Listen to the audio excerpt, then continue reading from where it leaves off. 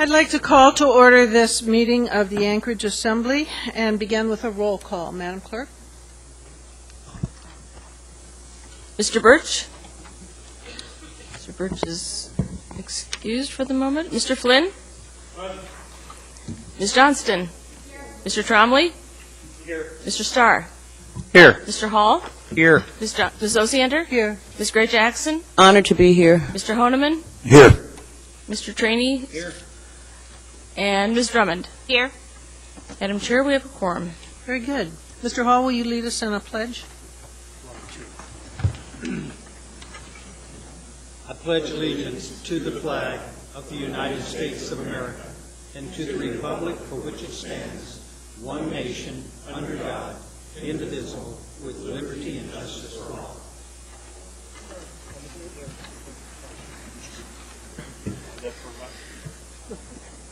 We have some minutes.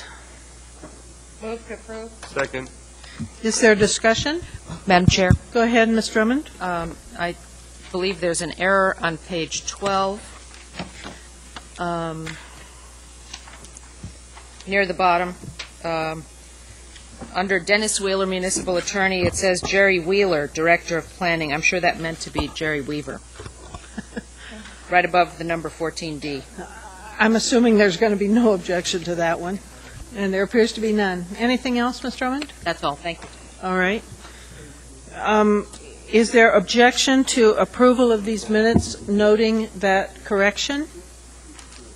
Seeing no objection, those minutes are approved unanimously. Mr. Mayor, do you have anything to tell us?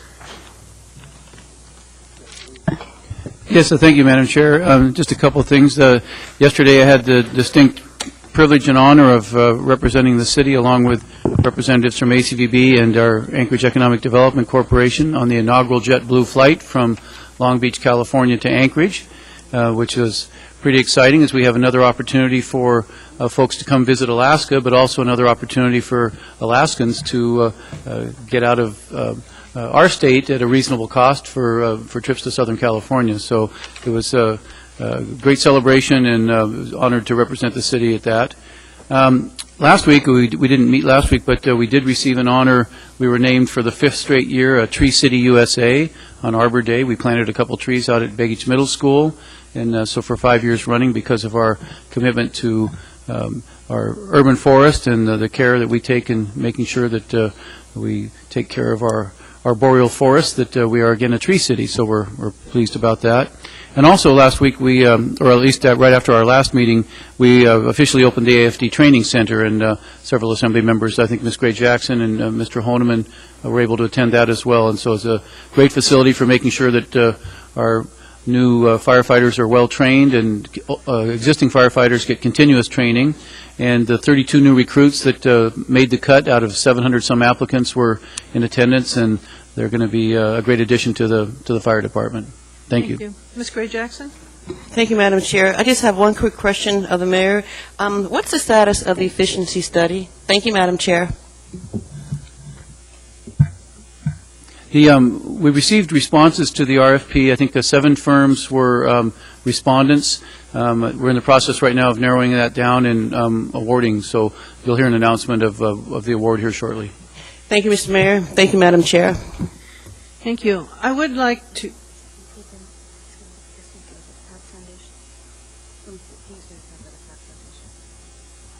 The clerk reminds me that you wanted to make some kind of an announcement on the Park Foundation, Mr. Mayor? No?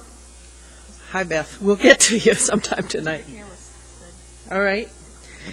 At this point, then, I wanted to announce that this body is having a joint meeting. It's one of its quarterly joint meetings with the Anchorage School Board. We'll be meeting Friday on June 3rd at 10 a.m. at the school district headquarters. And if anyone has any items to put on the agenda for that meeting, if they could let our clerk know. Madam Chair, I'll be out of town. Okay. Thank you. As will I. Okay, thank you. Madam Chair, if I could, Mr. Mayor. just a correction. When the item comes up on the agenda is when we'll call upon Beth Nordland of the Parks Foundation to make an announcement and a presentation. So. Okay. I think the confusion is that I don't see it on the agenda. All right, well, Could you check, and if you want to interject something, we'll certainly allow that later on, Mr. Mayor. Also wanted to announce, for the benefit of the public, that some of the issues on the agenda tonight are in a little bit of a flux. If you are here tonight and interested in the reorganization being proposed for AWWU and MLNP, there is a new version of that ordinance that's available on the counter there beside our guard. And there's also a new version that was just introduced, is going to be introduced tonight. So my assumption on that is we'll go ahead and you can testify, but there will not be a vote on that matter this evening. I also want to announce that item 14C on the agenda. Madam Chair, I'm sorry, Madam Chair, on that topic. Go ahead, Mr. Flynn. Well, the version being introduced tonight is, we'll call it the halfway measure of what Ms. Johnson and I have proposed that we will have hopefully finish the public hearing on tonight. If we choose to pass that at that time, then there's no need to deliberate on the version being introduced tonight. So my intent, and I believe Ms. Johnston's, was to proceed on that one, and we'll see where we get. All right, then at this point, we'll have to see what the Assembly decides. I'll leave it that way. I also wanted to announce that 14C personnel rules will be delayed. There will not be a vote on that this evening, principally because the administration wants to take out the section on standby pay and do further research. There are still 3 versions of the ID on the alcohol check, and all of them potentially, any one of the 3 could come forward later on this evening. And if you're here for the renaming of Hillcrest Circle or Hillcrest Place, that item will be pulled, and a new version of that will appear on our agenda sometime in the future.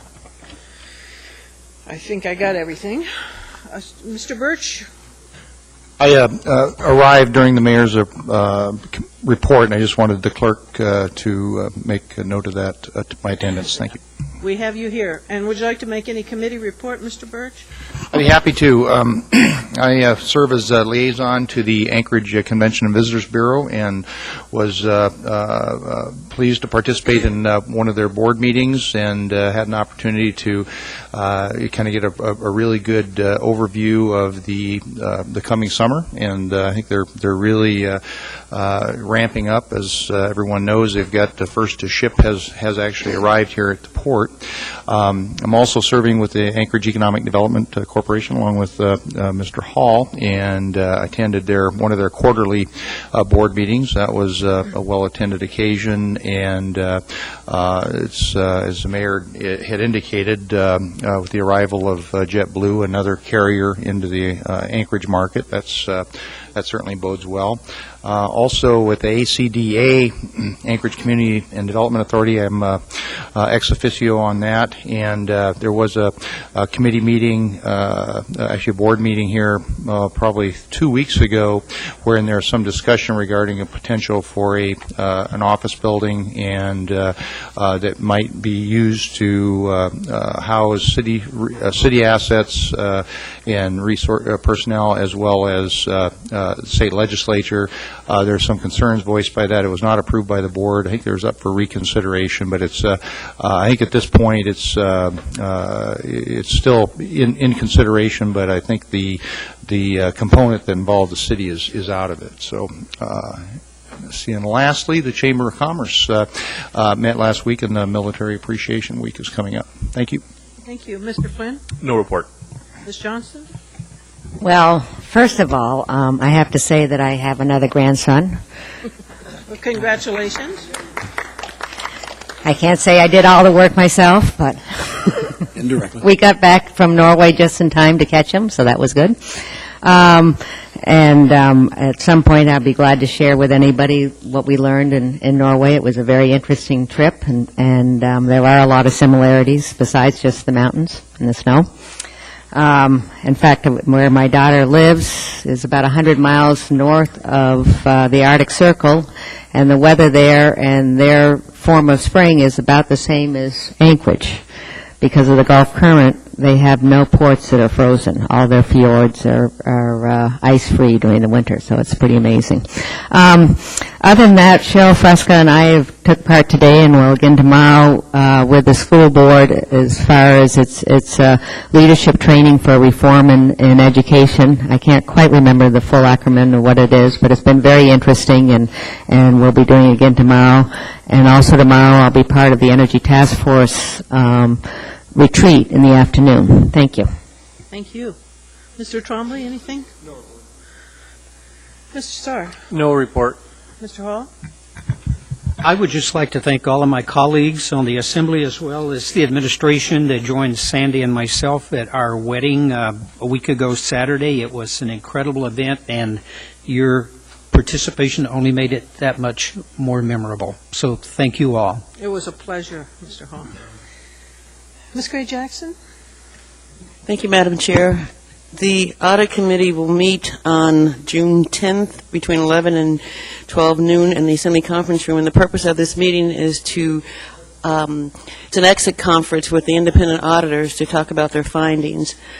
I am also going to schedule an ad hoc audit committee, the one that I talked about previously, to deal with the Police and Fire and Medical Trust, and I'm not sure when that's going to be, but I do want to say that the Police and Fire and Medical Trust Board, they are currently discussing and evaluating the most efficient way to handle the trust. And I also want to make one more comment.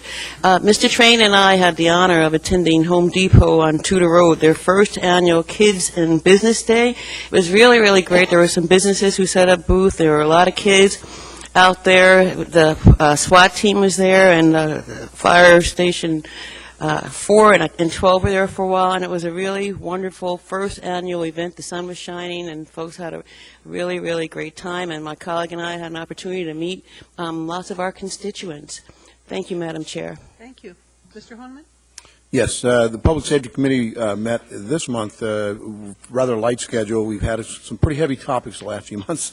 So we were really quick meeting, Chief Hall and I, and I believe that was it. And anyway, we went through some of the updates on the fire department. And of course, glad to be at the event, grand opening of the Fire Training Center, and to meet some of the new recruits. So the fire department has an academy going on. Likewise, concerned about the status of the APD's academy, which is slated for October. I understand, and Chief, I saw you just throwing in, that the numbers are fairly light as far as applicants. So I'm just urging the audience, anybody that just want to make a public pitch, please, if you're interested in a law enforcement career, Anchorage PD is a really good department. And I'm hopeful that the administration, employee relations, city manager will bring all the forces to bear. I know that this body passed and appropriated some monies to be able to recruit. I know I'm a little stymied by the delays, but we're making progress and really hopeful we'll have an academy. And lastly, we'll have an ad hoc committee meeting tomorrow on taxi cab transportation availability, transportation availability on evenings and weekends to do with the off-the-road program. It's simply a working strategy meeting with several players at the Planning and Zoning Conference Room, so it is publicly noticed, and there will be some folks there. I'm sure there's some brainstorming coming up. The next meeting in June is going to be on June 15th, since there's 5 weeks in June on Wednesdays. June 15th, and that will deal with the Obesity Task Force. Hopefully Health Department will come in and discuss that. And I think one more thing, if I may, Madam Chair, in light of April's and May's events down in the lower 48 with tornadoes and emergencies and disasters, I just take this moment to pause. Alaska is not immune from disasters. We have the wildfire possibilities in the summertime, and we certainly have earthquake possibilities at any time.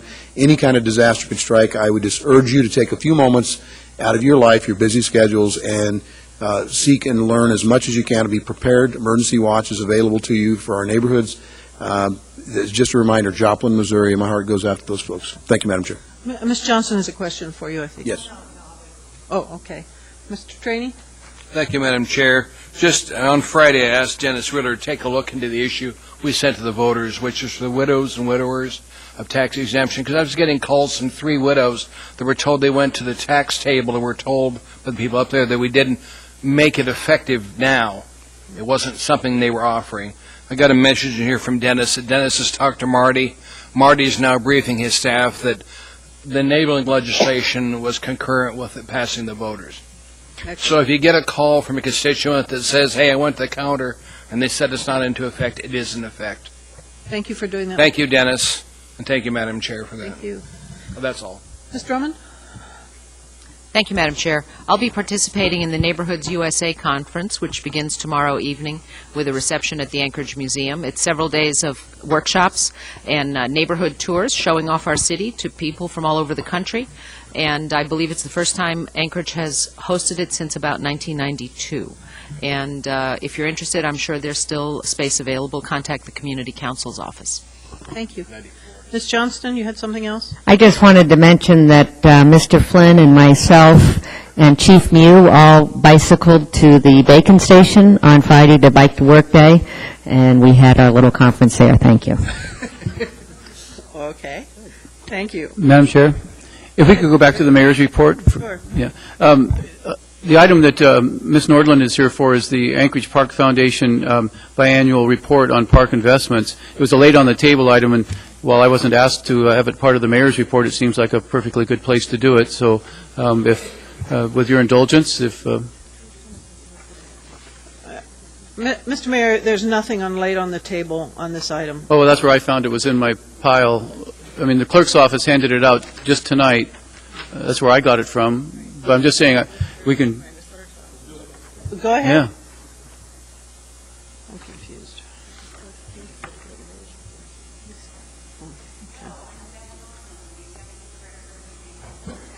Is the mic on? Your mic's off, yeah.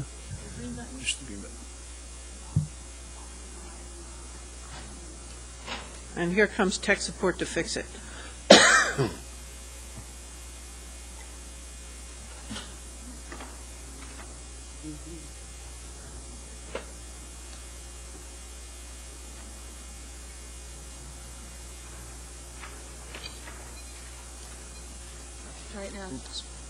Oh, it wasn't plugged in.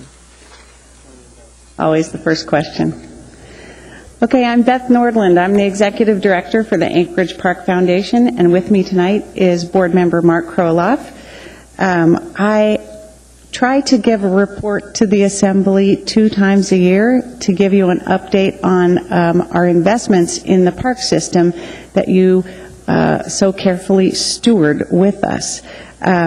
And it gives us a good opportunity to really crunch through our numbers and make sure that we are talking about the kind of volunteer contributions and other financial commitments and private dollars and get them all out in a packet for you. And we put it in an AIM format because we always like to get it read into the records, what we're investing in the park system. But as you can see, the bullets show we have raised $15.8 million for Anchorage parks to date. $7.6 million of that is in private dollars and state and federal funding that is cash. We have leveraged about $4.7 million in volunteer time and materials. And we have secured more than $1 million more than that in Rasmussen Foundation challenge grants, and more than $1 million in state legislative funding that will get reimbursed after we spend it.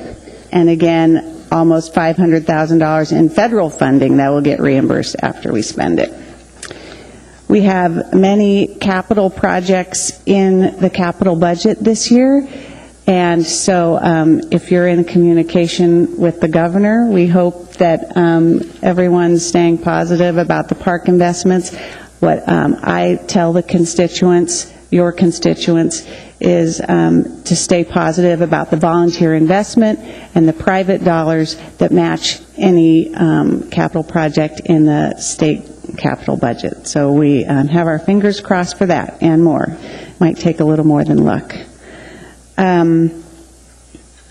We have 46 construction projects this summer scheduled. 7 of those are neighborhood park improvements. We had one last weekend in Government Hill, and it was such an amazing success. There were more than 50 volunteers out there, and we had 2 television cameras, and they got a lot done, and we have time-lapse photography of all their work up on the web. So, good luck to the rest of the neighborhoods out there that are on our calendar for the summer, because it's going to be a hard act to follow. Next, we're in Spenard, June 11th. So that'll be Cope Street Park. But we would like to invite you to all of these events, and certainly any that are in your neighborhood, and we will try to do that. There are 17 challenge grants that are open this summer, and we're going to be working very hard on those construction projects. Those are specific constituent projects for park improvements, like upgrading the Mulcahy rinks at Sullivan Arena, different projects all over town, 2 Eagle Scout projects, a couple community council projects. So we'll keep you informed of those as we go.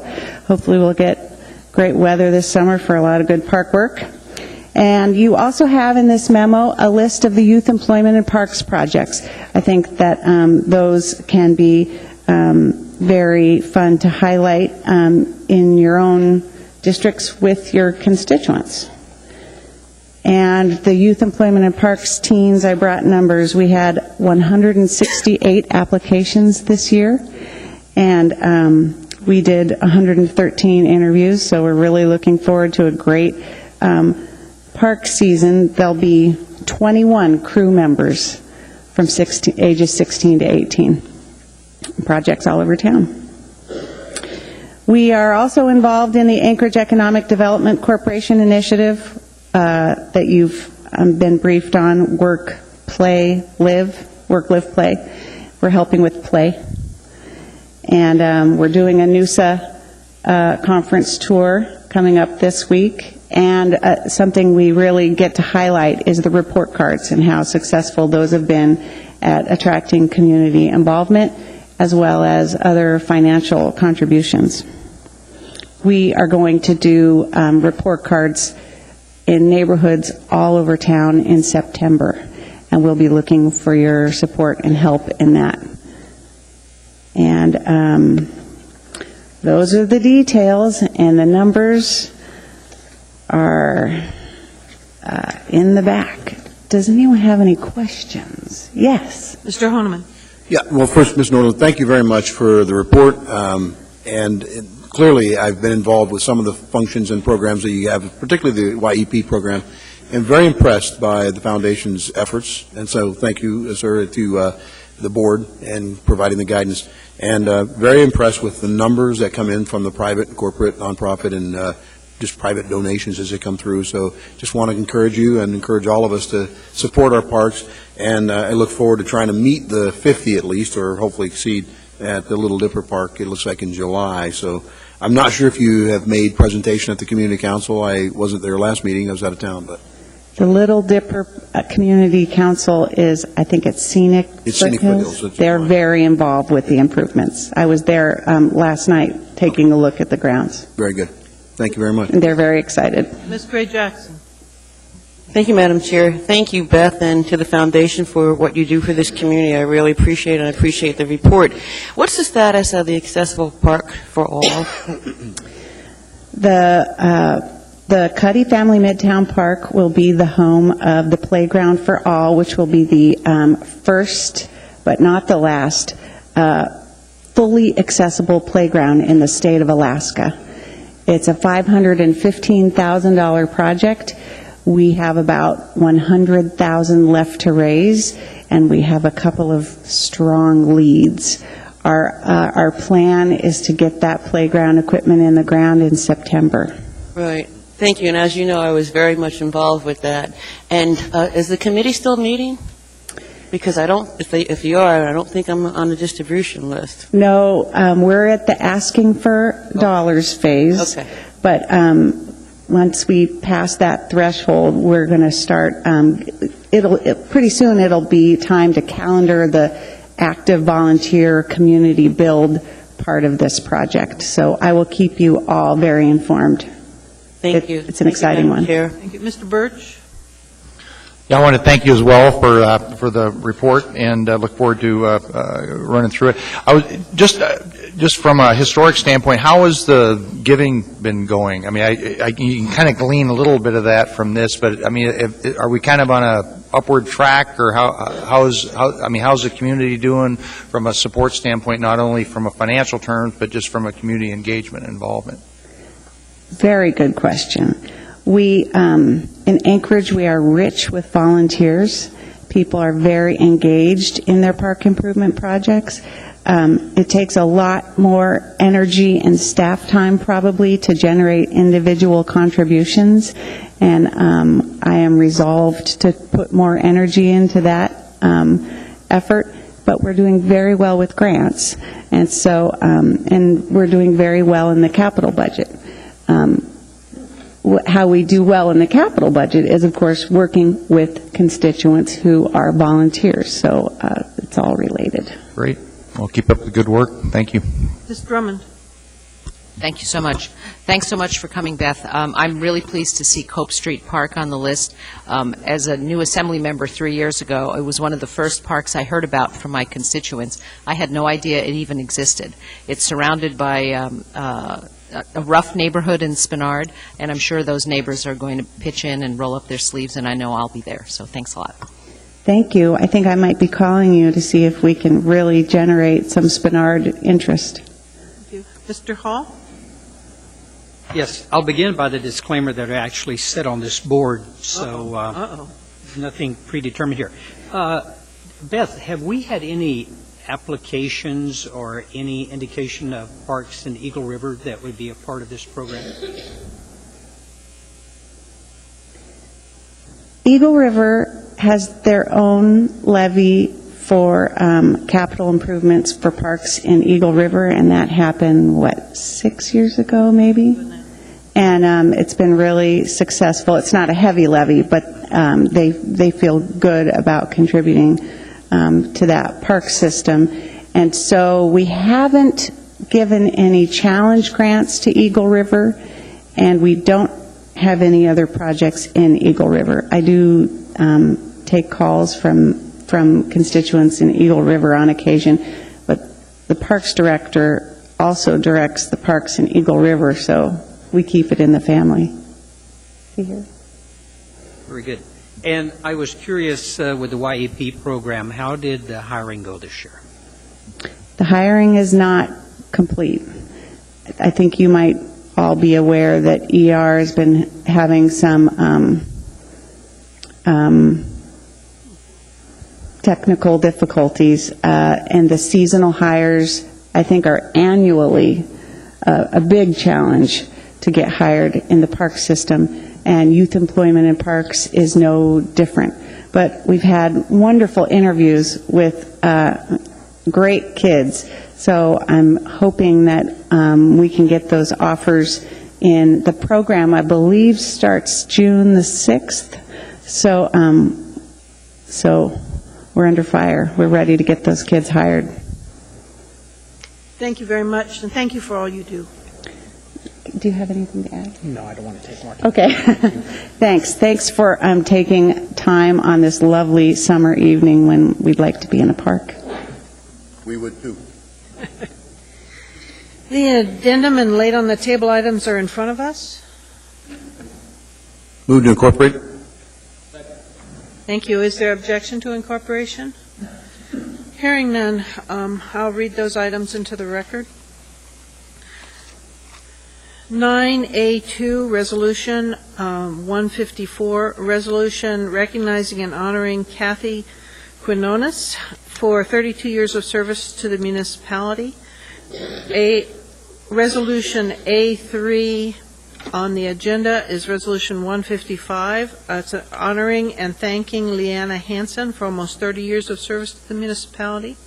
Under bid awards, 9C3 on the agenda will be Assembly Memorandum 323. It's a recommendation of award to Alaska Pollution Control Incorporated to furnish year-round road maintenance services to Upper O'Malley Limited Road Service Area to the tune of $3,250,000. Item 9C4 on the agenda is Assembly Memorandum 324. It's a recommendation of award to GMC Contracting Incorporated for the Glen Highway Eagle Glen Subdivision Area Drainage Phase 2, Public Works Department, Project Management Engineering Division, $1,277,354.16. Under New Business 9D13, Assembly Memorandum 318, it's a proprietary purchase of a bomb disposal robot accessories from iCore Technology Incorporated and OpenVision LTC Arm Video X-ray System from InVision Comos X-ray LLC for the Police Department, $126,275.17. Item D14 is Assembly Memorandum 319. It's a cooperative purchase contract with Resource Data Incorporated to provide a project manager for the Enterprise Resource Planning Application Project, IT Department, $600,000. Under 9D15 is Assembly Memorandum AM320. It's a sole source contract with SPX Cooling Technologies Incorporated for Plant 2 cooling water tower repairs, municipal light and power, $470,000. 9 Delta 16 is Assembly Memorandum AM321. It's a proprietary purchase of computer software maintenance support and implementation services from Open Systems International for the Municipality of Anchorage, ML&P, $175,000. 9 Delta 17 would be Assembly Memorandum 322. It's a proprietary professional service contract with Utility Resources Incorporated for preparing a revenue requirement, cost of service, and revenue design study for municipal light and power to the tune of $60,000. 9 Delta 18 will be Assembly Memorandum 326. It's the Municipal Light and Power Utility Board of Directors appointment of Tegaric R. Taylor. For introduction, 9F6 will be AO65, an ordinance authorizing a limited delegation of downtown enforcement of parking violations within the area bounded by Ship Creek to the north, Gamble Street to the east, 10th Avenue on the south, M Street on the west, to the Anchorage Community Development Authority and amending Anchorage Municipal Code, Chapter 25.35, and that's set for a public hearing at our next meeting on June 14th. 13A2, a continued public hearing. We have an S version of AO24. This is an ordinance repealing Title 31 Anchorage Water and Wastewater Authority and Title 32 Municipal Light and Power, and also amending Chapters 4.50, 4.70, 4.80, and 2610 to reinstate public utility commissions and conform general duties common to all advisory utility commissions and implement the repeal, providing for a transition period. 9 Delta 4, there's another S version of Title 23, the Building Code. This ordinance would repeal and reenact Anchorage Municipal Code Title 23 to adopt 2009 and other recent additions, adopting local amendments of the following codes: administrative, building, mechanical, plumbing, electrical, fire protection service outside the service area, energy conservation, existing buildings, abatement of dangerous buildings, safety code for elevators and escalators, safety standard for platform lifts and stairway chair lifts, residential, school, relocatables, mobile aircraft shelters, grading, excavation and fill, fuel gas. And that's accompanied by Memorandum 325. Also for introduction tonight, 9F7 will be AO66. This is an ordinance amending Anchorage Municipal Code Section 10.60.057 to clarify the prohibition concerning conviction for a sexual offense and providing for retroactive application to March 29, 2011. The effective date of 2011-39. And this is set for public hearing our next meeting, June 14th. Also for introduction is AO67. This is an ordinance amending certain sections within Title 32 of Anchorage Municipal Code governing municipal light and power to enhance business practices and communications, set for public hearing 6/14/11.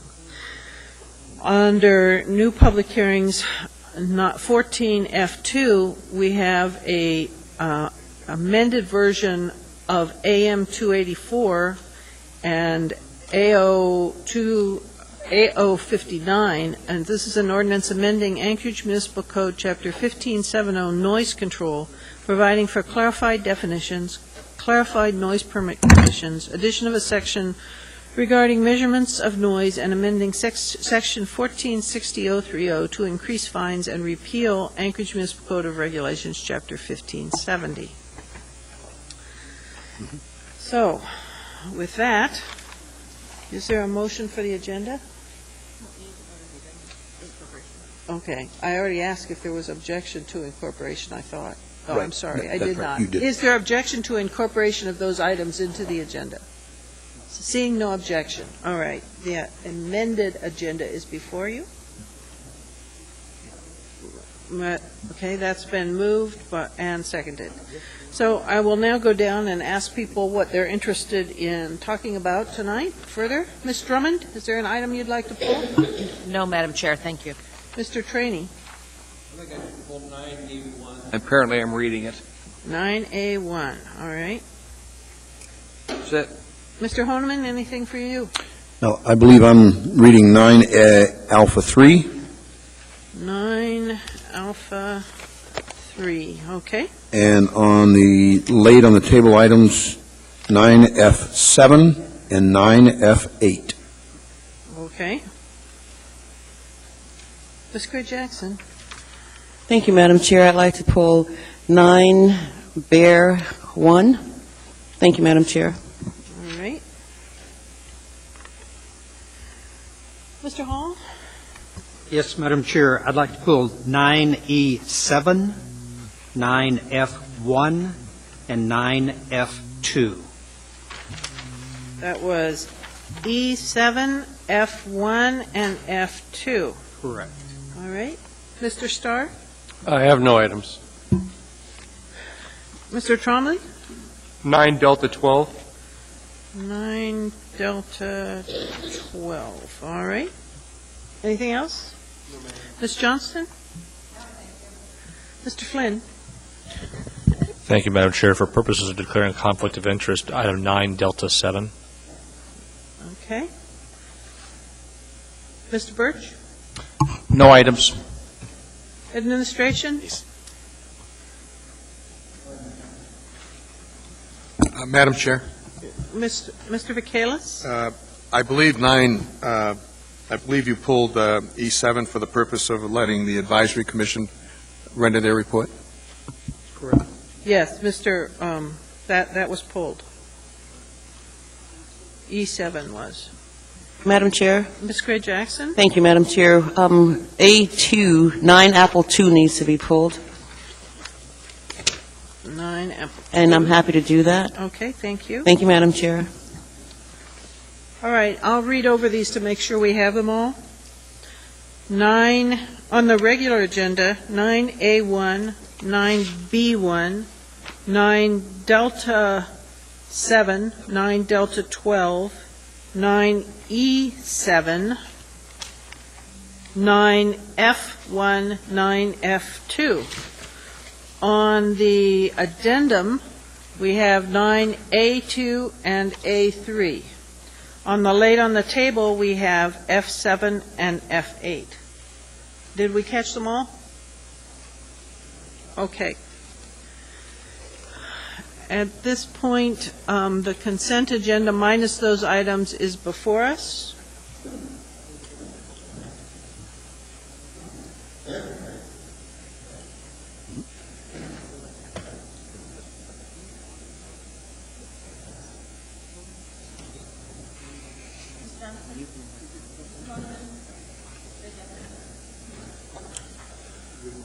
That passes unanimously.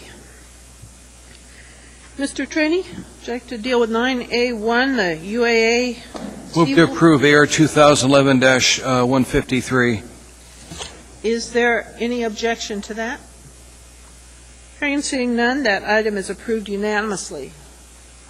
Is there any representative from the debate team that's here? And if so, could they come forward to the mic, please? Do you want to debate about it?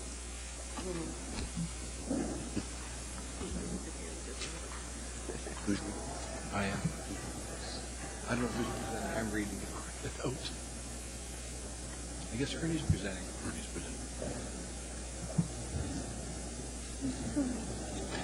This is a resolution of the Anchorage Municipal Assembly honoring and congratulating the 2010-2011 AA Seawolf Debate Program. Whereas this year the UAA Seawolf Debate Squad advanced 2 teams to the elimination rounds of the 2011 World Universities Debating Championship, WUDC, held in the University of Botswana. And whereas these 2 teams were among only 5 from the U.S. to earn the chance to debate in the elimination rounds, with Yale advancing 2 teams and the University of Vermont advancing only 1. And whereas UEA student Alexis Akis, sorry about that, a senior majoring in international relations, was the highest-ranking individual speaker from the U.S., and whereas the Seawolves' performance at the WDC resulted in the World Debate website ranking them 11th in the world and 2nd in the U.S., second only to Yale, in beating out teams from Harvard, Stanford, MIT, and Cornell, and whereas all 8 UEA debaters who competed the World Championship, and from Alaska, Alexis Geolopsis. Okay. I know I'll ruin. Sorry about that. Brent Fraser, Cullen Huge, Michelle Hernandez, Drew Kaysen, Wiley Kaysen, Amy Stanley, and Amy Parrott all attended Alaska high schools and are prime examples of how Alaska students can compete on the world stage. And whereas professors and directors of the UA Seawolf Debate Program, Steve Johnson, assistant debate coach Sean Bisco, played a vital role in getting up the debate team for success, and whereas the Anchorage community is immensely proud of these students and couches achievements, now therefore the Anchorage Assembly resolves Section 1 that members of the 2010-2011 Seawolf Debate Program are honored and congratulated for their hard work, dedication, and success, and for representing the local community in the University of Alaska Anchorage in such grand fashion, passed and approved by the Anchorage Assembly this 24th day of May 2011.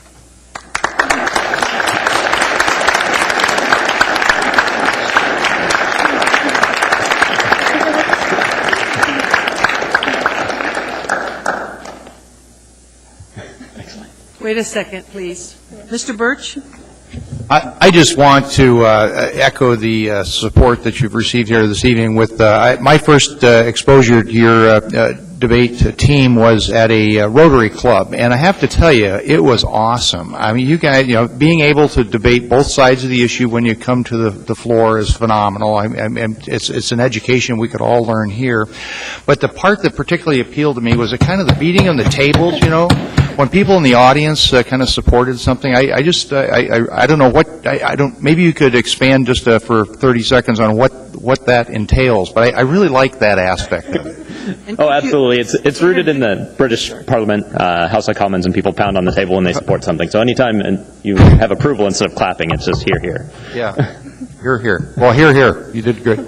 I was hoping you could introduce yourselves. Yes. My name is Sean Briscoe. I'm the assistant debate coach, and Amy Stanley, she's one of the 4 competitors who advanced to elimination rounds at this year's World Universities Debating Championships.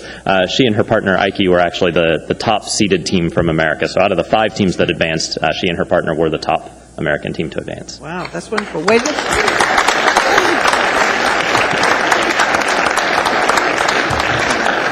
Mr. Honeman? Yes. First of all, is Mr. Keith Geolopsis, is he here tonight at all? No, he's not. Heading back home probably because school's out, I say. Well, thank you. Congratulations, by the way. I say we're probably better than Yale, but they'd want to debate about it, I'm sure. And I'm in no shape to position to do that. But again, I think it's a huge honor for the university, for our Anchorage campus, of course, and for all of Alaska to go to a foreign land, essentially, and work our way through a world debate team and to finish so high. And of course, that has everything to do with, of course, your coaching and mentoring, but homegrown people. I mean, actually, and so were you born in Anchorage or raised in Anchorage? I've actually been here since I was 3 years old. I graduated from Chugiak in 2007. Ah, there you go, Chugiak guy. Well, congratulations, and again, job well done, and thank you for being here tonight and present and Thank you. receive. Mr. Mayor? Yes, thank you. A couple of things. I've followed the success of the debate team for years, but I had a chance to first see them in action when they took on the Irish national debate team at a certain Irish pub downtown about 3-4 years ago. And it was just a tremendous event to watch the young competitors from Ireland take on our debate team. And while we prevailed, it was incredibly entertaining and just something of a great cultural experience as well. But I had the honor as well a couple of weeks ago, since the legislature was still in their special session, to present a legislative citation to the debate team and their coaches at Little Italy. And the reason Little Italy was chosen is that Ike Giolopsis is the son of the owners of Little Italy, and when you don't see him prevailing on the debate team, he's helping run a small business. He's a very hardworking young man, and it shows in his debate preparation. So congratulations to the whole team, the coaches. Tremendous job. Bravo. Thank you. Thank you very much. Thank you very much.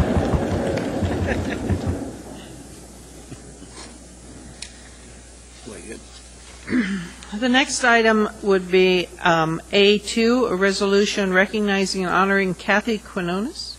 Ms. Gray Jackson? Thank you, Madam Chair. Move to approve. Second. Is there any objection to approval? Hearing and seeing none, that item is approved unanimously. Could the representative who's going to accept this come forward? Thank you.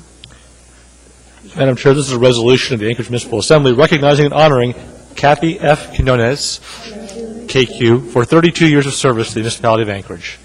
Whereas on April 5, 1979, KQ was hired by the Department of Social Services and has remained with the municipality of Anchorage at the Department of Health and Social Services, where she has steadfastly served the Anchorage community as a senior office assistant, senior family counselor, and lastly, a family service counselor, and will continue to serve until she retires on June 1, 2011.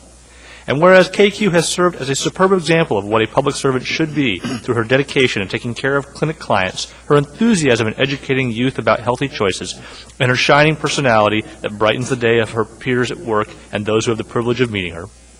And whereas KQ has displayed a commitment to excellence that will not be easily replaced and is an individual who will be greatly missed by all who know her and have come to see her as a counselor, advocate, and friend.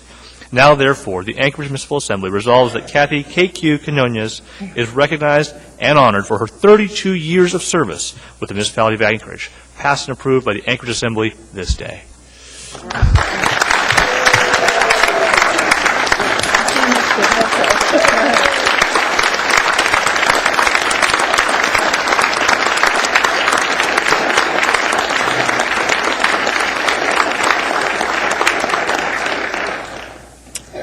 I would just like to make a quick statement that it's been a pleasure and an honor to work with the municipality of Anchorage and certainly to be an employee with the Department of Health and Human Services. We have great people there, great family support in all the years that I've been there. So I would like to thank all my family, friends, great co-workers, department heads, supervisors, and all the above. Thank you very much. Thank you. We'd like to say a few things. Don't leave yet. Okay. Mr. Honeman. I just want to say thank you, a wonderful career, and I know you've done great things for our community, and I don't know what you'll do in retirement, but I hope you continue to do something positive for the community, and I hope you just enjoy your retirement. Thank you. Thank you. Ms. Gray Jackson. Thank you, Madam Chair. I've known Kathy for 28 of those 32 years, and I just want to tell you that I was truly honored when somebody from the health department came up to me and said, Kathy would like for you to present this. I was truly honored to do that, Kathy, and I wish you well in your retirement. Thank you, Madam Chair. Thank you for all you've done for us. Thank you very much. Thank you very much. The next item before us would be 9A3. This would be AR 155, thanking and honoring Leanna Hansen. Move to approve. And there was a second. Is there any objection to approval of this item? Hearing and seeing none, that item is unanimously approved. Madam Chair and members of the Assembly, this is a resolution of the Anchorage Municipal Assembly honoring and thanking Leanna H. Hansen for almost 30 years of service to the municipality of Anchorage. Whereas Leanna H. Hansen began her service in 1981 with the municipality of Anchorage as a personal computing technician with the Public Works Department, and whereas she transferred to the Public Transportation Department in 1985 and progressed through successive assignments of increased responsibility, becoming an Info Center Consultant 1 in 2005, and whereas while mastering a multitude of complex computer problems, she was instrumental in moving the department from shared personal computers with floppy disk drives using Lotus 123 and WordPerfect to DOS and then to Windows-based programs, RideShare, People Mover, and Anchor Ride scheduling, and telephone services to new systems including Bus Tracker and Teledriver software.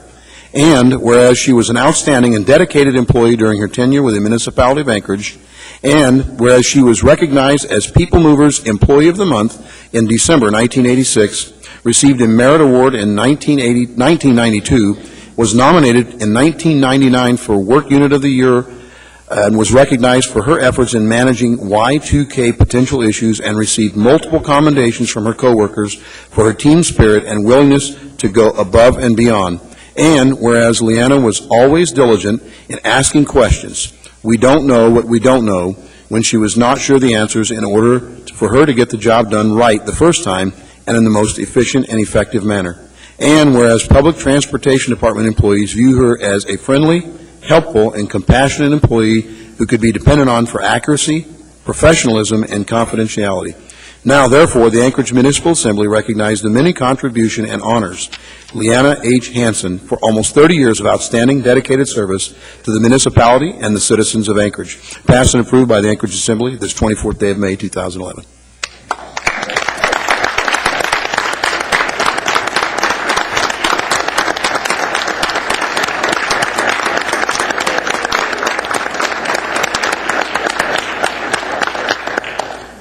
I just wanted to say that it's been a pleasure these 30 years working with an outstanding bunch of people who are cooperative and very innovative, and I'm honored to have worked with all of you. Thank you. Thank you. Mr. Honeman? Yes, thank you. And Ms. Hanson, I know I started my career at People Mover, and I know we didn't have a whole lot of interaction before I left to the Anchorage Police Department, but I know you've had a great career at the public transportation, and thank you very much for your service to the community. Thank you. Thank you. And good luck on your retirement. Ms. Gray Jackson? Thank you, Madam Chair. I know I sound like a broken record, but when you spend 28 years like I have working for the municipality, you really know a whole lot of people. And Leanna is one of them. I worked with her at Transit along with Paul in the early 80s, and I'm really sad to see you go, Leanna, but also happy that you're retiring and going to enjoy the rest of your life. So congratulations to you. Thank you, Madam Chair. Thank you. Thank you for all you've done for us. Thank you very much.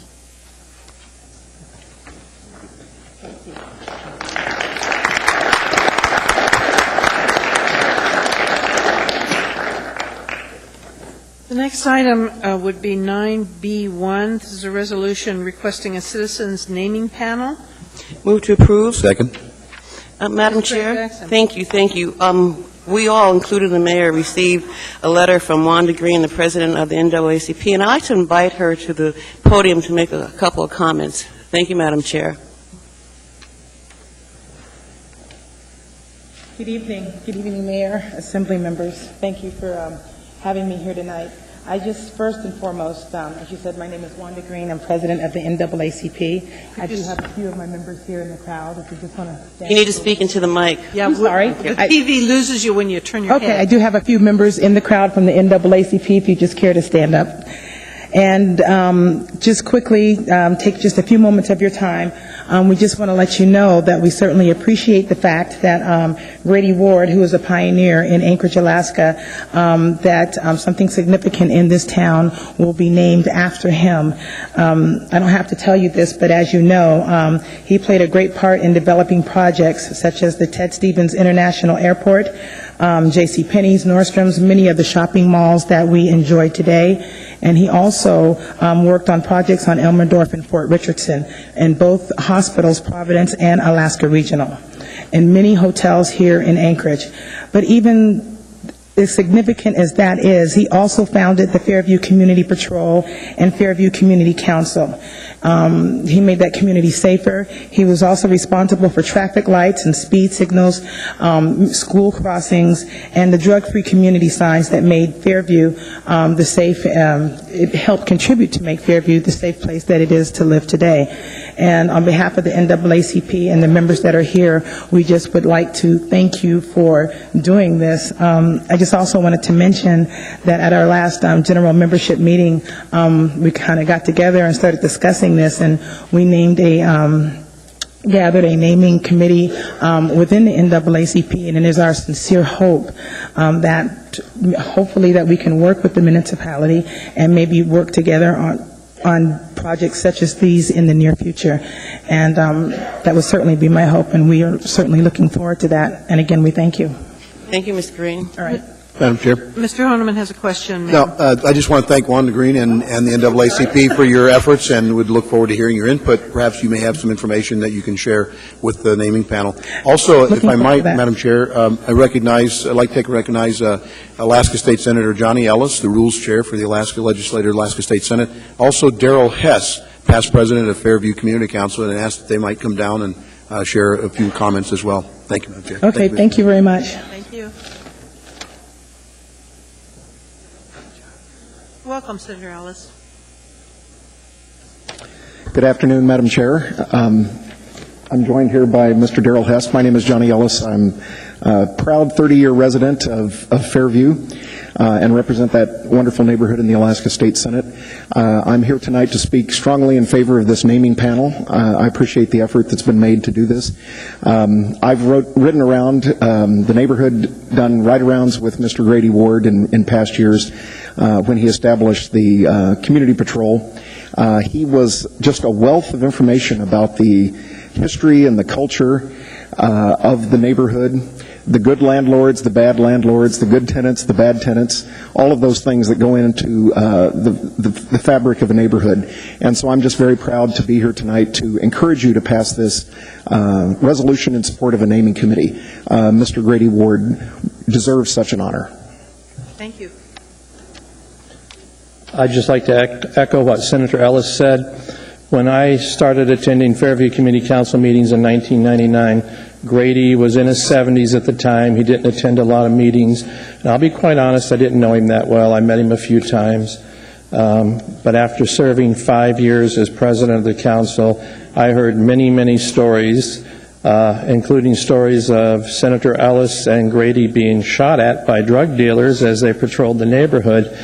And I was privileged to help Mayor Sullivan prepare a proclamation which I was honored to read at Grady's funeral. And during that process, I talked to his son Ray, talked to a lot of people that knew him, and I was absolutely astounded at the life of this individual who came to Anchorage in the 1940s and had to live in a tent down by the railroad for 3 years because of his color. No one would rent to him, and that he gave so much back to the community. I think this is an opportunity with this naming panel to show that we can name things after those everyday heroes who may not be elected to office, who may not donate a lot of money to have parks named after them, but they make a tremendous difference in our community. They are those people who are everyday heroes. So thank you. Thank you. Mr. Honeman has a question. Just a comment. I want to thank you guys for sharing information, and also I can testify, Mr. Hess, that I was in that area when the shots were fired, so I do know that that actually happened out in the Fairview area. So, but thank you again for your comments. Appreciate it. Thank you very much. Is there any further discussion on this resolution? Is there any objection? Seeing none, that is unanimously approved. The next item before us is 9 Delta 7, pardon me. This is Assembly Memorandum 309 about a utility relocation amendment number 1 for Independence Drive Extension, Colony Loop to O'Malley Road with ACS. And I believe someone besides Mr. Flynn should make the motion. Second. Thank you. That item is before us. Mr. Flynn. Madam Chair, as we have discussed many times, my wife has ACS as a client. This contract obviously involves our friends at ACS, and therefore would ask to be excused from participation in this matter. Is your wife's employment a substantial part of this particular contract? ACS is a significant portion of her employment. Okay. Then, per your request, sir, I'll ask that you not participate in this discussion. All right, this item is before us. I'm going to ask if there's any discussion. Is there any objection? Seeing none, that item is approved 10-0. And Mr. Flynn comes back. Thank you. The next item before us is 9D12. This is Assembly Memorandum 314, recommendation of award to Doyon Utilities LLC to provide Anchorage Regional Landfill Gas to Energy Project, $2 million. Yeah, the reason I pulled this is because, one, there's been a complaint filed. We need a motion. Oh, move to postpone. And then prior to deliberation, Madam Chair? Just a minute, I need a motion on the floor of something. Second. Okay, there's a motion on the floor. Now, Mr. Trombley was first in queue, and then I'll go to you, Mr. Flynn. If you don't mind, Madam Chair, I apologize, Mr. Trombley. I have a conflict in this one, too. Not at all. Go ahead. All right. Go ahead, Mr. Flynn. My firm represents Corex, which is a partner to Doyon Utilities in this arrangement. Mr. Flynn, I'm going to ask that you be excused on this one, too. Thank you. All right. Mr. Trombley, it's now to you, sir. Well, the reason I pulled this is because, or wanted to postpone it, is because there's been a complaint filed as far as the bidding process goes. And so move to postpone. Okay. The administration, do you have any comment?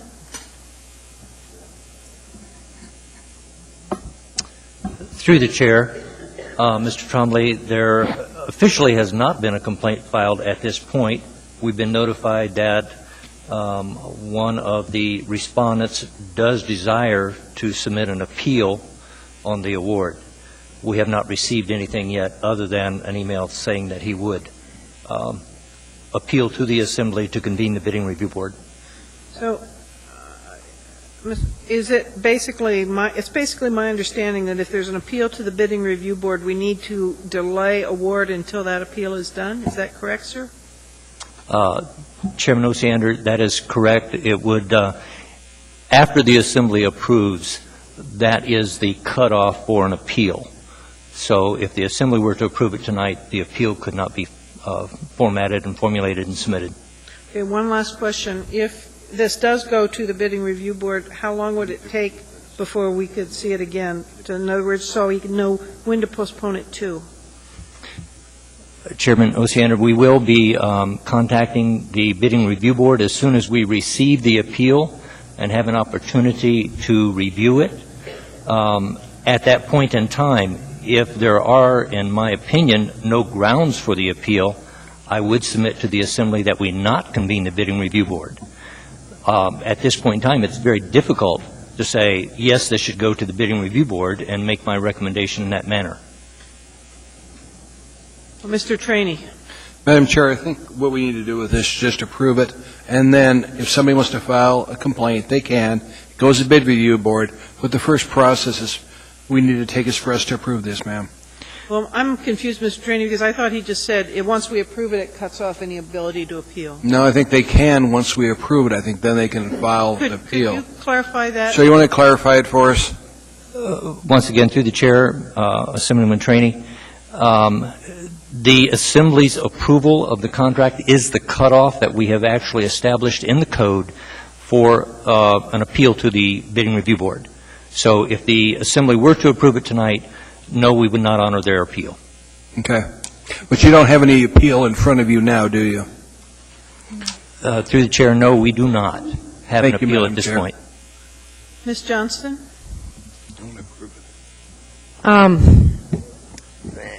But you did get an email saying that they are filing I've seen some of the emails going back and forth, and there was concern on how to do it, and now they know how they can electronically file a repeal.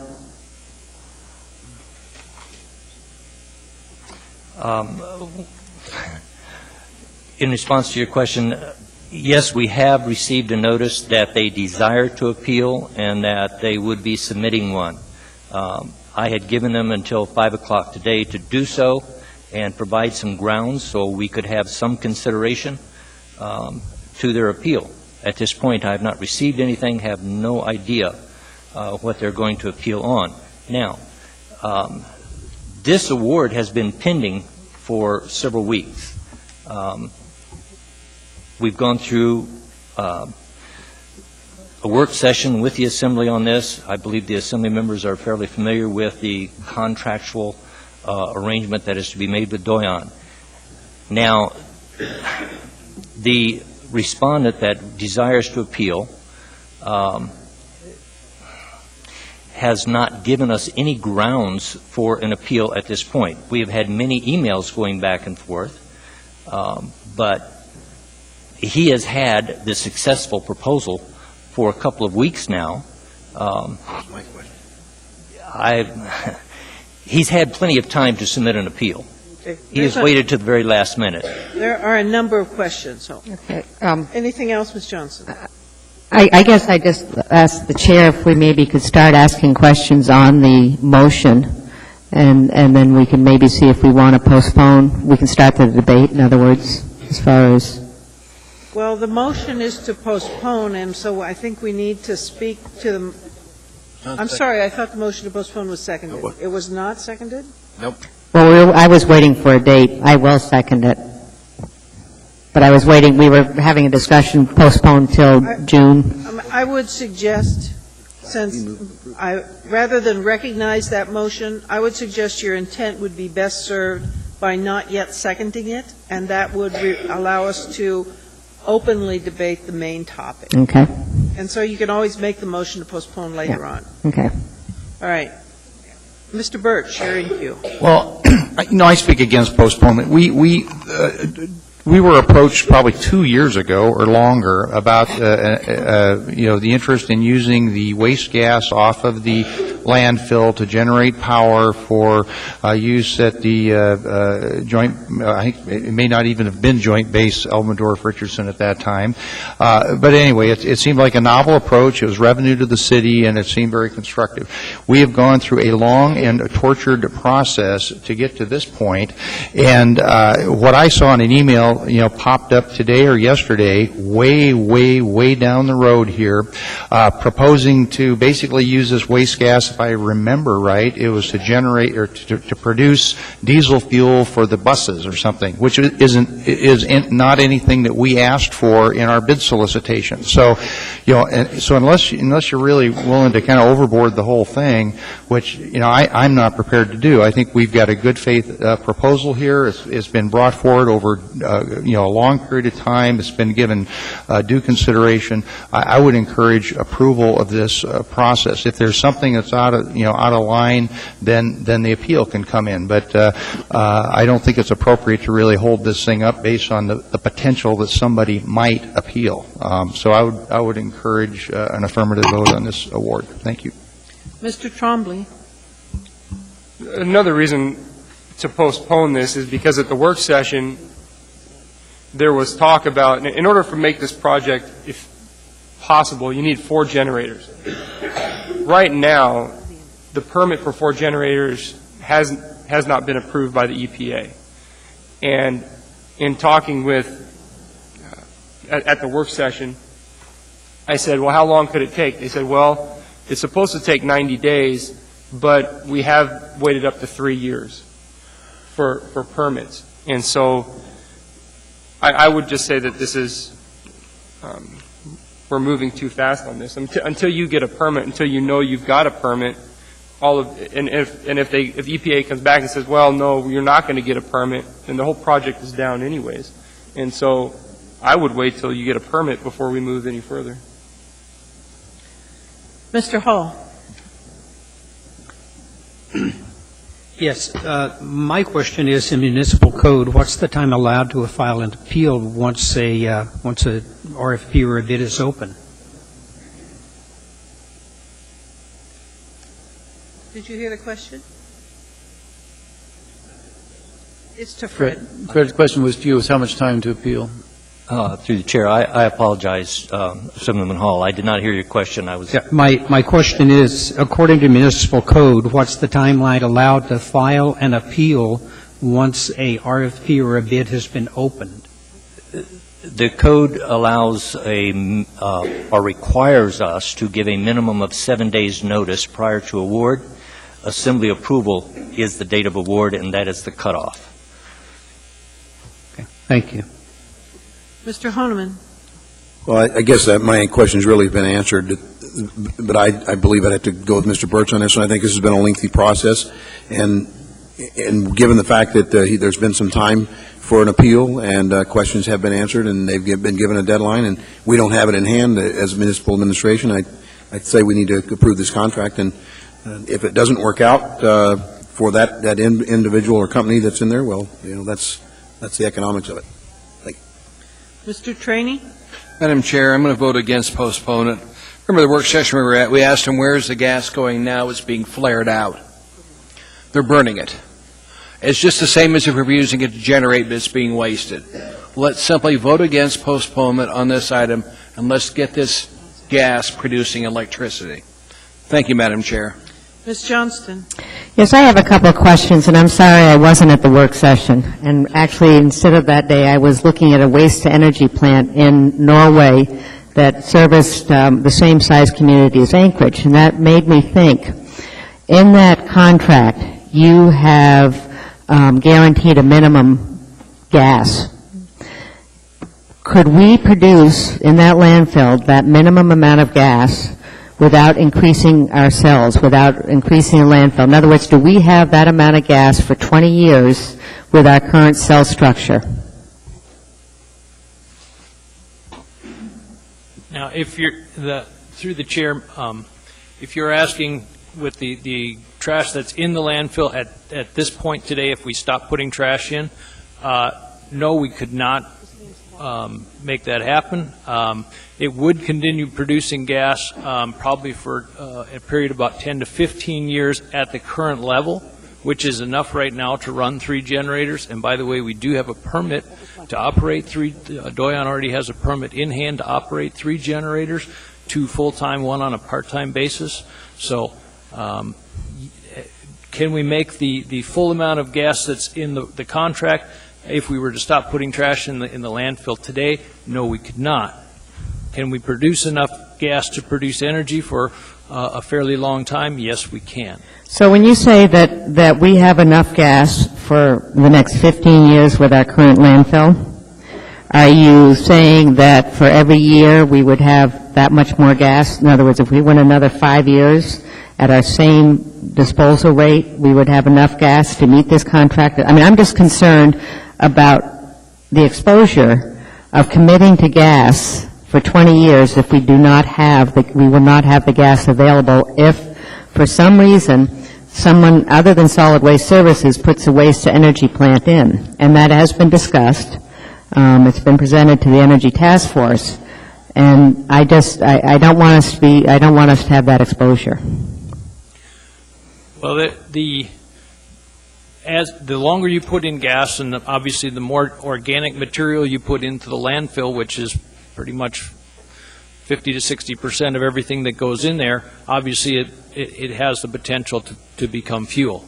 So the longer that it goes that you put in gas, the longer you go putting in trash, the more fuel you can produce. And if you look at the model curves, basically the amount of gas peaks several years after we stop putting waste in the landfill, even under the current model of going through to its current life.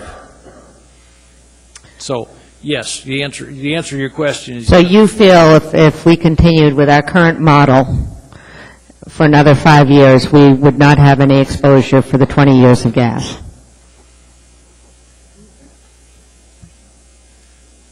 There are remedies in the contract for that, depending on how that plant came about. Could you enlighten me what those remedies are?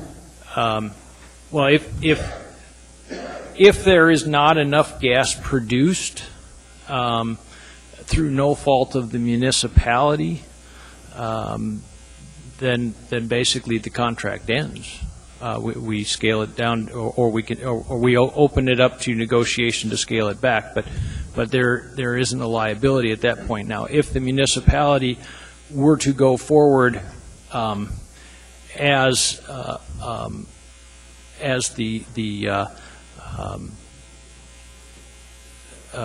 if we were to go forward as the municipality to create the cause that the gas wasn't to go forward, then we would have to pay down what's left of the unamortized portion of the contract. The entire contract is worth $13 million in equipment. Obviously, as that goes out farther, the amount that is unamortized goes down. Okay, I have one further question. As I was reading the AM and the material on this, I saw that, as you're aware, and you and I have had discussions back and forth, the Assembly had a resolution where we asked you to hire a consultant to help you put out the RFP. What you did instead was do the RFP and you hired a consultant to review it. I noticed that a consultant was Corey Hines. Is that correct? Corey Hines and CH2M Hill work. And I know Corey, I like Corey, I respect Corey, but isn't he was he at that point on the Solid Waste Services Advisory Board? Corey Hines is on the board, yes. CH2M Hill was the firm that was hired. Corey happens to work for CH2M Hill.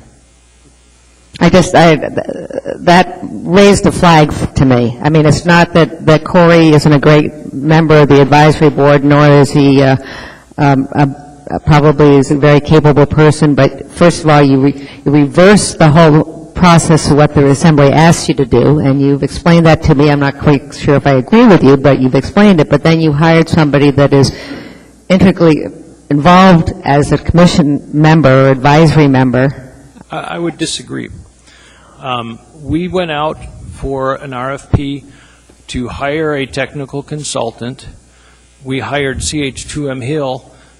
Corey was one of the members that worked on it, but we did not specifically hire Corey as an individual. And as a matter of fact, Corey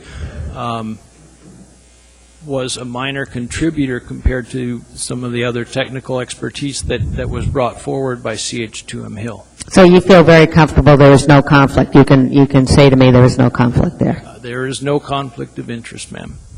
Okay, thank you. I right now don't know how I feel about this. It's not a large. I've never felt really comfortable with the whole process, which all of you know. I do think there is some exposure.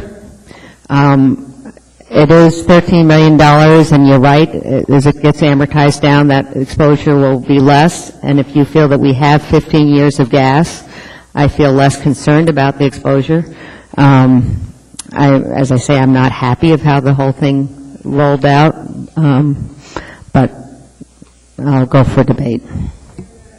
Thank you, Madam Chair. I wasn't able to make the work session because I was out of town, but I didn't need to be there because this project has been on the table for a very, very long time, and I'm really happy to see some renewable energy occurring in our community.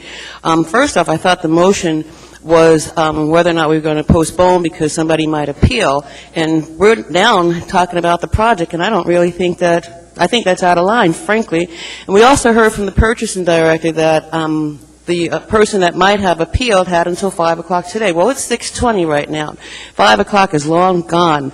And I also heard our purchasing director say that from emails, there really didn't seem to be any grounds for an appeal. So, Madam Chair, with those comments, I would hope that my colleagues would move on so we can continue with the rest of our agenda and vote for this. Thank you, Madam Chair. Mr. Trombley. At the work session, right now you just said you have a permit for 3 and you're operating 3 generators. At the work session, you had said that you need a permit for a 4th generator in order to make the project a reality. Right now, you do not have, do you or do you not have the permit for the 4th generator? It is my understanding that Doyon has a permit in hand to operate 3 generators. But it takes 4 in order to make the project a reality. So No, do you sir. have a permit for the 4th? No, sir. as a matter of fact, there isn't even enough gas at this time to operate 4 generators. And if you look at the curves that we gave you, you'll see the average curve. If you recall, there was the graph with the kind of boxes on it. Right. If you look at the average curve, it was down below the tier 1 level gas, because there isn't enough gas to operate at that level in the first 2 to 3 years. So there is, as I say, we don't need the 4th generator until several years down the road. And right now they do have a permit in hand to operate 2 generators. I believe the president of Doyon is here and could verify that if you'd like. But we do not need the 4th generator until several years down the road to actually operate the project. So right now, you're producing enough gas to operate 3 generators and to make the project a reality. That is correct. That's in direct conflict with what you had mentioned at the work session, and I wrote it down. So I'd move to postpone, since there seems to be additional misinformation.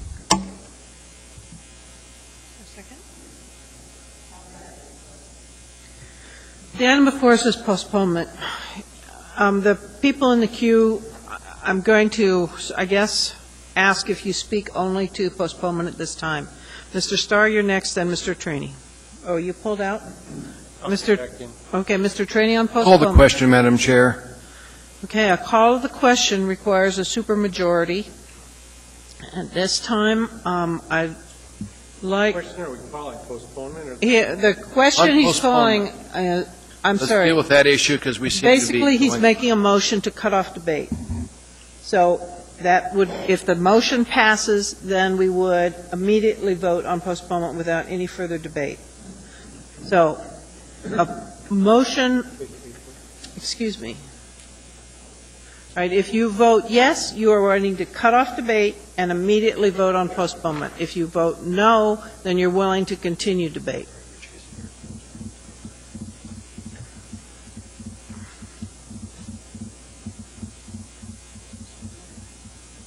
Mr. Flynn is excused.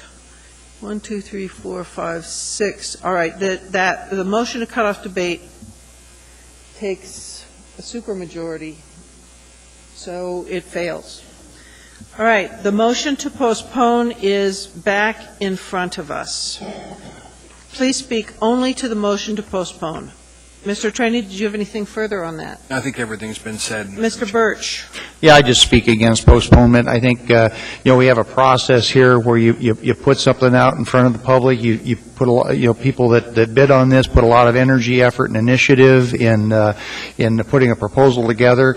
And then when you have something that kind of comes in left field after the bids have been open and everything's been laid out, it just doesn't seem reasonable. And I would speak against postponement. And I hope this is something that works. I mean, I think when the idea was brought to us several years ago, it seemed very innovative, and it seemed like a real positive way to go. And I wish them great success. The nominal risk and exposure to the community and the city, and I would speak against postponement and support the original motion. Mr. Starr on postponement. Yeah, I'll speak to that, and then my other comments will follow, and I won't have to speak to the main motion. But this assembly hasn't done a very good job of researching out all the aspects, and there's been a yin and yang going on between actually what the intent was on the best use of this. And if you read your AM, it speaks to how this happened, and I probably should have pushed a little bit harder on the best use of the landfill gases. Could be many, numerous, or a combination of others. And one of the concepts that this provider that's I think trying to be diplomatic and not appealing is he's tried to present to us on a gas to liquids concept. And we didn't embrace it. We didn't embrace it as an assembly back in 2009.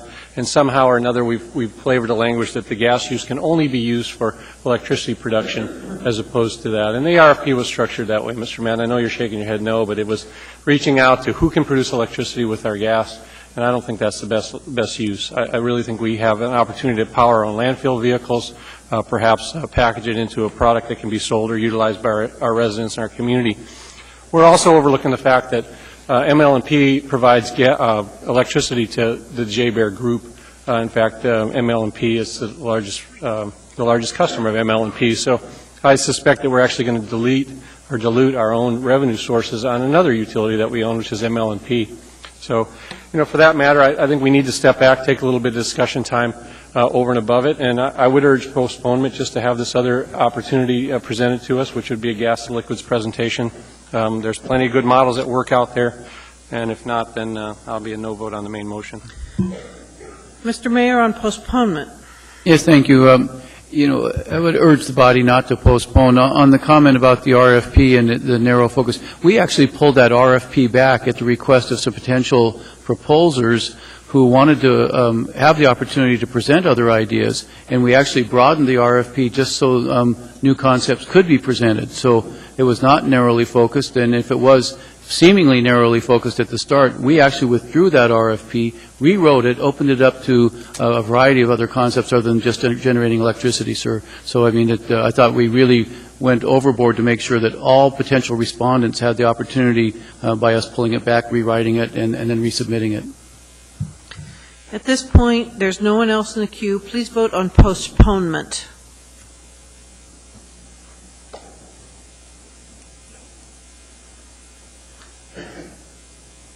And that motion to postpone does not pass, so we are back to the main motion. Is the motion is already on to approve, sir?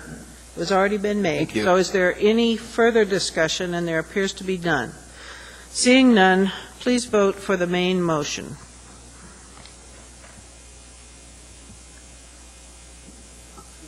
And that matter is approved 7-3. The next item on our agenda is under the E section, F7, Investment Advisory Commission. Second. I pulled this in order to allow. I pulled this item in order to allow the Investment Advisory Commission to address this with us. Is there a representative of the Investment Advisory Commission here? Welcome. Thank you. I am Karen Jordan, and I'm chair of the Investment Advisory Commission. My co-chair, Tom Maloney, had to leave. I'm sorry. And then we also have the treasurer, Dan Moore, here. Are there any questions about my letter, or do you want... Would you like to speak to just the high points of your... Okay, that'd be great. As most of you probably know, the trust fund was originally established after the sale of the ATU utility. It's been in existence since 1999, so that's over 10 years. We've had additional contributions made to the trust over the years, but not recently. We've had our ups and downs, like all the markets. The commission is an advisory commission. We're not the fiduciaries. Really, the decisions are made by the treasurer, Dan Moore, at the advice of Callan Associates, and our main consultant is Mike O'Leary. I feel we're very fortunate to have Mike. He is also a consultant with the Permanent Fund and some of the larger retirement funds. And I feel that he has given us good advice, especially when we were stumbling along. All of us felt we were stumbling along in some of the down periods, like in 2001 and the most recent 2008, 2009. The fund is invested pursuant to an investment allocation that is in the investment policy, which you should have received. And in 2010, our return was slightly less than our policy target, but in 2009 we had substantially exceeded it. So I think one of the most important things to note is over the last 10 years we have exceeded our policy target. The target would be 4.07% return, and we have returned 4.26% return.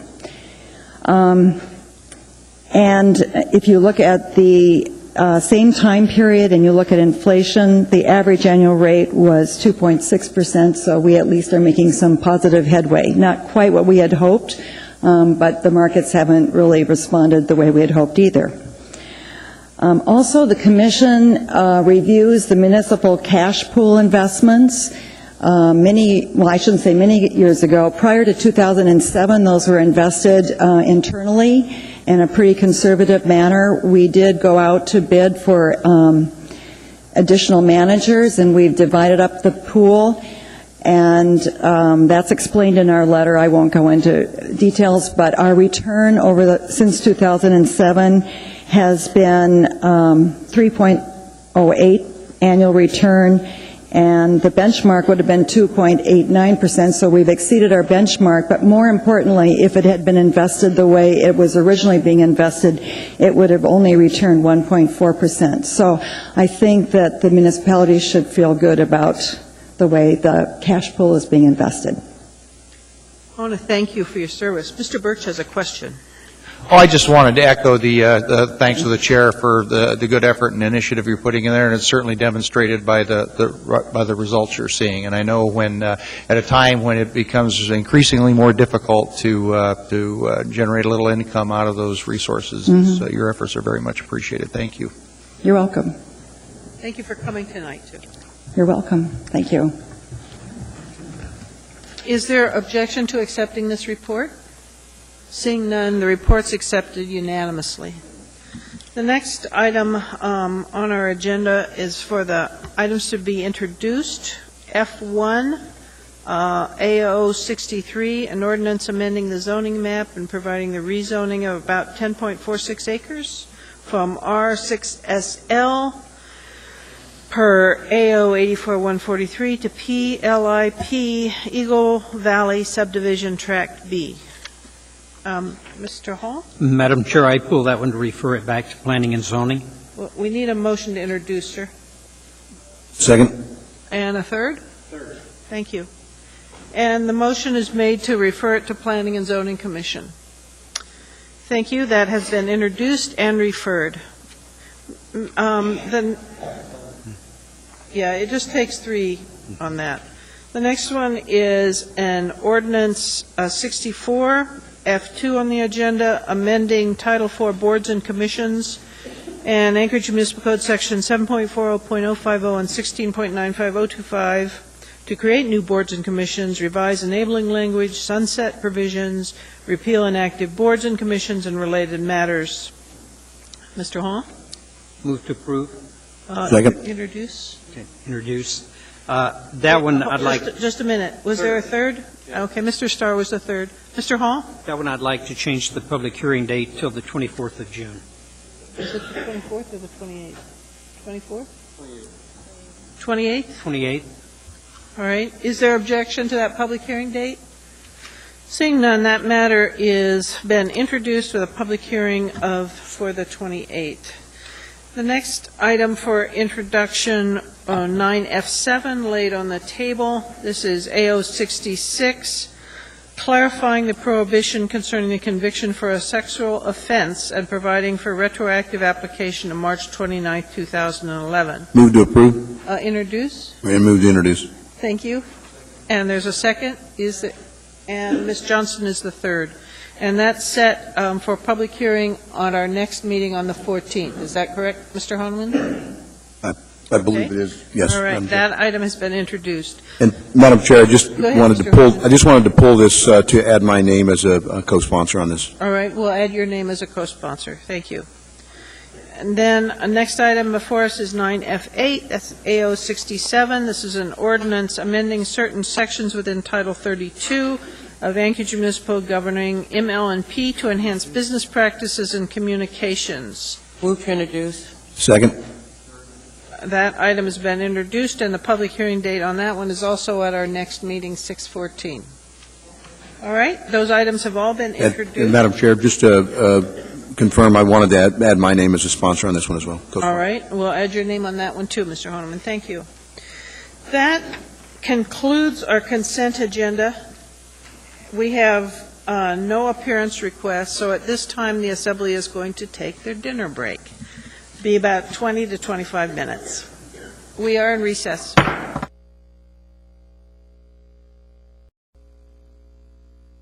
Call the Anchorage Assembly back into session. And if somebody could pass a word to those folks in the back that we're starting up again, it'd be appreciated. Thank you. Madam Chair? Go ahead, Ms. Gray-Jackson. Thank you, Madam Chair. I move to change the order of the day to take up item 14B, like Bravo. Thank you, Madam Chair. Second? Is there a second? Is there objection? Hearing and seeing none, the Assembly agenda is changed. I'm sorry, you said Bravo? All right. At this point, I'd like to open the public hearing on AR 142. This is a resolution approving an alcohol beverage conditional use for beverage dispensary use on license number 4847 in the B3 district for the Hot Quarter Grill. DBA Table 6 Bar and Grill located at 3210 Denali Street, Suite 7 and 8. Anybody would like to testify on that matter, please come forward. Hearing seeing no one, the public hearing is closed. Is there discussion? Seeing no discussion, please vote.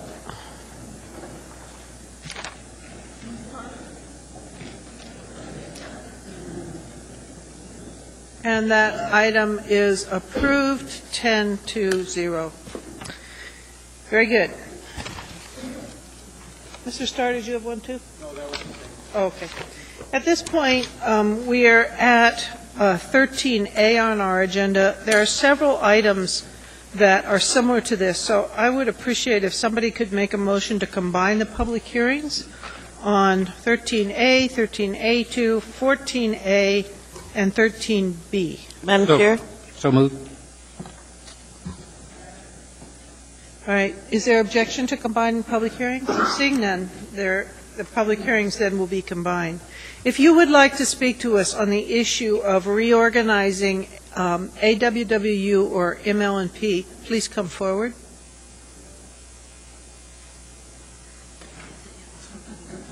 And if you could please give us your name and spell your name, please.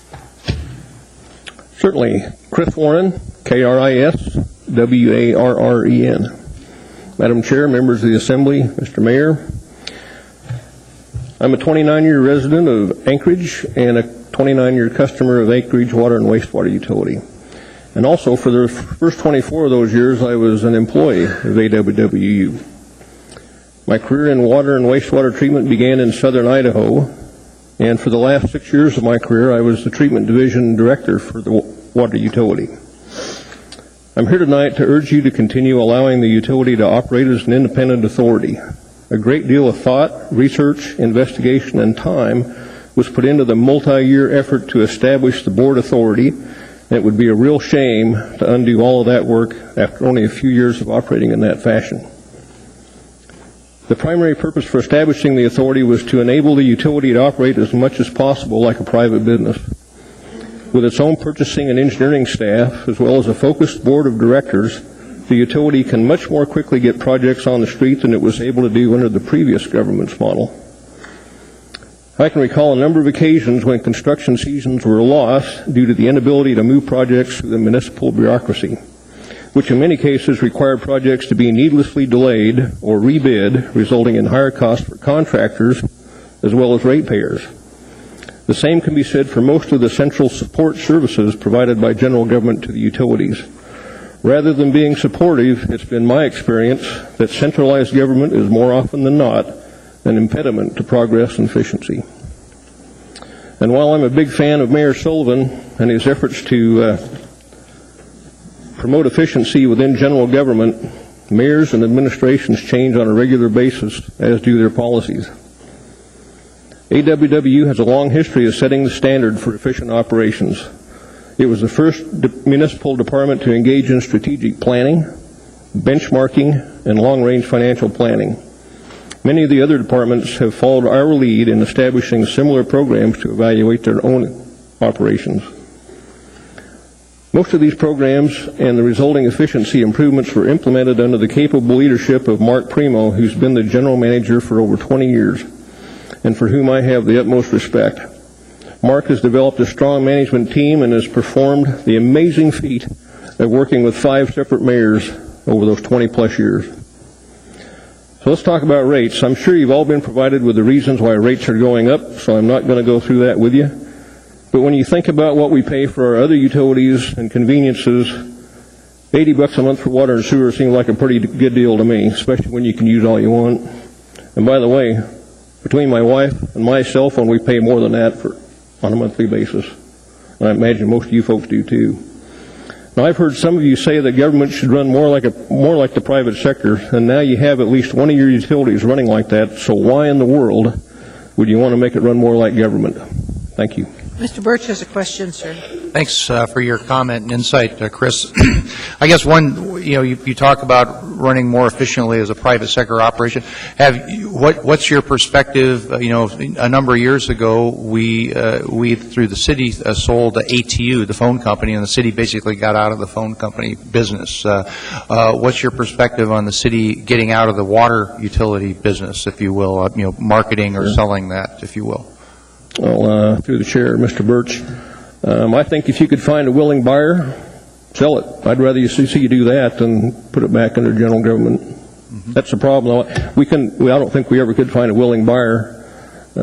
It's not so much the water utility, it's more the wastewater side that you have problems selling. Mm-hmm. Okay. Have to carry so much debt that there's just not that much interest out there. Okay. Thank you. Mr. Honeman. Thank you for your service to this community and through the utility at AWU, and appreciate your comments and well to heart. Thank you. Thank you. Thank you very much, sir. Anyone else who'd like to testify on this matter, please come forward.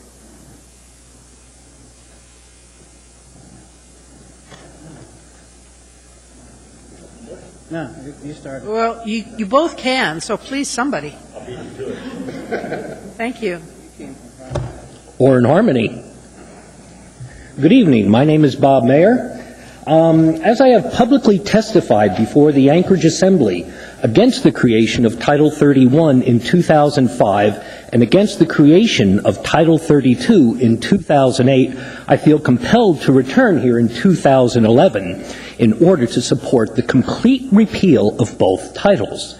Due to time constraints, I'm going to focus my comments on Title 31. Now, the only reason Title 31 was created in 2005 was to facilitate the deregulation of the Anchorage water wastewater utility. House Bill 108 was the vehicle introduced in the State House to accomplish this goal. In order to move House Bill 108 out of the State House, another level of review of AWW rate cases was required. Hence, in 2005, between the two sessions of that seating of the Alaska State Legislature, the Anchorage Assembly created Title 31, or this AWW Board of Directors. The mission of the AWW Board of Directors has been twofold. First, to facilitate the deregulation of AWW, and second, to facilitate the payment of a dividend to the owner. At the March 4th work session, the presentation by the executive committee of this board centered on both. Now, I have mentioned two items as AWW board goals, the payment of a dividend, deregulation. It does appear there is a third, however. It is clear that the AWW board does indeed enjoy their retreats down at the Alyeska Prince Resort. Let me quote to you from the September 2nd, 2000 minutes of their meeting. And I quote, quote, Director West suggested that another retreat for the board be organized, similar in concept to the one held in September 2008, but not as elaborate. The retreat was a very positive event, end quote. Now, what does the word elaborate mean to you when describing just one of this board's retreats? Personally, I think the word speaks for itself. And you guys really wonder why you have so much trouble with your rate cases before the RCA. Because truly, if the interests of the ratepayers were properly considered, one of the designated seats on both boards would have been reserved for a credentialed consumer advocate. But that never happened. In fact, at one point, the AWW board was loaded up with members of the former mayor's senior staff. But it was consumer advocates, both in and out of private legal practice, who discovered and have successfully argued against the illegal rate base as moved in Anchorage Ordinance 2003-160. The arguments of the consumer advocates prevailed in the 2005 RCA decision. Also in 2007 with the Honorable Philip H. Volland affirming the 2005 RCA decision, and also in the State of Alaska Supreme Court decision remanding the case back to the Regulatory Commission of Alaska. And thank you, Mr. Mayor. I'm sorry your time's up. Okay.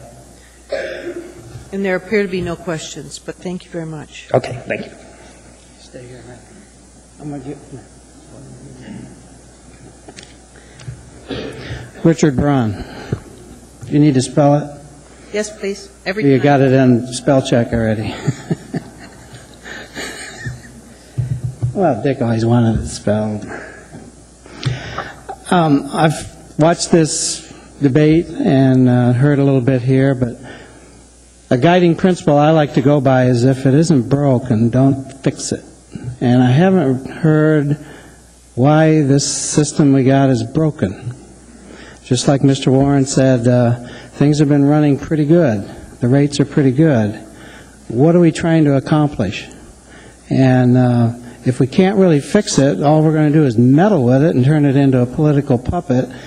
I think that's the wrong direction. So just keep the guiding principle, keep things simple, and if it's not broken, don't fix it.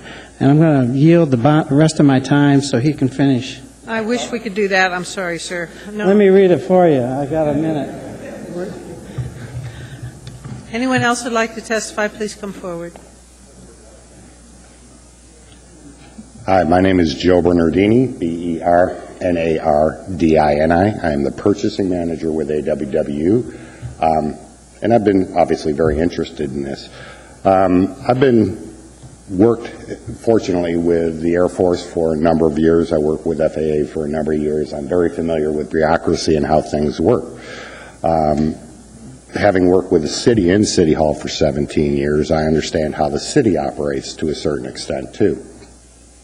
One of the things I've heard during work sessions is consolidation and efficiency. And we're obviously on the hit list of purchasing for AWW to go back downtown. But adding bodies doesn't equal efficiency by no stretch of the imagination.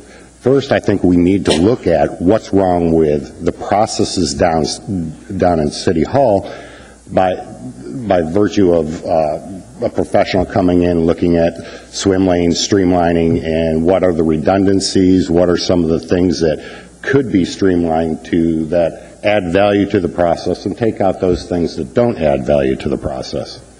I think that should probably be done anyway, regardless of whether you pass this or not.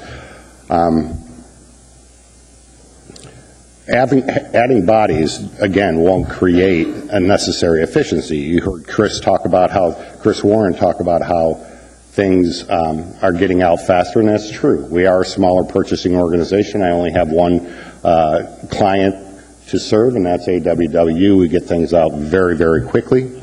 I'm in constant contact with downtown. We've enhanced some items for downtown purchasing. We've offered our assistance on many, many occasions. I ask Fred virtually every time I talk to Fred Kaltenbach if I can help him in any way. We've done many things to assist the city also, but that'll go away when we are absolved and have to go possibly back downtown if some of us, if we're lucky enough to get a job downtown. But the big thing here is you've heard captains of industry, local industry. You've heard many, many people say, hey, why are we doing this? Why are we doing this? And I'm still confused. I still haven't figured out why we want to break something that isn't broken. And again, I've had the great pleasure of working with AWW, and I very much enjoy working there. Thank you. Ms. Johnston has a question. Yes, over here. Were you involved when AWW was looking at doing their own ERP? Have you, as purchasing? Well, there was talk about us going out for our own ERP system, but we never got to the stage of issuing an RFP. So you just, in the general discussion, were you part of that discussion? Internally only, not in consolidation with downtown, no. And now you know that it's going to be all part of the... I'm aware of what's happening downtown, yes, and that ERP is not going to fix what's broke. There's still problems, and I really don't want to get into them into a public forum, but there's still things that could be done that could streamline and make government run a little bit more efficiently. Adding bodies, in my opinion, is not the answer. The bodies, they've had unfilled bodies available to them that they haven't filled yet, at least from a purchasing standpoint. So, and the problem with that is they just recently hired another buyer, but they had to get them from out of state. And there just aren't that many people that do what we do here. So I have a question. How many, since you were with the municipal purchasing and then you went to AWW, how many people in the purchasing division in the municipality moved over to AWW when I moved? Yes. One. And now I've had, we only have a staff of 3, myself as the purchasing manager. We have a senior buyer and we have an office assistant. The senior buyer has been filled 1, 2, 3, this is the 4th time. So the person that is now occupying the position came from downtown, but I had 3 others that have left for various reasons before that. And when you were downtown and AWW purchasing was being done from the municipal purchasing office, how many people were responsible for it then? Well, it's not broken up by department. Workload downtown isn't broken up by department. It's broken up more of what your specialty is. For instance, I was a construction buyer downtown, so I did all the construction contracts. I was also tasked with doing some RFPs, complicated requests for proposals, and I would be special projects. But I did all the construction. You have another person that does all the RFPs. You have somebody else that does commodity buying for them. You have another person that buys all their computer supplies. So that's how the workload was spread. So it was spread over a number Several of people. bodies, yes. And now it's done by 3 people specifically for AWW. 3 people, we do it all. Okay, thank you. You're welcome. Thank you very much. Thank you. Anyone else who'd like to testify?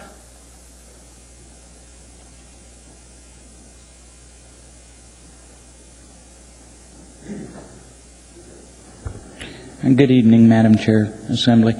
My name is Brad Alt, and that's Bradault. I'd like to state first that a lot of people might ask, what is my dog in the hunt here? I'm not currently a resident of the city of Anchorage. However, I have been a 35-year resident of the state of Alaska and involved in the water and wastewater utility management arena for over 25 years, both as an operator and then later as executive director of the Alaska Rural Water Association. Most recently, I am the water and wastewater instructor at the Alaska Job Corps Center.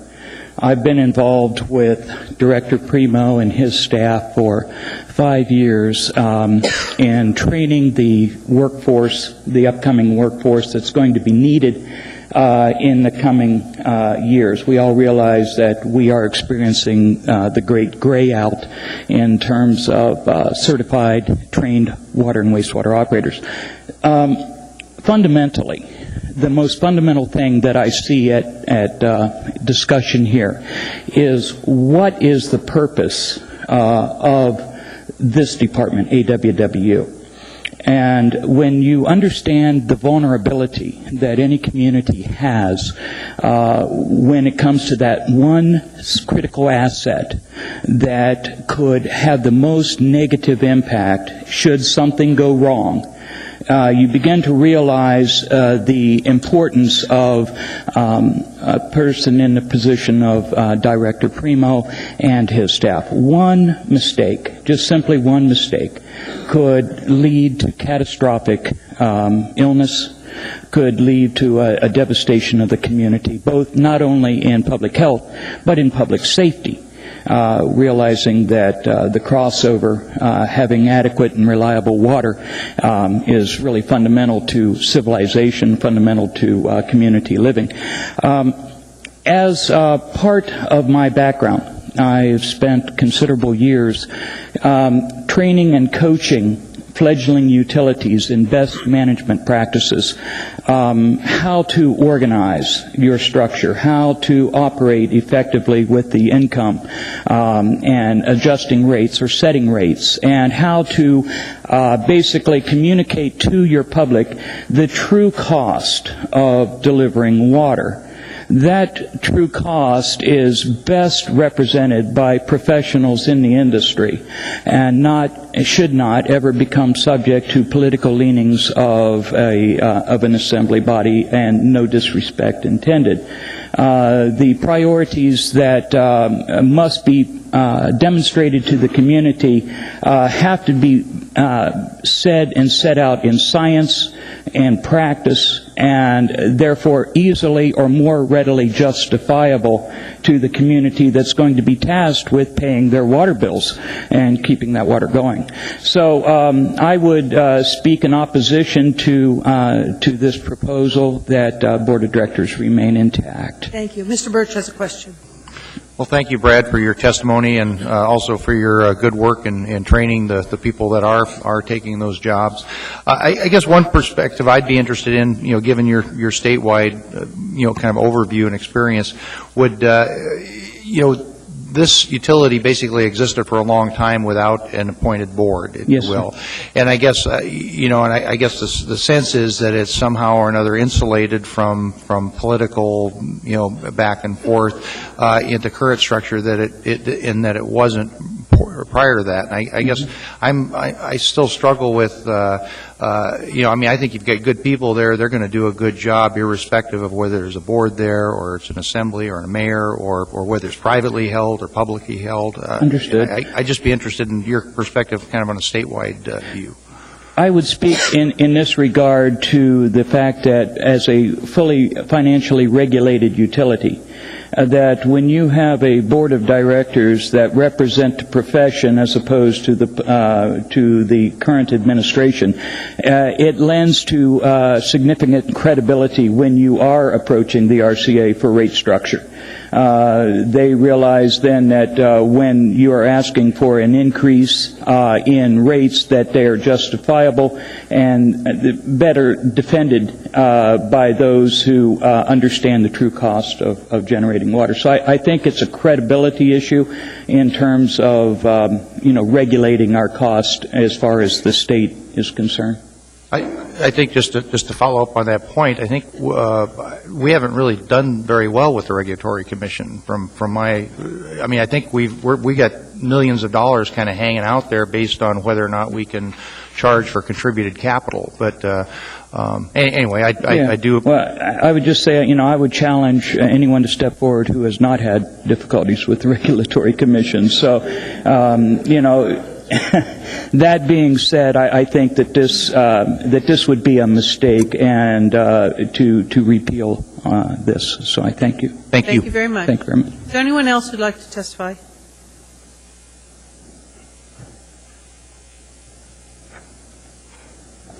Yeah, Madam Chair, members of the Assembly, Mr. Mayor, my name is Tim Sullivan, S-U-L-L-I-V-A-N, and I currently sit as the chair of the Anchorage Water and Wastewater Utility.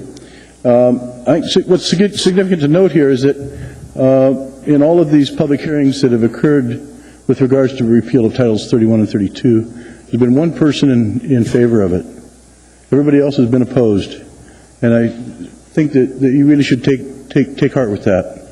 On April 8th of 2011, the Anchorage Assembly heard from members of the administration in a work session on the reasons that the administration officials supported Assembly members Flynn and Johnston's proposed Assembly Ordinance 2011-24 to basically repeal Title 31 and 32. Neither of the utilities were invited to comment on the observations and regarding utility management and operations. At this time, I'd like to respond to some of those comments that were made and some of those observations that were made by the administration. Statement Title 3132 could exempt utilities from personnel rules. In fact, Title 3132 describes a process for the board to recommend to the Assembly personnel rules applicable to executive and non-rep employees only. In fact, Section 313010 states the personnel rules in effect in Title III shall remain applicable to utility employees until such time new personnel rules are approved by the Assembly, which is how the utility currently operates. Second statement, AWU has not been effective at implementation of its personnel rules in spite of the process prescribed in Title 31. In fact, to date, neither the Municipal Attorney's Office nor the Employee Relations Department has acted upon the AWW suggestions.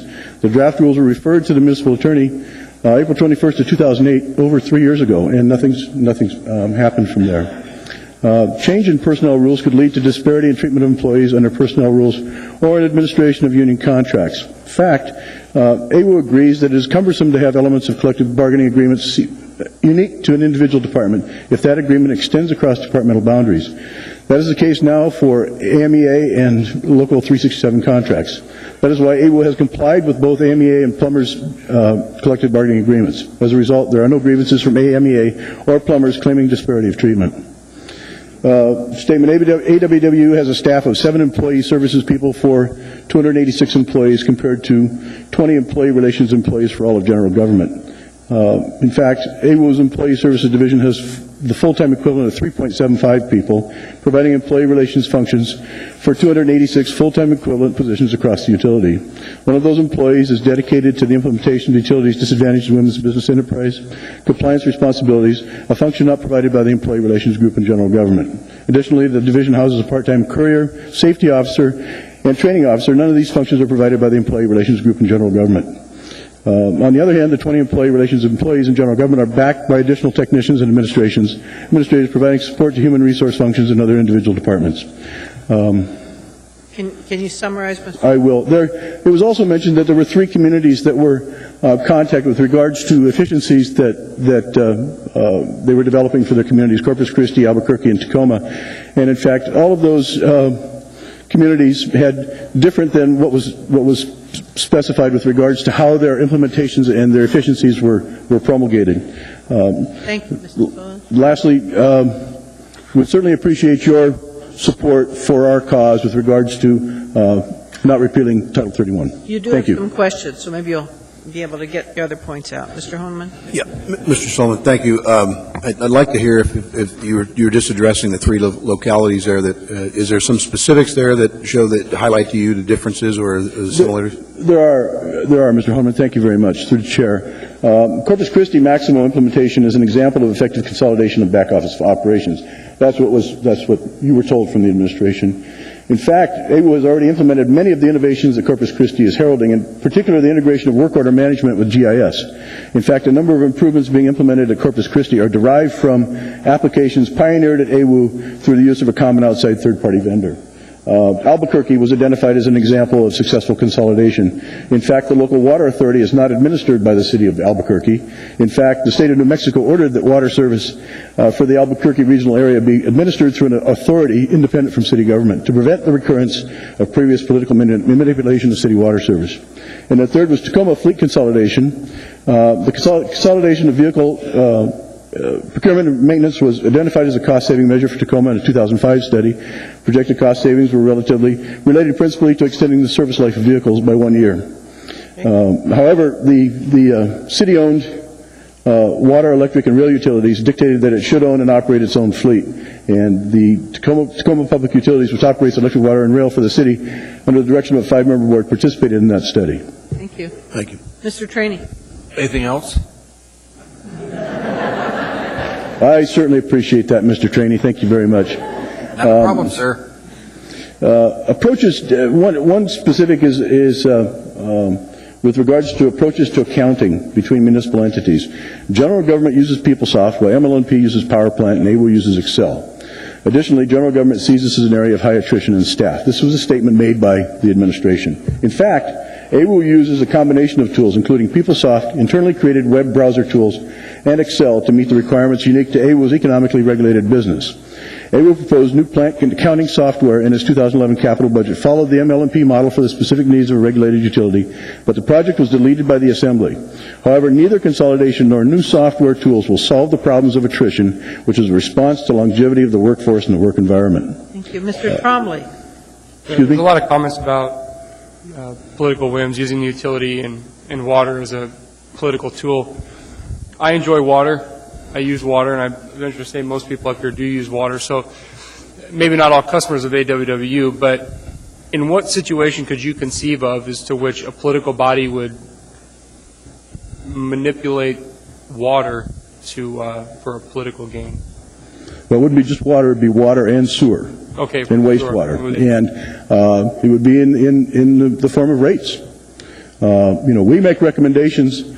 Actually, the staff makes recommendations to us, and we discuss rate increases or rate decreases, whatever the case may be.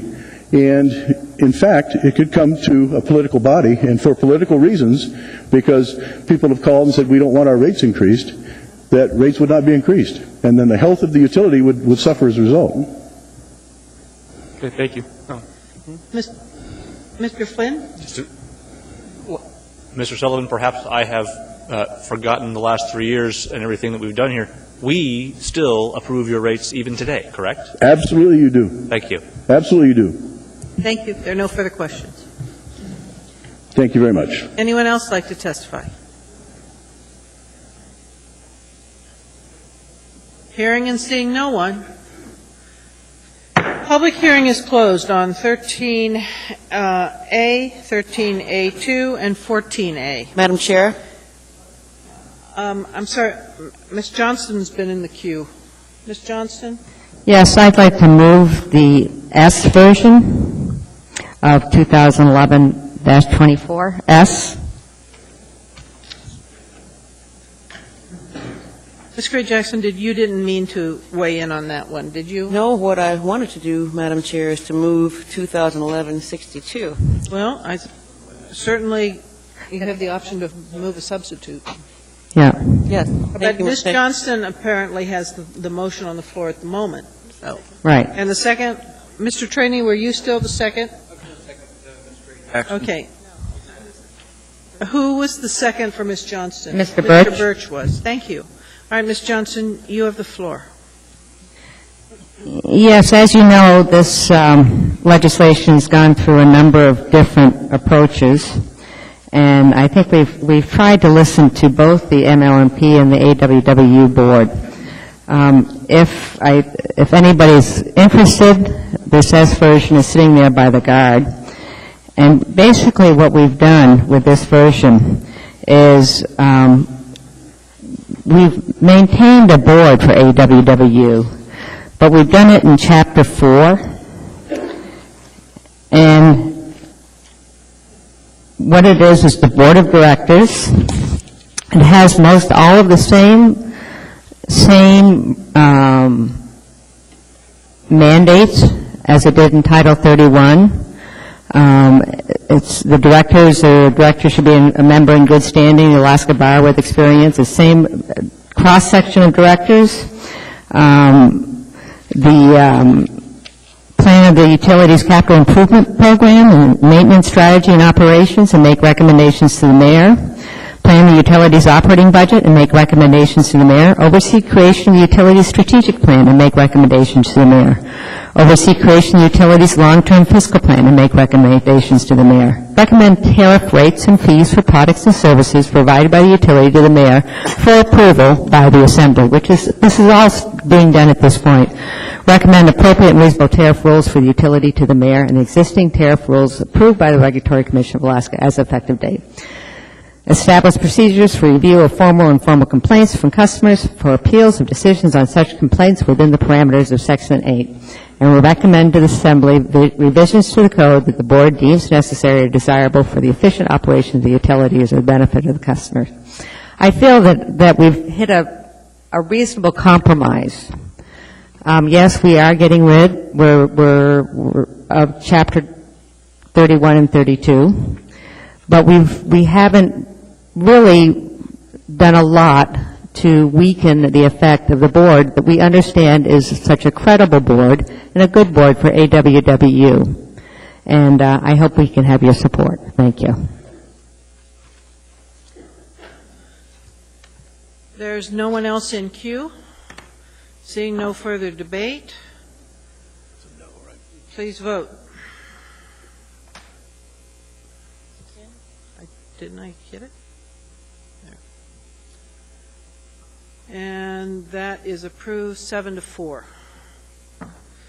The next item before us is 13B. Move to approve. And that item is before us. Is there discussion? Madam Chair, just real briefly, this basically makes the conforming amendments to comply with the legislation we just approved. All right. If we could hold the noise down, it'd be appreciated. Thank you. All right. Seeing no one else in queue, please vote on 13B.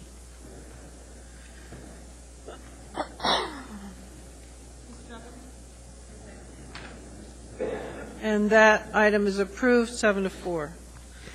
We are now at 13C and all of its subsets. So I'd like a motion. Let's see. Are they all S versions? Move the court.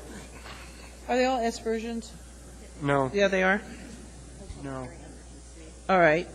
They already are. All right. I'd like to open the public hearing on 13C. This is basically an ordinance requiring ID check for the retail sale and service of alcohol beverages. And there are 3 versions of this. The initial introductory one, which covered all liquor service and sales. The second substitute, which covered packaged liquor stores and a delayed action on bars, and the third version, which just deals with packaged liquor stores. If anybody would like to speak to this, please come forward.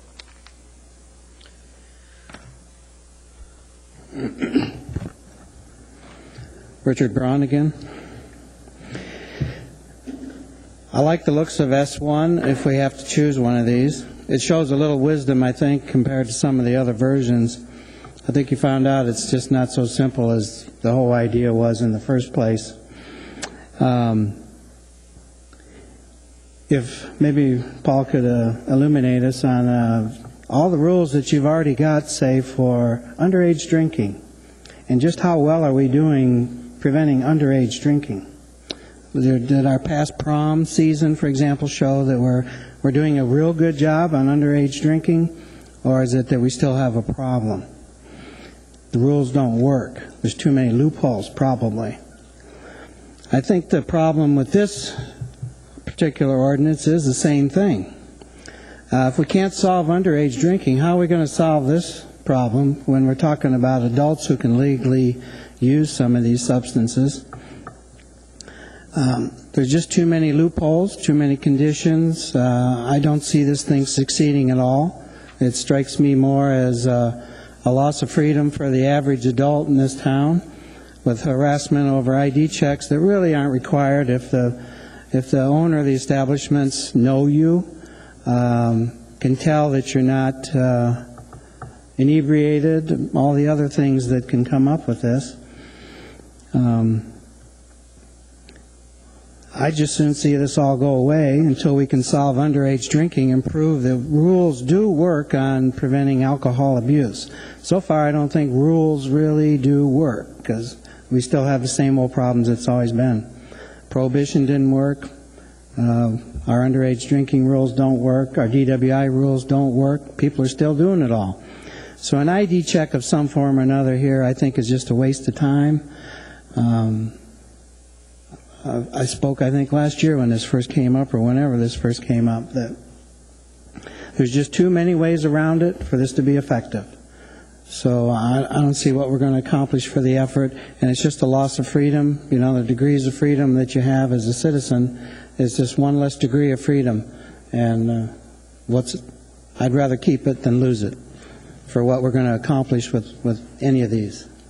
Although S1 shows wisdom, you guys realize that, hey, you can't just slap this on everybody and make it work. There's just too many contingencies, problems, and loopholes. So, thank you. Thank you very much. Anyone else who'd like to testify?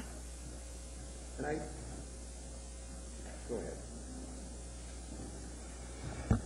My name is Barbara Pempek, P-E-P-E-K, and I'm from North Star Community Council. I am very much in favor of checking for IDs. I do not consider it onerous at all. I do drink. When I bought some shoes about a month ago at Nordstrom's, they checked my ID. When you use a credit card in this town, it's very normal for them to check an ID. So the idea that anybody would be all upset that they were asking to see an ID for any reason is ridiculous to me.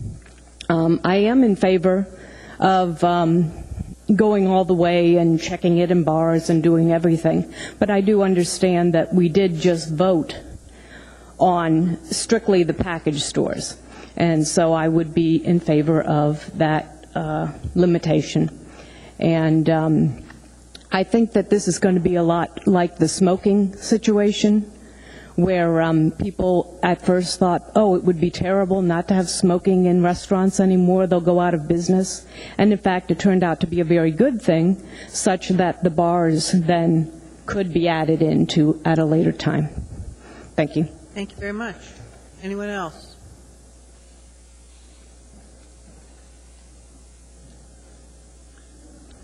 Just to stay on the correct side of you, I spoke once before, but that was on the previous, the original one. Since this is a revised one, can I speak again? Go ahead. Thank you. A lot has been made of the law that is just not going to work. There's too many loopholes, whatever. Numerous people have said the same thing. Letters to editors, same thing. I'm going to have to interrupt. You have to say your name again, though.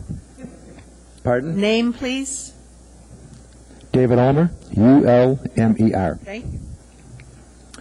Can anyone here, the assembly, in the audience, name me one law in the United States that works 100% of the time?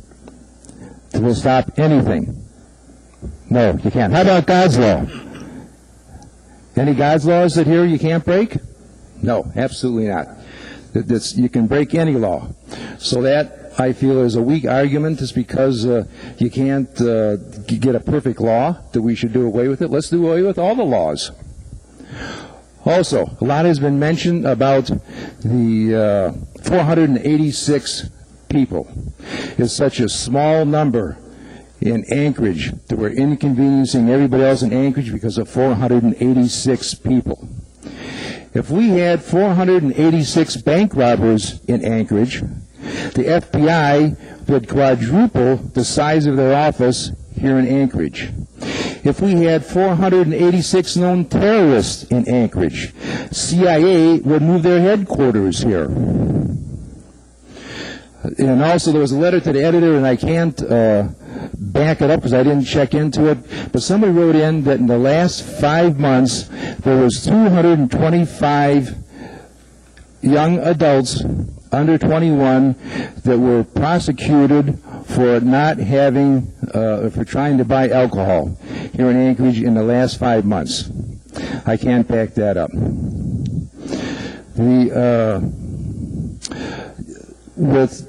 If you want to get in smaller numbers, let's go with 19 people. Remember 9/11? 19 people affected all of the United States, probably all of the world. 19 people. We made laws for those 19 people. How silly that was. You want to get even smaller yet? How about one? Remember that airplane that was coming in here to Anchorage? that Korean Airlines that they couldn't identify. The Air Force scrambled their jets. They had them up in the air. Downtown Anchorage vacated. Everybody was scared. One. Only one. And you guys are saying 486 is not enough. Thank you. Thank you. Anyone else who'd like to testify?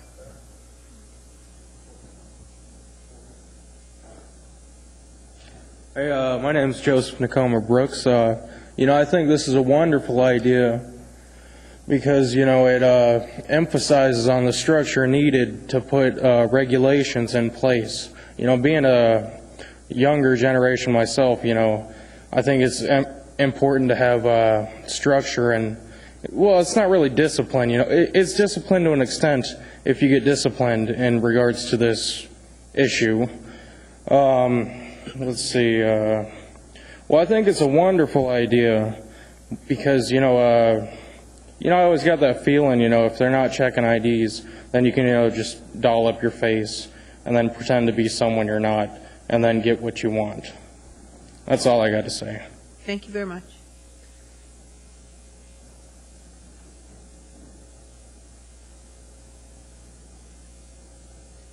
Good evening, Madam Chair, members of the Assembly. My name is Sylvia. I'm the Director of Anchorage CHAR, and I have two board members with me. Ed O'Neill and Jack Amon. And I'm briefly going to read to you what I emailed to you this afternoon. The proposed ordinance is too wide in scope and adds Sylvia, I'm sorry to interrupt. We can't hear you very well. Oh, you can't? Can you hear me a little better now? Yeah. Okay. The proposed ordinance is far too wide in scope and adds little to efforts to reduce drunk driving. The issue is to address sales to individuals whose driver's license have been red-striped based on restrictions imposed by the court of law. A red-striped driver's license means that the individual is prohibited from consuming alcohol. There are 486 red-striped driver's licenses in Anchorage. According to the 2010 census, there's approximately 308,000 people in Anchorage. The individuals with red stripes license are 0.2% of our city's population. There are less than 300 chronic inebriates in our community, about 0.1% of our population. Most well known to the package stores operators, most of whom refuse to sell to the chronic public inebriates. Because of its alcohol content and because most package stores do not sell to these inebriates, mouthwash is their preferred drink of choice. What is the proposed ordinance expect to accomplish? Anchorage CHAR believes that there has to be a better solution to the red stripe situation. 100% ID check would not reduce drunk driving or the other crimes that lead to a red stripe driver's license. If a person has a red stripe license, they would either show another source of ID or find someone to purchase alcohol for them. Statistics on drunk driving show a continuing decline in both drunken driving arrests, accidents that are alcohol-related, and deaths from drunk drivers. There's probably nothing the city can do to ever eliminate the problem entirely. However, our time, energy, and resources should be directed at taking actions that actually accomplish to something. Anchorage CHAR and its many members stand ready, willing, and able to work with the city to address the problem, but to find a proposed solution that works for all. Electronic monitoring is the answer to stopping a person from drinking alcohol. Electronic bracelets that monitors drinking and location. Anchorage has these bracelets in place, and the state of Alaska already uses them as well. There are private companies in Anchorage that already provide this type of service. Can I continue? I'm going to wrap it up. Maybe you could pass it on to one of the other gentlemen to finish reading it. I'll finish reading it. A perpetrator under this control cannot consume alcohol without the bracelet electronically informing a central monitoring agency that a violation has occurred. The technology is relatively inexpensive and would be incurred by the perpetrator. In order to successfully implement a program like this one, many factors have to happen before implementation. Once a careful, thought-out program is put together, success will follow. Thank you. Thank you. Mr. Birch has, question. Wait a minute. Yeah, Mr. Birch has a question. Excuse me, I just had a question on and I have corresponded with Mr. Buer on this particular subject, and it appeals to me at a number of different levels. But is it it's actually the state courts that apply the red stripe to a license? It is also the state courts that step in and do that would do the monitoring. Well, the red stripes is through the red stripes are to the state of Alaska Department of Motor Vehicles, so it would be a state issue license. But it's a judge. It's court ordered. Yes. It's a court ordered judgment. So a court could actually also order. Is there a law in place that would permit that? So the judges have that latitude today? Well, it's happening with other, perpetrators that do other things. Mm-hmm. They have the ankle bracelet. So this is the way that we're trying to go, is towards that particular successful long-term solution that would work for everybody. I don't think, if I had a red stripe, I'm not going to go to Brown Jug or any liquor store and show my red stripe when I might have a regular ID or a passport, a source of ID, or even going into a restaurant or into a bar. I'm not going to show it. Yep. Because there's circumstances behind it. I know that out of 486 red stripes currently in Anchorage, we have already arrested 12. And that's because they just go in, they show, and civil penalty comes in. And that's when we really get into that. Thank you. Thank you very much. Anyone else who'd like to testify?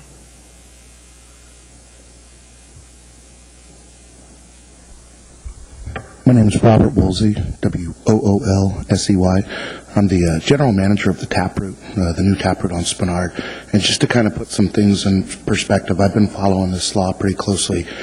And so in the last couple months, I've asked my employees to keep track. How many red stripes do you come along? We have a 100% ID check at our restaurant and bar. And I tell all my servers, every time someone comes in, check their ID. And I've asked them to keep track of that over the several months. Same with my security guard. We have a security guard that comes on at 7 o'clock, so nobody comes in, nobody leaves unless their ID's been checked. And I've asked them to keep track of how many of these red stripes they've come across. The answer is 1 in the last 2 or 3 months. So just to put things in perspective. Another thing to put things in perspective is a good friend of mine has a red stripe on their license. She's not a chronic inebriate. She got a DWI. She was stupid. Obviously not the most responsible thing anybody's ever done, but she did end up getting a DWI, and she's got a red stripe on her license. It's her first DWI. She's never been to jail. She's never broken a window when she's been drunk. By no means a chronic inebriate, but she's got a red stripe on her license. So there's that. Also, when she goes out to the bars, she uses her passport, just to let you guys know. There's tons of ways around it, and it's more than anything, it's an inconvenience for a bar and a restaurant to deal with. I mean, I already put 100% ID check at my place. I'm a responsible general manager. I want to make sure that no one leaves my restaurant that's drank too much. I want to make sure they don't get overserved. I want to make sure I don't serve anybody underage, God forbid. But this particular law, just the way it's worded, and it's been reworked a couple times since, just to be geared more towards just the packaging store. It's definitely not the way to go, and I don't know, I think it's pretty unproductive. But that's helped. Mr. Honeman has a question. Yes, and actually most of that comment, I want to thank you for doing 100% ID checks at your establishment. I think that is a very responsible thing for you to do as a business owner, particularly when you're dealing with potential minors or someone who may be, in this case, prohibited. So, and I'm congratulating you for catching a person on the red stripe. I don't know if you followed the procedures because you have civil penalties that you could collect as a result of. It's like $1,200 or something. That's a positive thing. So, thank you for your being a responsible business owner in the community. So appreciate that. You bet. Mr. Birch. I'm just curious as to what's the duration of that the mark on the license? Again, court ordered. So as soon as she's, I guess apparently she's got to do the whole DWI thing. You're referring to the red stripe. As far as I know, she has to do all the work. She has to have the, the blower in her car for a year and pay tons of money, and then I think once that, don't quote me on this by any means, but I think once she's done all the work, it's like a year or two, and then I think that red stripe will come off. Okay, thank you. Thank you very much. Yeah, you're welcome. Anyone else? Good evening, Assembly members, Mayor. I was here a few months ago. My name's Mark Opegard. I had discussed with the Assembly the missing available time for the Kincaid Motorsports Park. It was given to John Rada throughout the winter with no results. I haven't had any input from Mr. Rada. To give you a quick overview of why I'm here.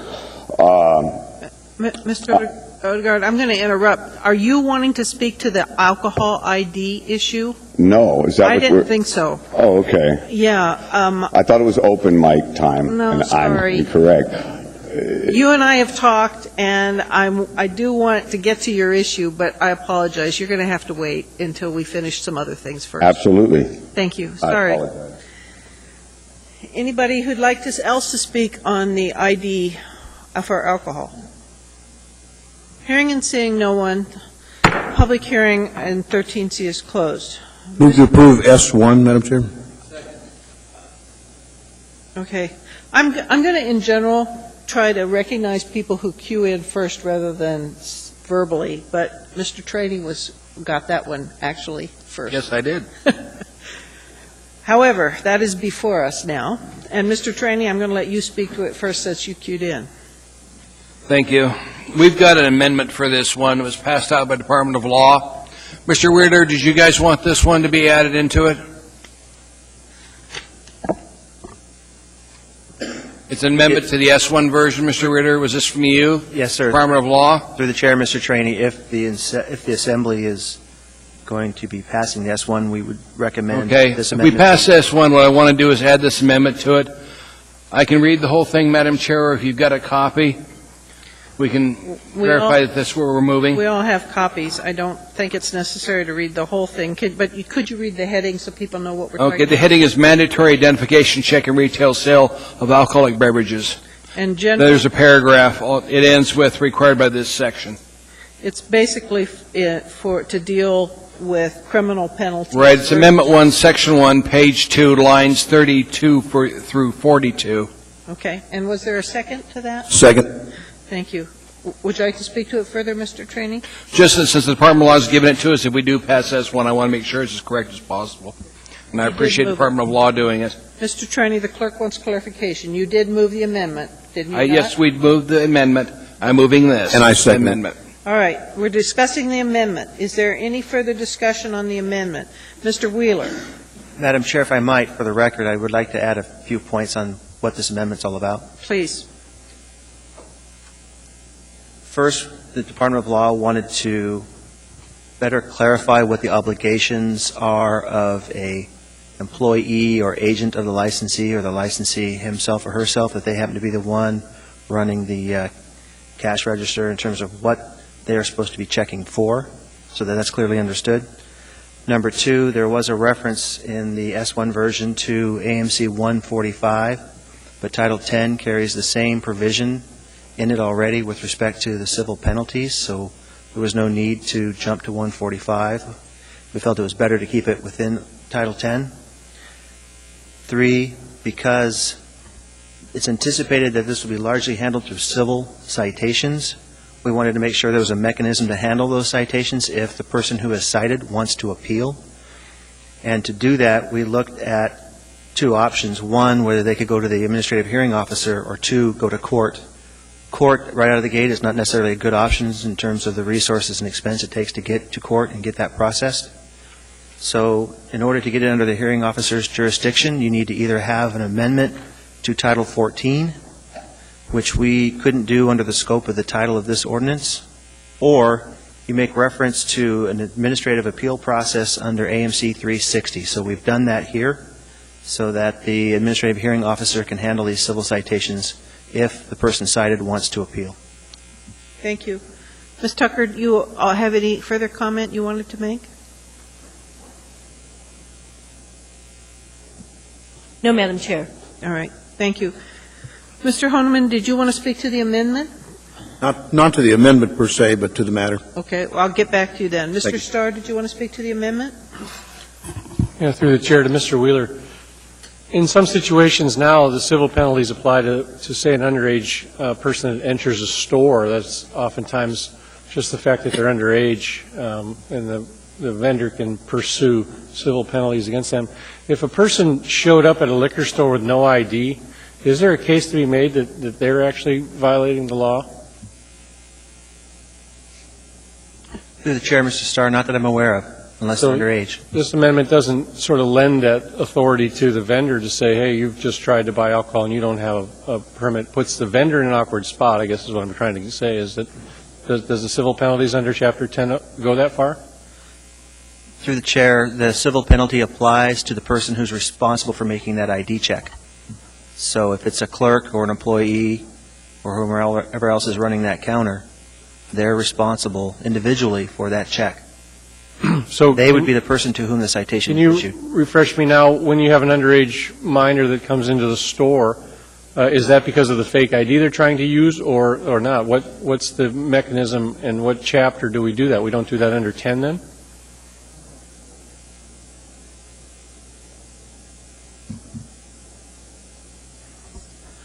Through the chair, if you give me a minute, I can check that. Thank you. And I'll be happy with your answer in a minute if you don't mind.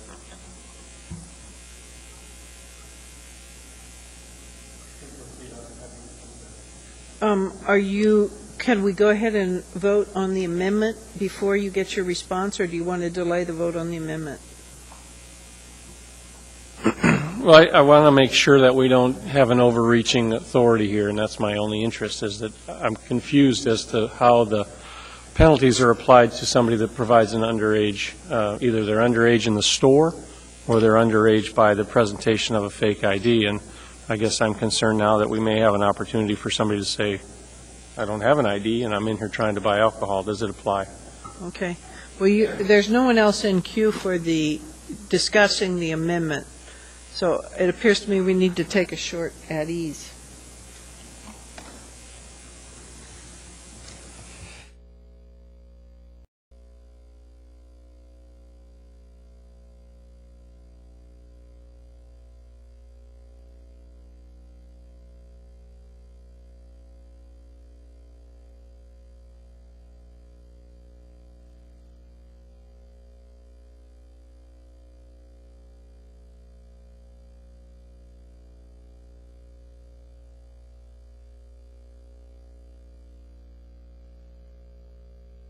Solicit the purchase, to attempt to purchase, or to possess alcoholic beverages for a person under age 21, to enter a premise and to offer or present a license or a document which does not represent the true age of the person, and for a person to refuse upon demand to produce ID to a law enforcement officer. I think that covers all of the age 21 provisions. Mr. Starr? If somebody goes into the store and has no ID, be it they a minor, does this strengthen those above categories? Does it, in your opinion, kind of cloud the question that now the minor can just say, hey, I don't have an ID, I'm just not going to buy? Or does it encourage the minors now to try to roll the dice with no ID or no fake ID as another option and hope they don't get caught? I guess that's my concern, is does this actually strengthen anything of the above, in your opinion? This ordinance and this amendment does not change the fact that someone can walk into a store of any age, be asked for ID, and say they don't have it and walk out. There's no criminal offense attached to that event. Anything else, Mr. Starr? All right. There are 3 people in queue. Do any of the 3 of you want to speak to the amendment? Okay, go ahead, Ms. Johnston. Yes.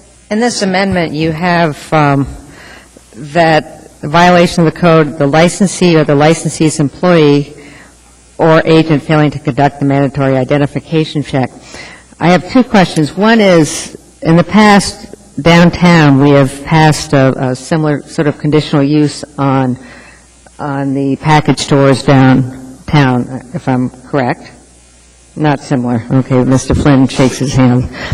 I'm concerned about having this violation of the code go on to the licensee's employee or agent when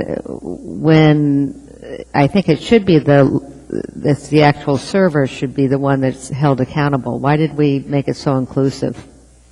Mr. Wheeler. The provision is actually personal to the individual who is to do the check. This is written so that it's clear that that could be any number of people, including the licensee themselves if they do it, or their agent, whether they're an employee or not, or any employee who's supposed to do the check. It's going to be a citation for that individual who should have done the check. So it's the actual individual here. You're not reaching beyond that. That is correct.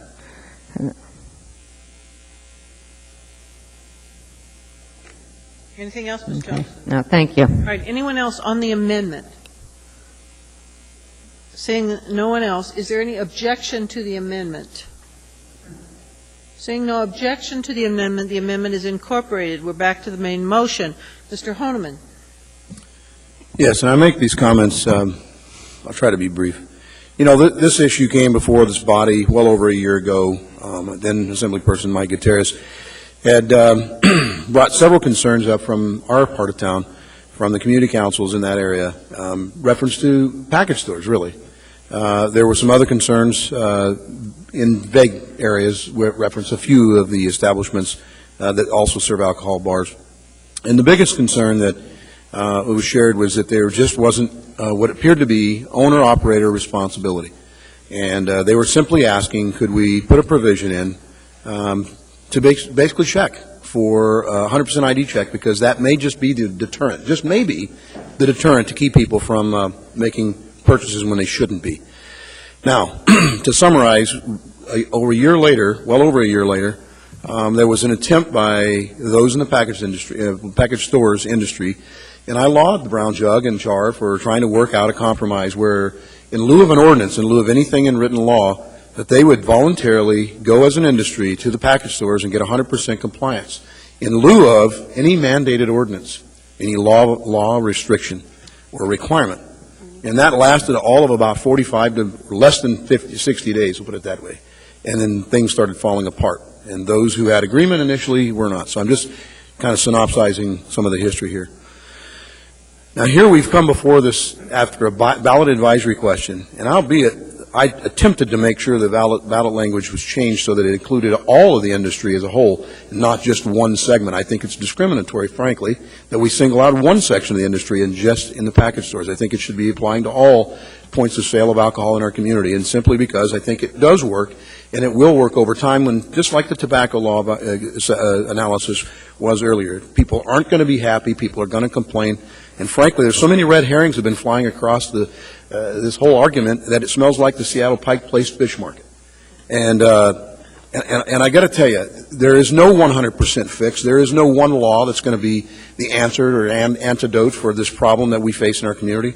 But I just happen to know in my heart I'm a law and order kind of guy, and I've been on the enforcement side of taking laws that someone else made and trying to apply them in the field. And I know that from time to time that they haven't always worked. Now let me give an example of that. Right before my retirement in the Outback incident, and you probably don't recall, but I was there eating dinner with my wife in uniform, and 3 gang members came in and actually assaulted a victim who was trying to celebrate his graduation. And one of the suspects, the one I wrestled and had the longest fight with, was 19 years old. He was out on a felony conviction, had an ankle monitor with alcohol restriction, and was drunk. Now, this somehow proposed put an ankle monitor on a person so that they won't go into a store or they'll know right away. That didn't happen. It wasn't until 2 days later when I made contact with the monitoring company, and their answer was, well, we lost track of him. We do see that there's monitoring, there's alcohol on board, but we saw that he also went to jail. So, you know, not a big thing. No one ever responded to the scene. No one ever contacted authorities at all whatsoever, referenced this guy. Now, I'm just going to say this. It's not going to be the 100% fix. 66, 67% of the voters said, yeah, we think we should go ahead and require this at package stores. There was an attempt to make this across-the-board fairness to our service of alcohol in the city at all locations. I'll relent. I'll go back to what the questions before the voters were as an advisory, but I will say this. I am been a very big fan of many people's operators, business owners, and folks who represent the industry.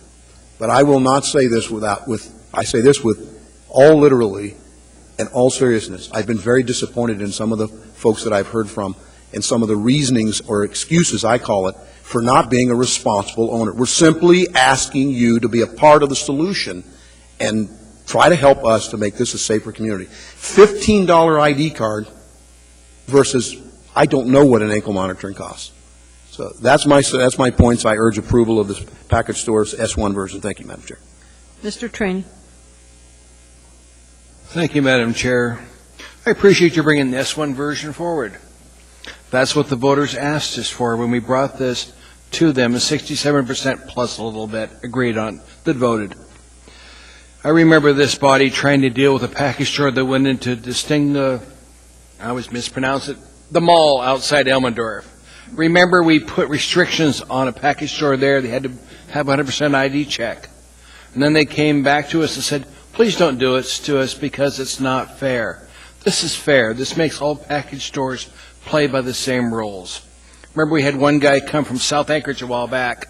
He wanted to get a package store in South Anchorage, and he says, I'll do 100% ID checks. Don't worry about it. We turned him down because we didn't want that location, so he came back for another location. We asked him, are you still going to do 100% ID checks? Oh, no, I don't need to do that because now you're going to approve the place I'm going to. This gives us an even playing field across the board. Everybody going to package stores is going to be asked for an ID. So I intend to vote for this. I hope you remember your constituents that voted for this and vote for it also. Thank you, Madam Chair. Mr. Birch. I guess my concern is the fact that it is focused on the 486 red stripe licenses, and I have been intrigued and have followed with interest the potential for the newer technologies, the ankle bracelet that has been referenced earlier. That's come up in testimony and certainly in some of the communications we've had. It just seems inherently to make more sense to single out the people who are a problem rather than the very large majority of folks that do not have a problem. That said, I had considered doing a sunset provision with this, with our ordinance and offering that up with a contingent on the court systems adopting an ankle bracelet in lieu of a red stripe. In talking during the intermission with the chief and others, it's my understanding that there are some technology shortcomings at this point that just make that probably not possible. But I certainly would push towards that and like to pursue that. Of course, it's going to be a larger playing field. It's going to be something that's going to have to happen at a statewide level. But that said, I think the S1 version that's brought forward this evening represents in large part that which was in front of the voters last election, and I will be supporting it. Thank you. Seeing no one else in queue, please, oh, there was somebody flashed on. No? All right. Please vote.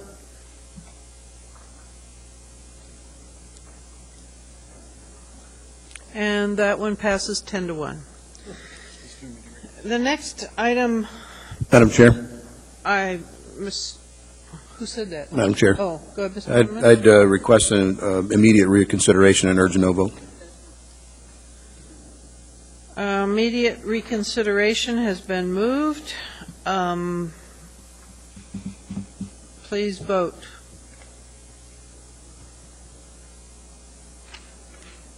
And that item, and Ms. Gray-Jackson voted in error. Is that correct, Ms. Gray-Jackson? Yes, so immediate reconsideration fails. All right. The next item before us on the agenda is the building code 13D. This is AO 2011-4, and there are three versions. That's right, the initial, an S, and an S1. So if you'd like to speak to us on the building code revisions, please come forward. I think we've got to have somebody here on that. Actually, I don't think. Here they come. Thank you.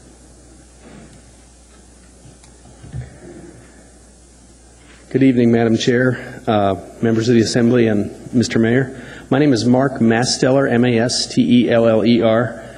I'm the Alaska Director for Cascadia Green Building Council, and I did submit a letter of April 21 that I assume you all got, so I'm going to be summarizing that. Cascadia Green Building Council is a proud chapter of the U.S. Green Building Council and the Canada Green Building Council. We do a lot of work advocating, educating, innovating around green building or high-performance building in the commercial sector primarily.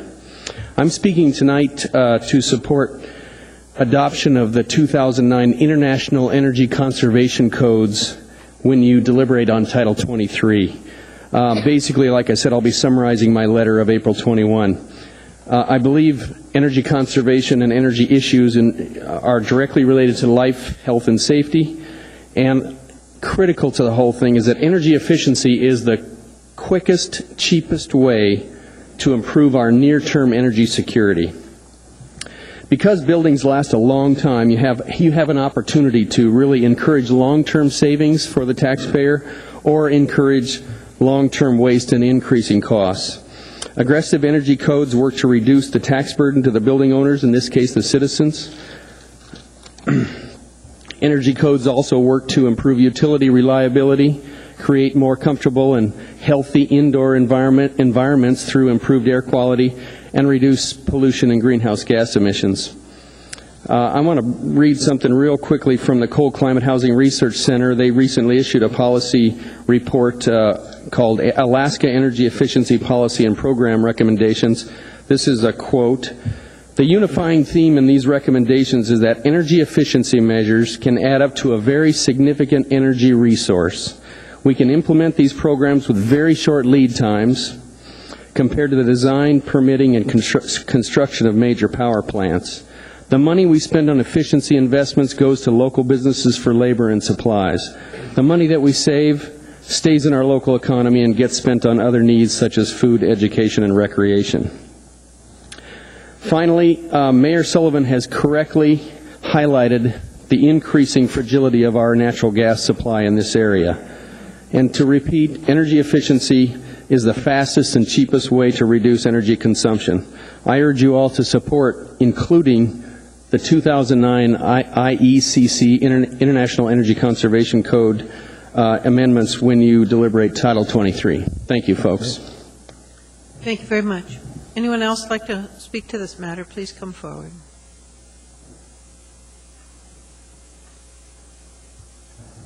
Yes, hi, Madam Chair, members of the Assembly. My name is Blaise Burkhart. First name is B-L-A-S-E, last name B-U-R-K-H-A-R-T. I'm a principal architect of Burkhart Craft Architects. Testified last week at the public hearing for the building board.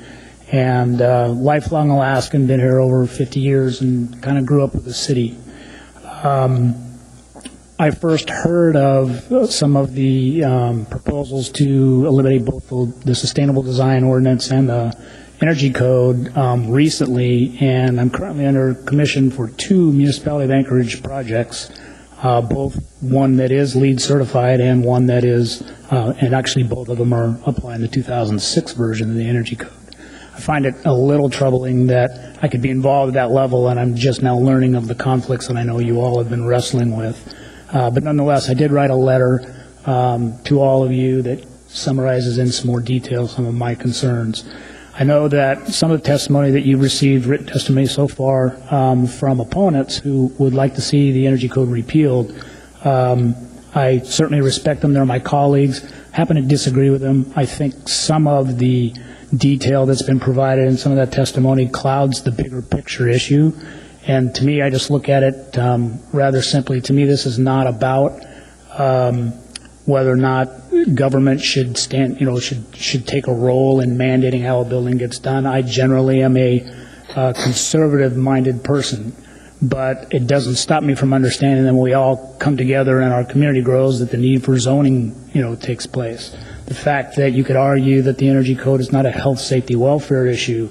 Likewise, we have landscaping ordinances. To me, is establishing a baseline for energy conservation in our buildings an appropriate thing to do or not? And I think it is appropriate. And in fact, if you choose not to adopt the energy code, at least for commercial construction, which is where my practice primarily lies, you will have no baseline to even require roof insulation or wall insulation at all. And I find it a little troubling that at the front end of our winter season, I can watch public service announcements asking people to conserve because we're running potentially dangerously low on natural gas. And at the same time, at the end of that same winter season, we're debating whether or not we should have a baseline for general building performance. I think the current energy code in terms of building envelope is not onerous. I do agree with some of my colleagues opposing this adoption that one section of the 5 relative to lighting and power is onerous, and I don't know why we wouldn't treat those troubling pieces like we do any other code adoption piece and study them by local amendment and make a power or an energy code that is a right fit for our community and meets our needs. Ms. Johnson has a question for you, sir. Were you at all involved in, as far as Title 23 in the code revision? I was not. I have been asked whether I would be willing to in the future.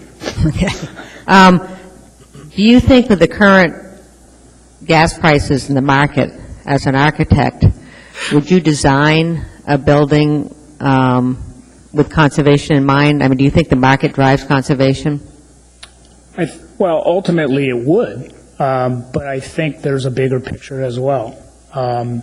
I think that there's the market and what it's doing to, cost effectiveness and viability, and then is there a limited supply of this resource, and what do we do if we use it all up? So I think it's prudent to, to take those steps so long as they aren't, knocking the financial feasibility completely out of the water. And I don't think that the just in the building envelope pieces alone, the basic wall, roof, insulation components in the energy code are essentially the standards we all practice by today. They are not more onerous than that. There's a couple of places where they ask for a little more, and I don't think that's added dramatically to the cost of the projects I've worked on. So you would probably be doing it anyways, no matter what. And that is one of the arguments that some of the opponents have said, we don't need a code, we're already doing this. Well, I made the statement to the building board that I spent a considerable part of my early career in this town working on projects, upgrading some pretty bad buildings that were constructed in the heyday of the 70s right. expansion. So, but as a community, I mean, I feel as a community we've matured beyond that. And as a market, we've matured beyond that. Wouldn't you say that as an architect, as you're hired? Well, I would hope so. And you mentioned you're doing one for the municipality with LEED certification. Correct. And are you comfortable with the LEED certification? In my letter, I wanted to focus primarily on the energy code because I have different levels of opinion on each. I believe we should have a long-term view for sustainable design, standard in our town, but I would be the first to argue, in my experience with the LEED program, that it's probably not the right fit for us. And I've suggested I commend Mr. Nossinger's summary that he's given you I think it's in the Exhibit B or perhaps one of the other staff memos, that, as that whole issue emerges, there may be better options. The reason I feel differently about the energy code is that absent doing anything, we're trying to create our own, if you will. And look at what it's taken to get a zoning rewrite. So we could say the same thing about our building code, that we shouldn't adopt, some of the arguments about how the agencies put together these codes and so forth are true of that code as well. But we need a model that we can start with and amend to our needs locally. One last question. With the LEED certification, that's supposed to be in rewrite, in 2012? I'm not sure. Okay. Thank you. Mr. Honeman. Yeah, Mr. Burkhardt, I just want to thank you because I know that I've been to many community council meetings and other meetings where you were making, I guess, the presentation to the community council, the community reference, like fire department, I believe you're working on at least 2 of them right now. And I've always found you to be very professional, very being able to explain in detail and answer a lot of the questions. So I value your opinion, and I think you said something I just wanted to clarify. You're saying that since you've been in the industry and working through redevelopment and redesign, you're finding that you're trying to correct problems that perhaps the code wasn't as stringent back when, and now you're finding that may be problematic for today because you're trying to make upgrades and make sure it meets current code. Is that a fair statement? Kind of. Certainly that was true earlier on in my career. I think in some ways, as our community's grown, we've sort of hit them, gotten to them all. But I guess from my concern is, to me, it's similar to the whole issue of building safety. One could argue that because it's the standard and we've matured, okay, why do we need a building safety department? Because we're all gifted, talented professionals doing the right thing anyway. Sure. I don't see the problem with saying, hey, as a community, we're concerned about this energy issue. Let's set a baseline. Let's make sure it's not onerous, and everybody wins. And then there isn't an issue if there's another boom and things get carried away. And what happened in the heyday was growth was happening faster than anybody could check it or keep up with it. No, we don't have those problems today. Have we corrected every building? I can't say we have, but it's not as if I'd be lying to you if I was to say this is a common thing we deal with every day on older buildings. It's it was at one point, and I think over time we've hit a lot of them. Thank you. Thank you very much. Anyone else like to testify?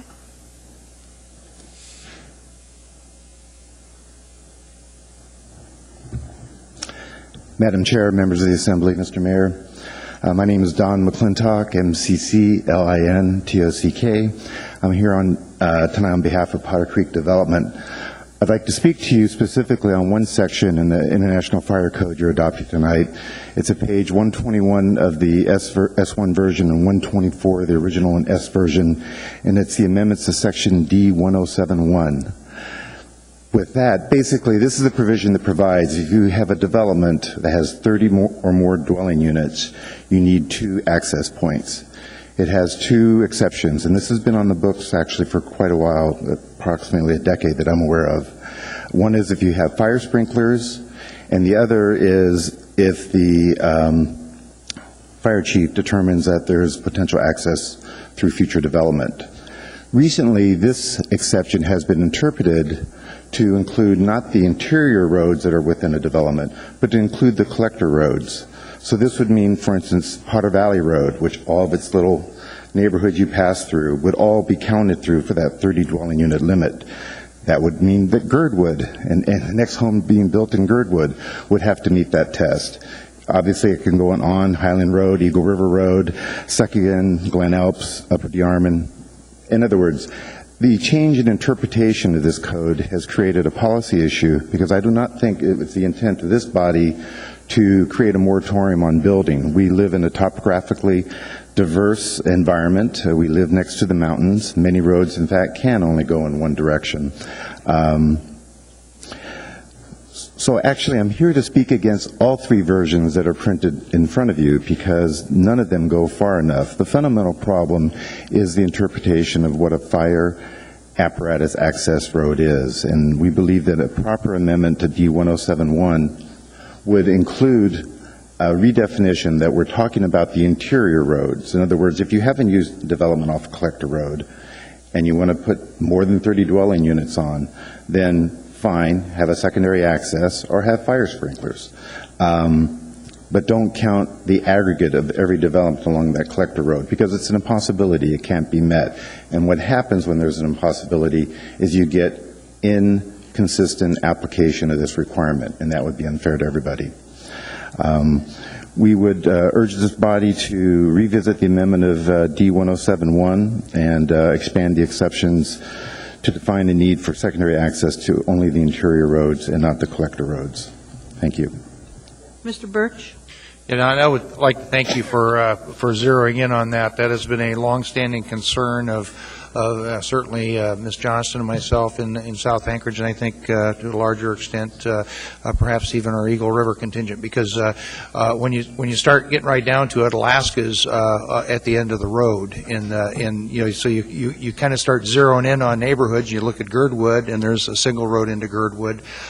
You look at a lot of our communities in South Anchorage, and it's the same problem. And I think it is a question of interpretation. I appreciate you bringing that specifics, and hopefully we've got some specific language that we can amend to firm that up and make sure we do not have a moratorium on building.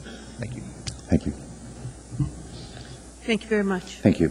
Anyone else?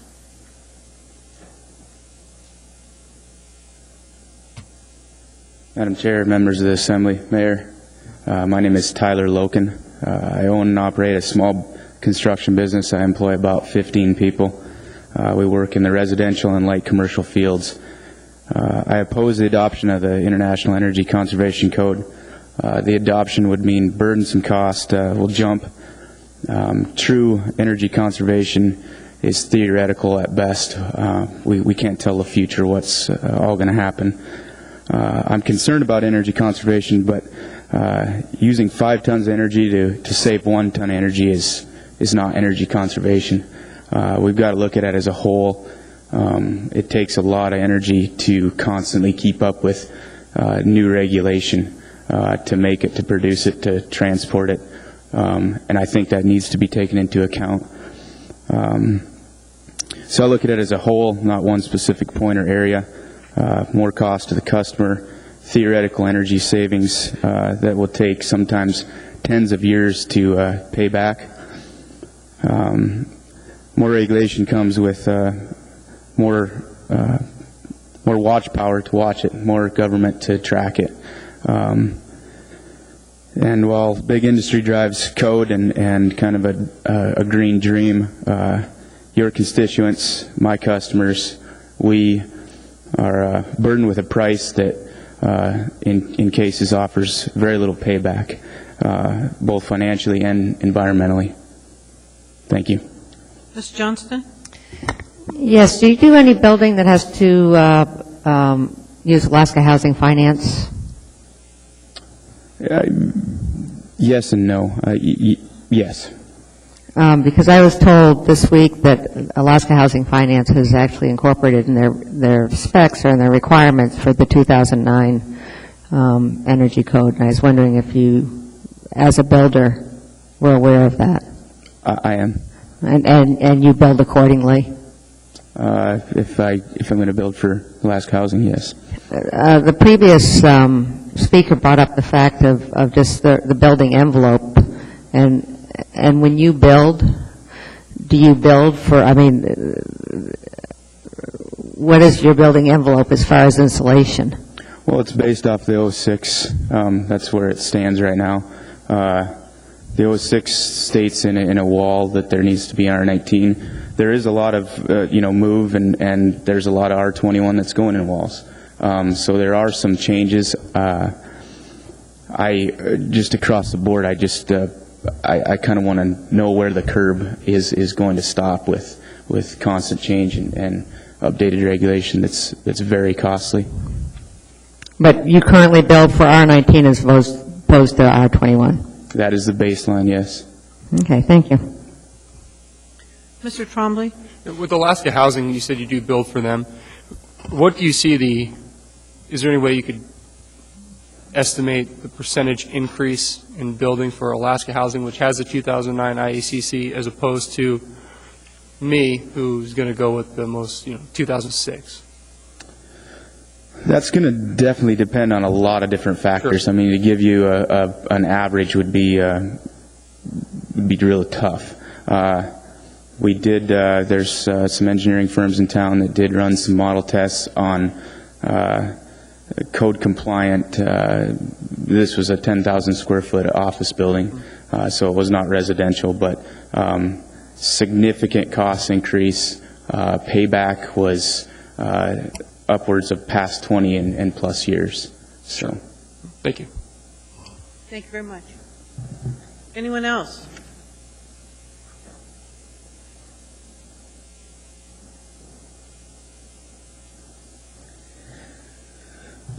Good evening, Madam Chair, members of the Assembly, Mr. Mayor. My name is Scott Boney, B-O-H-N-E. I am a member of the Building Board and was asked to come on their behalf to talk a little bit about where we've gone through in the last few weeks. The Board does acknowledge that the IECC as written is imperfect, especially regarding the electrical requirements, that they are heavy and onerous. We are currently underneath the 2006 IECC, so we do have a code that is in place. The Building Board recommended to take the 2009 IECC and send that back to committee to review and make amendments to the code, specifically regarding lighting and the power requirements, but also possibly looking at some of the energy conservation requirements on thermal envelope. The board did pass an amendment, pass the codes coming forward to you as the 2006 IECC as currently amended, basically as a placeholder with changed language forthcoming, which would probably be in 2012. To answer one of Ms. Johnson's earlier questions regarding energy design, most local architects are designing responsibly and will design a building to last 50 years and has great energy conservation built into it.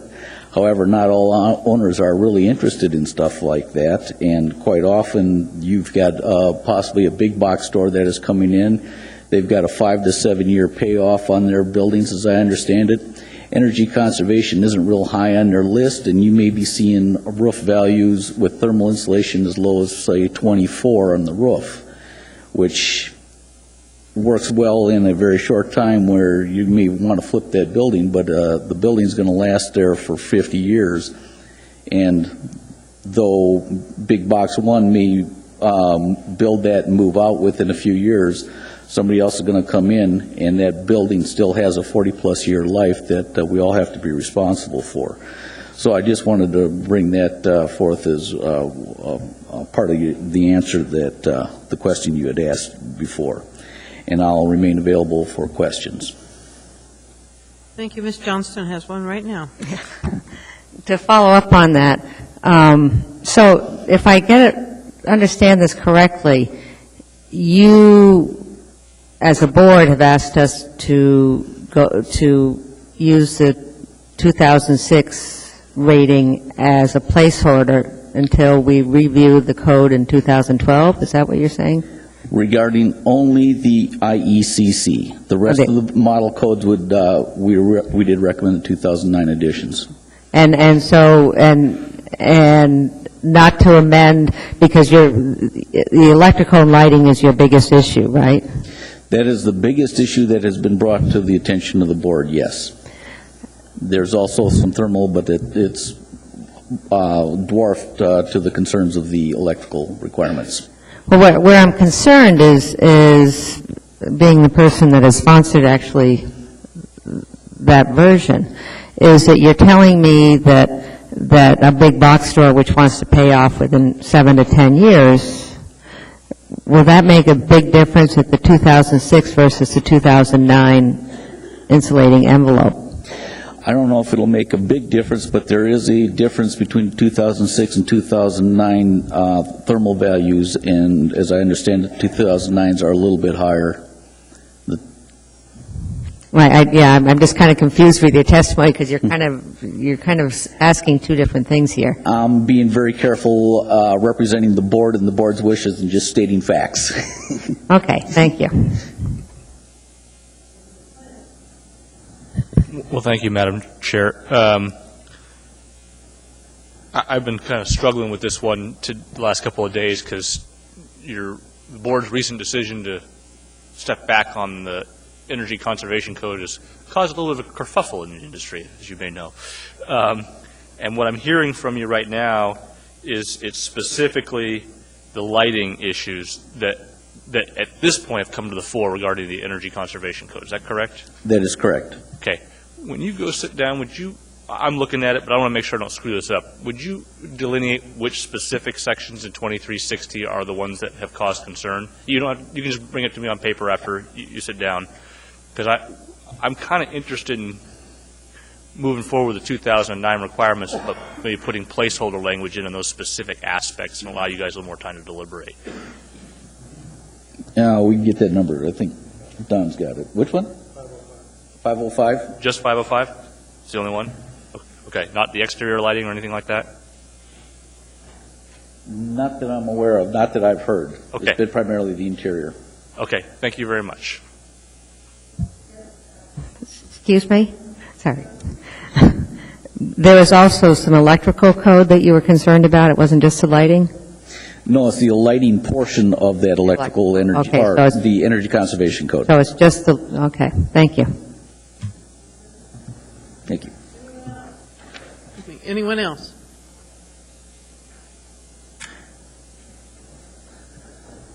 Madam Chair, Assembly members, I'm Andre Spinelli. I work for Spinell Homes. I'm also president of Anchorage Home Builders, and I'm also chair of the CCHRC South Central Advisory Committee. I'm into green building. I'm in favor of it. I'm into energy conservation.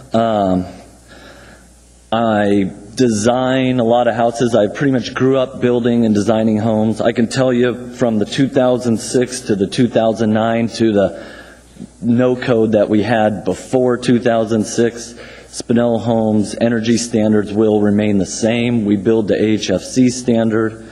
I participated on the IECC review committee, and we pretty much made it in alignment with HFC standards.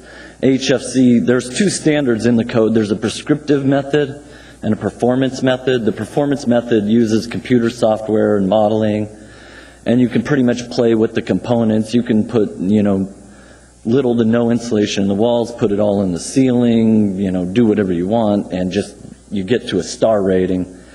And for my houses, I don't see a difference.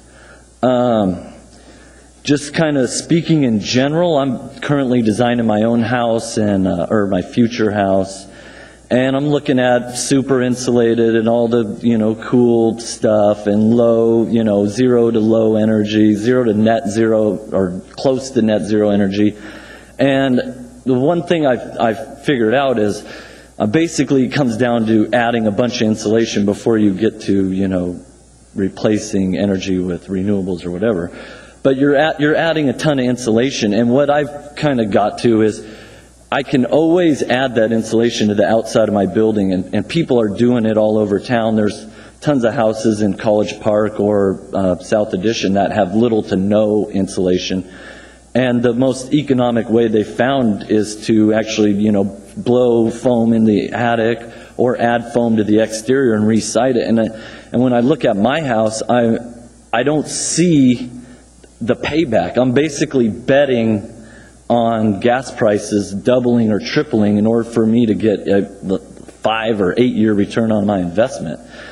And with something that I can always retrofit later, I don't know for me personally if I'm going to make that choice. The second thing in that thing is I can't actually afford to just go add 20 or 30,000 to my house. And I have to get an appraised for that, and will the appraiser see the value that I see, or it just makes me feel good inside that I'm, saving the planet or whatever. I don't mean to make fun of this situation. I believe in it, but I just don't know that it works. And the one last comment I wanted to make is HFC's been paying home buyers to upgrade their houses to 5-star plus. The standard Spinell Homes house is a 4-star plus. HFC's been paying $7,500 for you to upgrade to a 5-star plus home. We charge $7,500 for that upgrade. The home buyer just has to get on a list, and then they get the money right back. I probably 15 to 20%, and that's pushing it, that have actually chose that option. And it's just because the upfront cost doesn't allow them to get into that house. Thank you. Ms. Gray Jackson has a question. Thank you, Madam Chair. Thank you for coming out this evening, sir. Anyway, you said that you sat on the Energy Code Committee? Yeah. Did I hear that? Okay, and so do you, I wasn't real clear. I mean, I heard what you said, and you talked about expense, but do you think that we should adopt the 2009 code, or just leave the 2006 in place? And I deal with the permit department quite a bit. Right. And if they had less work to do, that would be great. I think that would alleviate a lot of their problems. And the way I feel, at least in housing, I can't speak to commercial construction. I don't know the ins and outs of it, but housing I know really well. I don't think it's going to change one way or the other. So my question is this, okay? Do you think that we should adopt the 2009 code, or should we leave 2006 in place? That's the question. I'll answer that very directly. If you're going to keep the energy code, I would just adopt the current one. I don't, for my business, see a difference. So you're saying we should adopt the 2009 code then? Yeah. Okay. I'd be in favor of eliminating it altogether, and that's it. Also ask if there's anybody in administration that sat on this energy committee that I can ask the same question to, Madam Chair, if that's okay? I'm just curious.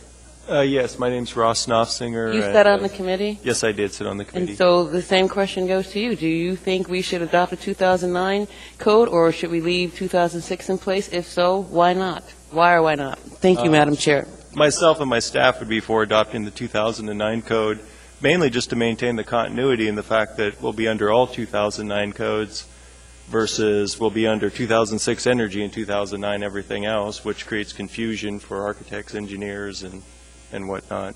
Thank you. Anything else, Ms. Grayjack? Thank you. Mr. Honeman. Well, I think that pretty much sums it up, but Mr. Spinelli, thank you for, I know from your family, I believe, working with homes and building homes in this community, and I thank you for I think, if I'm not mistaken, I think your home building has been somewhat of a standard and setting a standard throughout the community for a while, so I'm just giving you some strokes in that regard. But at the same time, I did my own home project recently myself in the last couple of years, and I know that I was kind of surprised to see, even during the process, it took longer than I thought, so the code changed a bit, and I was held to a little higher standard, and of course I went farther than I planned initially, so I can't remember the phrase of it, but I think level 3 remodel comes to mind, if that makes any sense to you. But basically, I had to bring everything up to current code, and I was glad to do it. And frankly, I made some extra investments. It cost me a few more dollars to do it, but I wanted to make sure that I exceeded the minimums. I mean, frankly, that's my perspective. And do you think the 2006 code is below? And I guess that might question go back. The reasoning for the 2009 code, particularly in the area of energy, is it, for either one of you, is the 2009 code, I guess, the standard that everybody else is using around the country, and that's why we're moving to adopt? Because that seems to be the theme to me. I don't believe that there's much difference. As far as how it applies to residential and housing, I don't think that there's a lot of difference. And that brings up kind of a big idea in the industry of skipping code cycles to save the municipality time and money. Anything else? Thank you. Mr. Flynn. Thank you, Madam Chair. Andre, good to see you. Where's your new home going to be when you finally build it? West Anchorage, Turnigan. Bad move. Bad move. We like having you downtown, Andre. Thank you, Madam Chair. You could come to the east as well. Thank you, sir. You're welcome. No further questions. Thank you. Anyone else?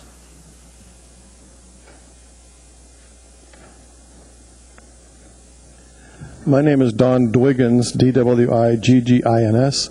I'm an architect licensed since '75 here, but I've written a couple of letters to the Assembly in the packets. But tonight I'm representing the Building Owners and Managers Association, which is represents 28 million square feet of Anchorage, about a third of the assessed valuation of Anchorage. I'd like to talk first very briefly about the elevator. The IFC 607.5, I think that should be taken out. Imposing an average of $15,000 cost on these owners of buildings with these old elevators, I hope you know you're writing an invoice or you're sending a bill to all these people to upgrade elevators when they've been working fine for all these years, and they shouldn't have to do these additional upgrades. Obviously, I'm here primarily to talk about the IECC. I don't think it's needed at all. I think it should be taken out completely. The AHFC has adopted the 2009, so basically every house in Alaska that is getting financing through AHFC is already being required to comply with it. I don't particularly like the 09 version. It's gone another step above the 06 in terms of its envelope requirements. It exceeds, in my opinion, the best practices of the industry. Basically, you've got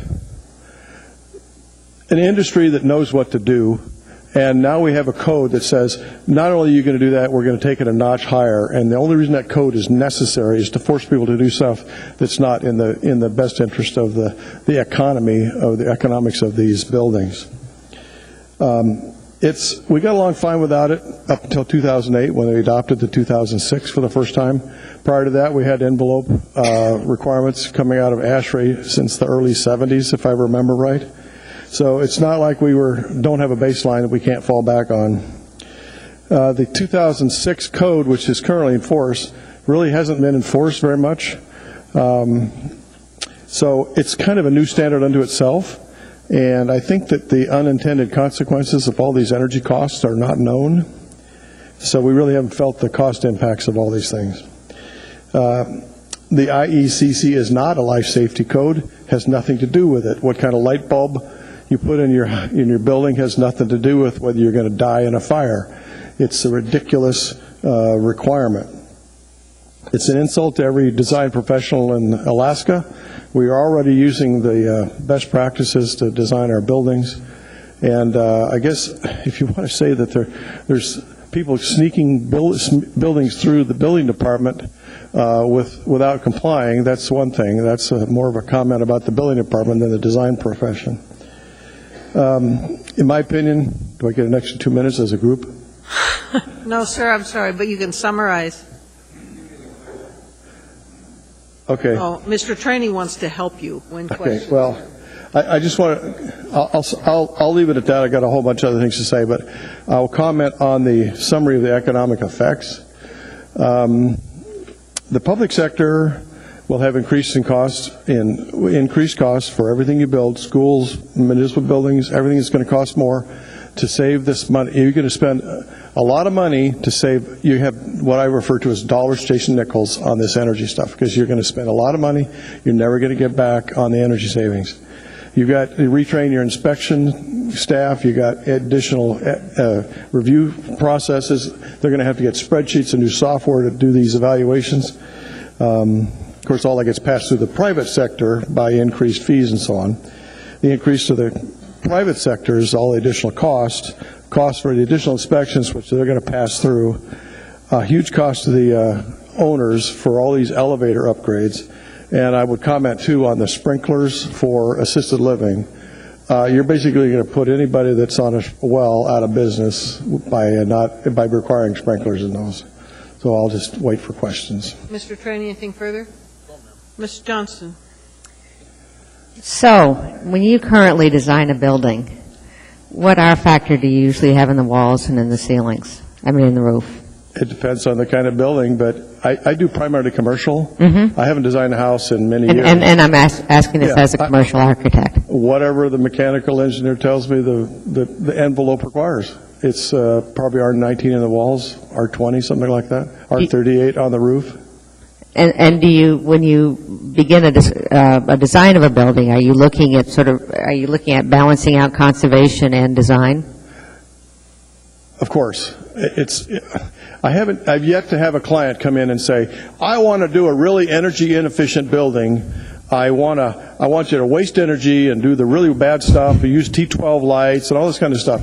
We always design to the most economically beneficial system that's available out there. If LEDs were economical, we'll be using those instead of T5s or T8s. I mean, every time the technology changes, we adapt immediately as soon as the market permits it.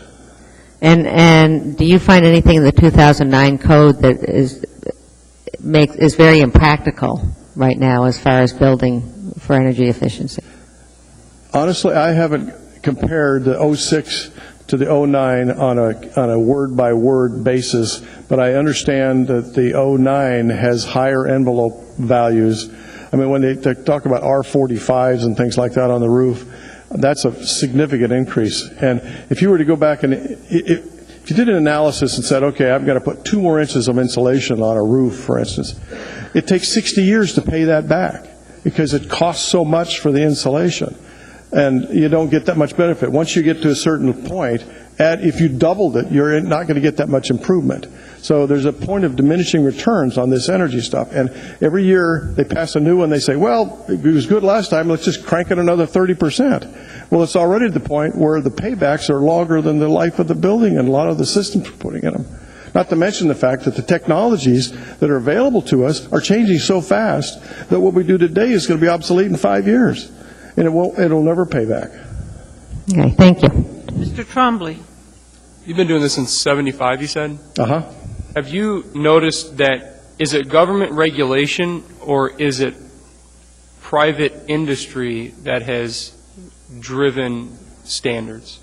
My question, to rephrase it, would be this, is that doing this since 1975, would you say that, well, it would be just that. Rephrase this. Let me rephrase it.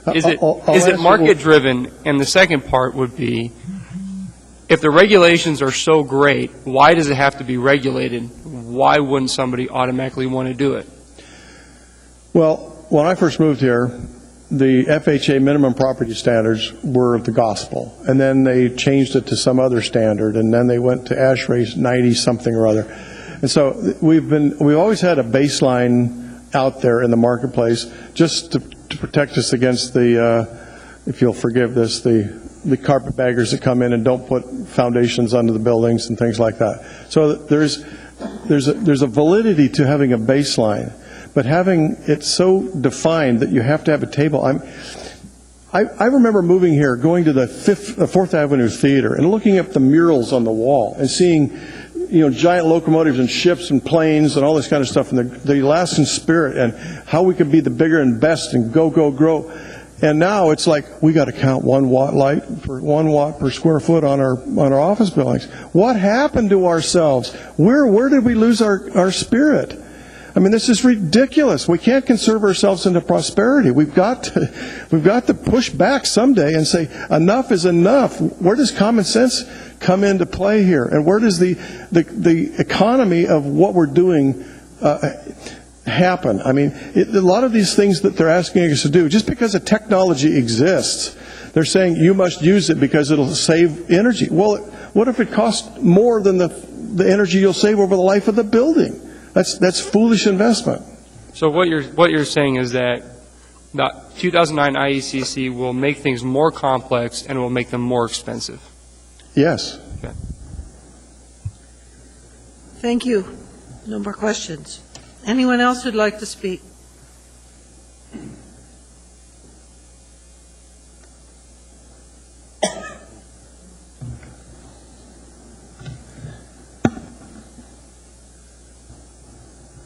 Chair Lady Osiander, members of the Assembly, Mayor Sullivan. Can you hear me all right? Good. My name is Boyd Morgenthaler, Morgenthaler. I'm a professional mechanical engineer who's been practicing here in Anchorage for 35 years now. I'm here tonight to encourage you to completely eliminate the International Energy Code, the 2006-2009 No Code. I believe that the Energy Code is not good public policy. It does not protect life, health, or provide safety. It has very little impact on energy use, and it is not based on realistic economics. The reason I say it has little impact on energy is relatively easy to understand if you think about it. Every year we replace about 1% of the buildings in Anchorage. And the proponents of the Energy Code say that we might save 30% energy on these new buildings. But as I can testify, every one of these architects in the room would give you just about all of that 30% anyway. So the marketplace will provide most of that, and at best we might save maybe less than 10% of 1% of the energy used in buildings per year. Well, over a 10-year period of time, that's 1% of the energy, but in a 10-year period of time, our population is going to grow 10%. So there's no way of getting around the fact we need more energy. So we can't conserve our way into energy to solve the energy problem. And the energy code is not going to do that for us. So the problem then you start facing, you focus on the energy code itself, and it's concerned about energy, but as you've heard, it's not focused on the cost of construction. And it's the cost of construction that we're all concerned about. It's money we're concerned about. We all remember the oil embargo of 1970s. One day we were paying 25 cents a gallon for gas, and then we were paying 35 cents, and then we were paying $1. Well, that was not an energy problem, that was a money problem. And that's what we have today. We have plenty of energy, it's here, it's available, it's just too expensive. It's a money problem. If we don't allow owners to focus on the money problem, we fail them. Thank you, sir. Thank you. There appear to be no questions. Good. Thank you. Thank you. Anyone else who'd like to speak?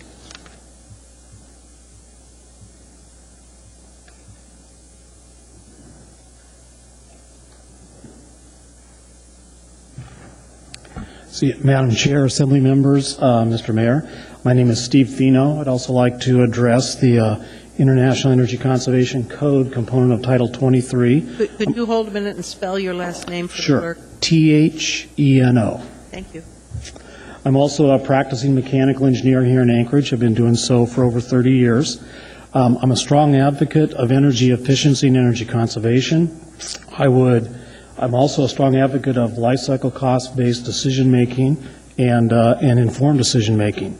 I would encourage the municipality to advocate for energy conservation, energy efficiency, long-term sustainability, and planning, design, and decision-making relative to public projects. I would also encourage the municipality to support the public in this endeavor by raising awareness on the issues and making available to them the tools to make good informed decisions relative to the same. I would not specifically advocate adopting a specific or prescriptive energy code. And the reason I wouldn't do that is I don't think that adopting a specific energy code takes into account or allows you to consider first costs, energy costs, and long-term operating costs in the decision-making on a specific building, project, or specific system. The codes, in my view, were really developed primarily to address public safety and not really to address kind of the broader performance issues of buildings per se. I think Alaskans have done a good job over the years of making good energy efficiency and energy conservation decisions, and I think they'll continue to make good informed decisions using a life cycle cost-based decision-making, good energy modeling, and good considerations of future trends in energy costs and energy supplies without the need for a specific energy code. So I think that's what I'd offer. Thanks. Thank you very much. Wait a minute, sir. Just a minute. Mr. Starr has a question. You speak clearly, and I appreciate that. You're a mechanical engineer? I am, yes. When I want to propose to my clients in a building scenario the difference between, say, an R19 or an R21 or even higher value, perhaps, in the exterior of the walls, you can do that. You can say, you know, if you go to 19 and 21, it's all science. But now I'm faced with the factor that I have to take my insulated panel wall from a 3-inch foam to a 4-inch. And so how do you do that, I mean, in clarity, so that you can spell it out there? And believe me, I've tried to do it. It's not as easy as it sounds. Right. Well, if you're going to model the performance of building and look at any particular segment of a building construction, you have to understand that the building taken as a whole is a pretty dynamic model. So you could invest a lot of money in increasing the R value of a wall from, say, R21 or R24 to R30 or even larger. But if a large component of that building envelope consists of glazing, or a large component of the building envelope is really south-facing glazing, that south-facing glazing is designed to take advantage of the solar energy sources, then the increase in the insulation value on that opaque section of wall probably didn't provide any significant payback for the additional costs you undertook. But we can model those costs and the performance of the building very specifically. Usually the unknown factor that comes into play there really is the long-term energy cost. And so we often do sensitivity analysis where we'll model the building, starting with a baseline, best practices, then we'll model different thicknesses of wall insulation, and we'll compare that to scenarios of what future energy pricing might do. Yeah, and but from your that point also was that there may be other things that make more sense to do and sort of leave it up to the industry, if you will. And is that where your industry's at? Are you guys getting pretty smart in this town on that as a majority? Absolutely, and I think we've been doing that actually for a long time, to consider all the options in developing that ultimate building design to keep the life cycle cost at the absolute minimum. Yeah, is business good right now, or is it slow? Business is good, actually. Okay, good, thank you. Yep. Thank you. Anyone else like to speak?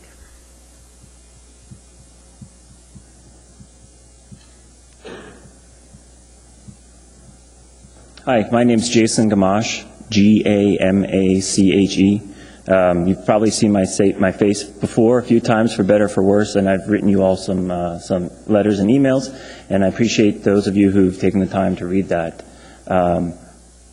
For those of you who've already read my email, I'm not going to go in a lot of time regurgitating that here publicly, but I would just like to second support for adopting a baseline energy code, and please, if you have any hesitation to defer to your code officials, that's why we have them in place, to make these type of informed decisions about how we practice our business. I'm a practicing licensed architect here in Anchorage. Clearly, I represent a younger generation. I plan to be here for a very, very long time. I plan to be building energy-efficient buildings for my community, for my neighbors, for my children as well. We do need energy security, and I would like to make sure the lights stay on for my children and that I can afford to heat their homes. I am represented with a risk to my clients that I'm not willing to put them in, and in that case, I feel that it's our responsibility as a community to build the best possible built environment we can, and through government or local legislation that helps guide us through that process, I would certainly be willing to do so. Repealing the code altogether would be a disaster, frankly. I am very much in support of adopting it, and I wouldn't be opposed to amending it in any way that was particularly supportive to our community. I'm not here for myself. I'm here for the betterment of my community, for my family and your family as well. To the idea of this being a non-life safety issue, I think is ridiculous, frankly. It's about sustaining life as our community. I've heard the argument that adding extra structural support to our building is an added cost. ADA accessibility and ANSI code is an added cost and not necessarily a life safety cost, but I would never advocate for removing either of those from our local building codes. Our buildings need to be accessible, they need to be structurally sound because of our particularly given environment, and they need to be energy efficient. The United States uses more energy than anyone else in the world. Alaska uses twice the national average per capita. That means we use more energy than anyone else in the entire globe. We're not bad people. We're not building bad buildings. We just have an environment that's extremely difficult and demanding, and we need to make sure that our buildings all maintain a baseline and that we're able to improve on that in the future. Thank you.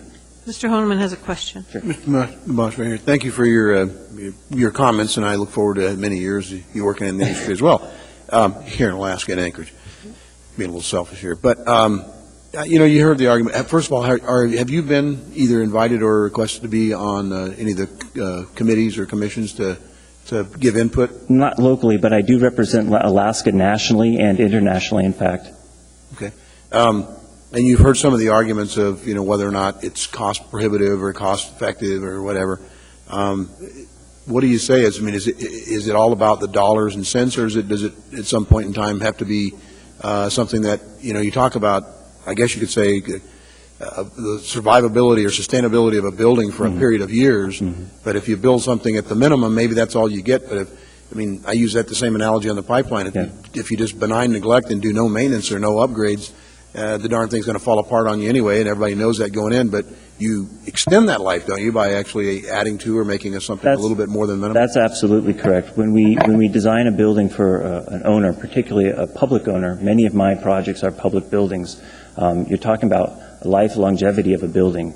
How can you design something that's durable and sustainable that can extend the lifespan of that public funding? We have to be very sort of conservative and fiscally responsive with public funding for buildings. So by extending the lifespan and making it a more sustainable, more durable building with more energy, because frankly we don't know what energy is going to be like in the future. I could be dead wrong. It could go completely south, but I'd be very frank and honest with you. It's probably going to trend upward. So by extending the longevity of that building, particularly for a public building that we know as an owner is going to be around a very long time, and I'm going to have to be, me, my wife, you guys, everybody else is going to have to be paying for, I would certainly advocate for that as well. Thank you. Thank you, sir. Thanks. Anyone else who'd like to testify? Hearing and seeing no one. Public hearing is closed. Mr. Flynn, you're first in queue. Thank you, Madam Chair. I'd like to move the S version of AO 2011-4. And there's Mr. Tromley, were you the second?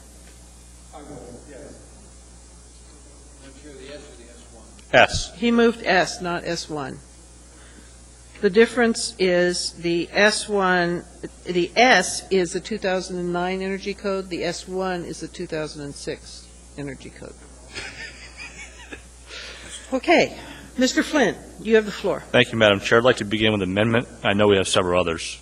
On page 139, lines 2 through 8. Mr. Flynn, the clerk is I'll going to get a written request- copy. I Okay. promise. You know the drill. I know the drill. I've been drilled. Following requirements on line 2, remove all material and replace Wait, page number again, please. 139, lines 2 through 8, following requirements. Remove the following material and insert the word reserved. And the idea behind this, may I have a second, please? Second. There is, I guess, an impassioned discussion over whether we should have an energy conservation code. I tend to fall on believing we should, and if we should it be consistent with the other code sections? I tend to believe we should. However, I am conscious of the concerns related to this specific provision that were revealed to us by the committee reviewing this, and would like to give them the opportunity to revisit this specific section. There are two people in queue. Are you speaking to the amendment? Ms. Johnson to the amendment? Yeah. Mr. Honeman to the amendment? No, to the overall All right. one. Seeing no one in queue for the amendment, is there objection to the amendment? Seeing no objection, the amendment is incorporated. And Mr. Flynn, we're waiting for the hard copy. Coming your way. All right. Madam Chairman, Ms. Johnston. Oh, I'm sorry, Mr. Weaver. could Mr. Flynn clarify again which section he's amending? Mr. Flynn. Sorry, page 139, lines 2 through 8, that's section 23.60.505.5. While I want to interject at this point that to the audience and to my fellow assembly members, this is an extremely challenging document to deal with. We never received the actual code itself. We basically are dealing with a document that's incorporated by reference, and we're dealing with literature or sections that we're dealing after they've been deleted. So I am going to express some leniency in motions when they're made in terms of exactly where they go or exactly where they don't go because of the difficulty of dealing with this material. I heard pretty passionate conversation from staff that every amendment has implications for other sections. And so basically, if you are general and not specific, your amendment will be accepted by the chair. All right, with that. Mr. Weaver, do you now know the section on the amendment? Yes, we do. Would you like to make a comment? And there are implications with some of these that Mr. Nossinger would probably speak to. All right, I would really request that you put your name in the queue so I can call on you Yes, and ma'am, know I'm sorry. if you want to speak. Yes, ma'am. All right. Since you didn't do that, this one has already been approved, but I will allow you to speak to it if you would like. Okay, it's Section 505's interior lighting power requirements. What this local amendment does is it takes a section out of the, this local amendment is in both the 2006 and 2009 versions, but it's different in each version. In 2006, the Code Committee basically said that the lighting power requirements are too restrictive in the Energy Code, and what that was is that it would limit an electrical engineer who's designing lighting for a room to a certain amount of watts per square foot, say like... Into the mic, sir. It would say like you cannot go over 2 watts per square foot when you design your lighting system, and basically it limits them from overlighting a room. And what the committee did at that time was they figured it was going to be too restrictive. It was a totally new concept for Anchorage. So they allowed a 50% fudge factor. They basically, if it was 2 watts per square foot was the limit, you can multiply it by 1.5, so it would allow engineers to design to 3 watts per square foot. Now, in the 2009 version, the 2009 Code Committee thought that, all right, we can tighten this up a little bit, so they reduced that 150% down to 125%, so that there's only a 100 or a 25% increase on the code baseline, and then they put a sunset clause in there that in 2012 it goes away completely, meaning that electrical engineers would have to meet the code baseline. So that's what that means. That gives engineers more latitude in laying out the lighting design for a room. It gives them more flexibility in terms of selecting light fixtures. They can select less efficient light fixtures when lighting a room. They can put more light in the room than what the Energy Code itself would allow. So, does that clarify it? Any questions? Mr. Flynn. The purpose was to allow you to take another look at that, and having it, the language I gave you reserved, does that give you that opportunity? Okay. Okay. That was my goal. So okay. I'm sure we'll hear from you again, right? Thank you. All right, Ms. Johnston, you're next.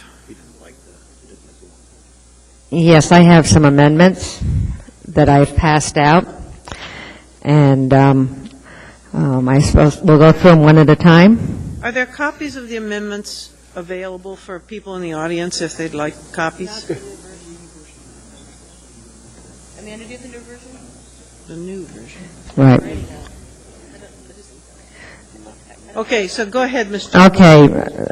The first one is to amend Section 23.15.426.3 and other relevant citations referencing residential care and assisted living facilities to add language exempting small assisted living facilities, which is 5 or fewer residents, from automatic sprinkler systems requirement. I so move. And Madam Chair, just for those following along, that's on page 57 of the S version. Okay. Ms. Johnson, would you like to speak to it? This is something that you and I have both discussed as far as some of the smaller residential care facilities. A lot of them in our district are on well and septic, and it would be extremely difficult and expensive for them to have sprinkler systems, and we feel it's overkill. Ms. Gray Jackson? Thank you, Madam Chair. I remember lots of discussion on this subject during a work session, and as far as I'm concerned, and I respect the fact that you both have constituents on wells, but you cannot put a price on life. You just simply can't do that. And with that said, I'd like to hear the administration's response on this amendment. Thank you, Madam Chair. Mr. Weaver or Mr. Nossinger, whoever? I guess one of the issues with well and septic is if an assisted living home is on a well or septic, that means they're in a rural area where there's no fire water. There's no fire hydrants out in the street to fight a fire. Additionally, the roads could be somewhat questionable. They're going to have a longer firefighter response time, so I guess our argument would be is that they actually need the sprinkler even more than, say, an assisted living facility that's within the Anchorage Bowl proper. Anything else, Ms. Gray Jackson? No, thank you, Madam Chair. Thank you. Mr. Honeman on this amendment? Yeah, I just was checking, and I'm not to disrespect Ms. Johnson or anything, but the $8,700 is cost about, and I'm curious as to where that number came from, and can someone from the administration answer, is that a reasonable cost, or is that in a ballpark figure, I guess? I don't know where you got the numbers at, Ms. Johnson. We got those numbers from the industry back when we were working on these amendments a year ago or so. And so the numbers that are on this amendment is actually something provided from the administration, I guess, through numbers that The administration, the code committees received these numbers from the industry. Okay. And I don't know, can I talk to, I don't know, from the fire department's perspective, what's your reading on this? Thank you, Mr. Honeman. Through the chair, we were concerned about this provision primarily because the folks we're talking about are incapable of self-rescue. We really need to describe for the audience and the assembly the facilities that we're talking about here. These folks are in beds. They can't even get up to go to the restroom. Some of these folks cannot stand up at all. They might be there for palliative care. They're going to where they're going to end their life, or they're just very critically injured. So I inspect these buildings, and I'll go in a building that might be 2 or 3 stories tall with 5 or 6 or 7 or more. What you're proposing to do is say these ones with 5 people in beds that cannot even stand up on their own, they have a single caregiver there, and it's typically not the homeowner, that is not capable of carrying even one of them out, and that building becomes on fire. It's ridiculous to think that those folks will be able to get out on their own. So the provision in the code, the code committee actually relaxed the native code language. The native code language said if you had one person in that condition, you had to sprinkle it. The code committee, we believe pretty wisely, said you ought to be able to care for your 2 parents who are incapable of self-rescue and not have to sprinkle your home. We agreed with that. We thought that was a wise approach. But when you hit 3, now remember, we're talking about homes here, but these are businesses. These are commercial operations that are operating out of homes for profit, some of them for a lot of profit. 5 people incapable of self-rescue, 1 person there caring for them, the building is on fire, and those people suffer and die horrible deaths. It's absolutely unrealistic to do it. And the fire department's opposed to it. Thank you.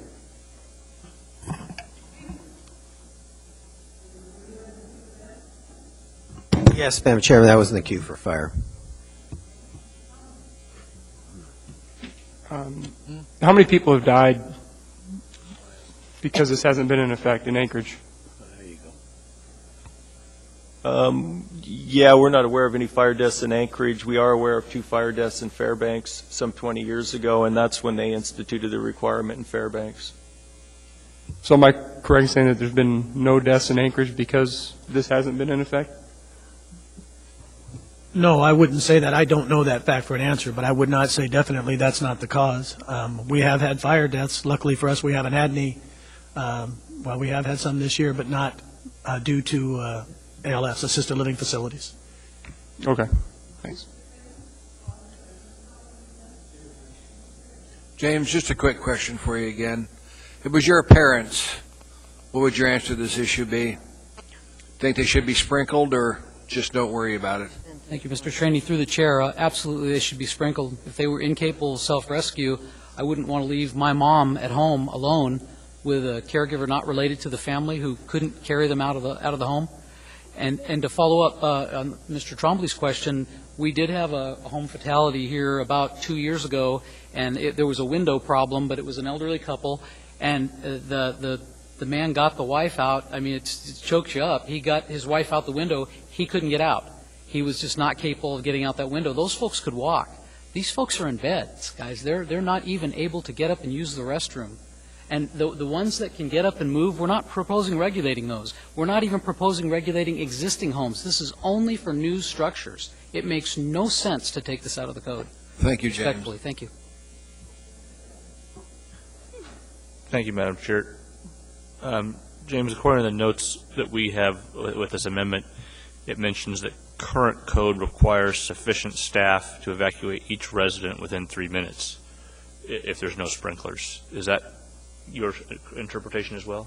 That is correct, Mr. Flynn. Through the chair, we do timed evacuation drills on the facilities that we inspect.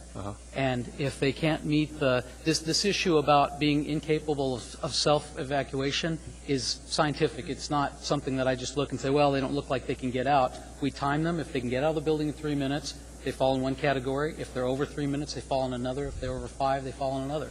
And if they fall into that highest category, we classify them as an institutional occupancy. And again, we're talking about 3 to 5 people here incapable of self-rescue.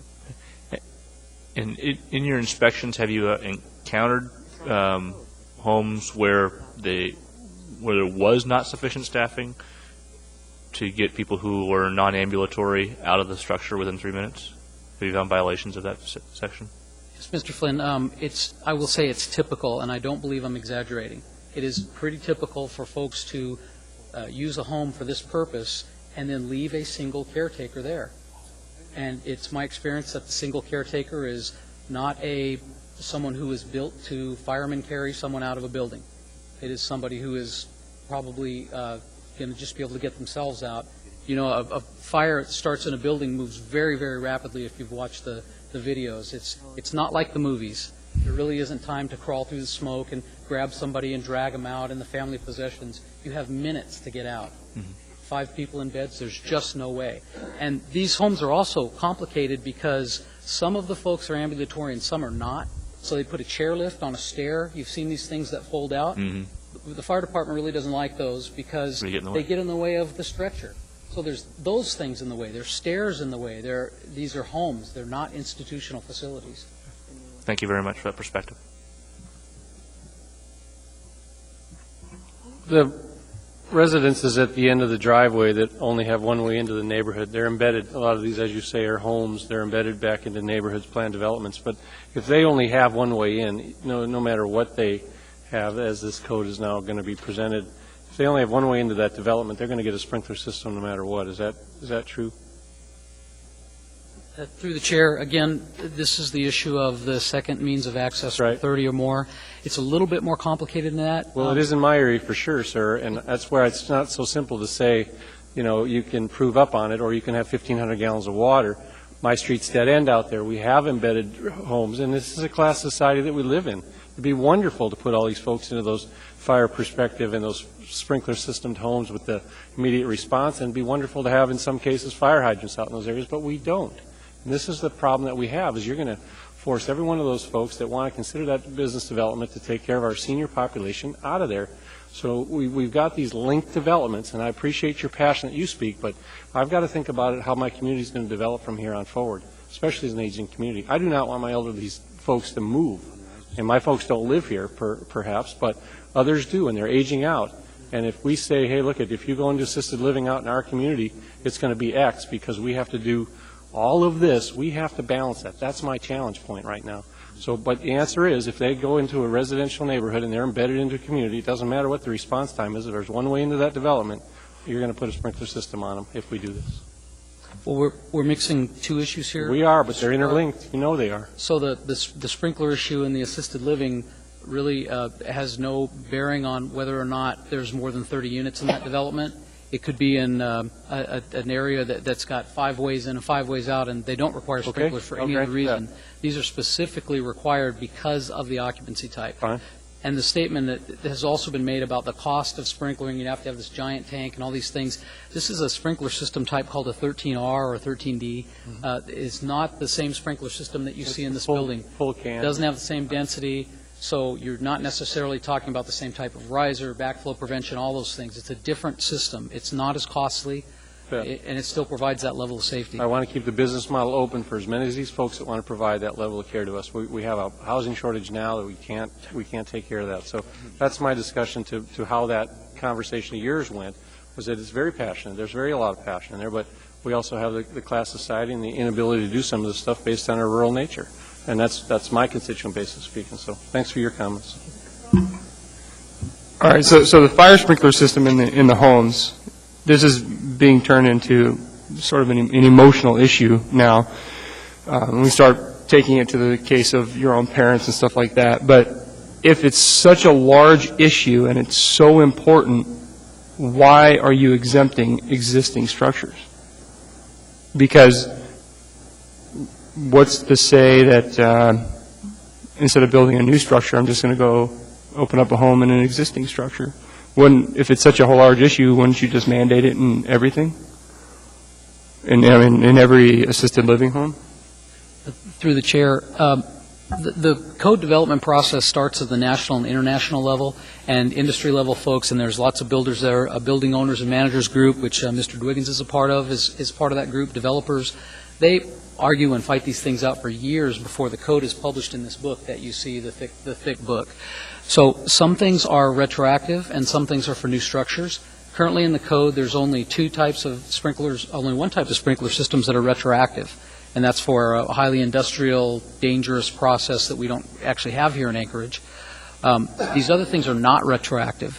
So in my experience and looking at the way I look at it, which is admittedly very conservative, I would probably say they need to be retroactive, but that part is not my decision. That comes through the national level, and then we don't want to take away the work that these code committees have done. They've worked for a year on this process. Private development folks, I think it's specious for us to just gather and say that we think, even for me, to say I think it should be a retroactive requirement. These have been very carefully thought out, and I think to not have it retroactive is probably part of that argument. Well, to be honest with you, I don't think it should be in there anyways, but it just frustrates me beyond belief when we hear things like you can't put a price on life, and there's no intellectual honesty here because it's in existing structures, but not in existing structures, but in new structures. I don't think it should be in there at all, but to make the argument and to make an emotional argument out of it when you're not going to deal with it in its entirety, I think is wrong. Either it should be in everything or it shouldn't be in anything, and frankly, I don't think it should be in there at all. I can't follow that. Thank you, man. I'll just draw.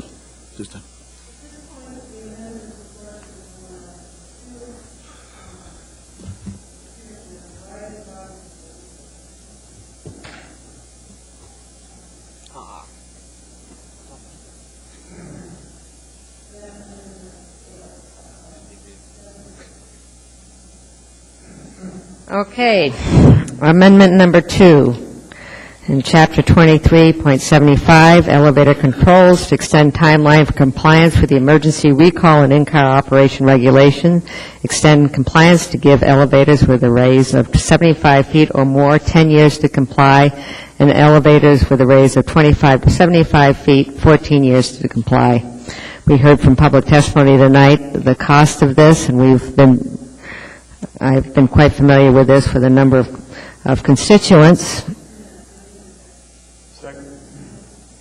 Ms. Johnson. Existing language gives 5 years for elevators with a raise of 75 feet and 7 years for those with a raise of 25 to 75 feet.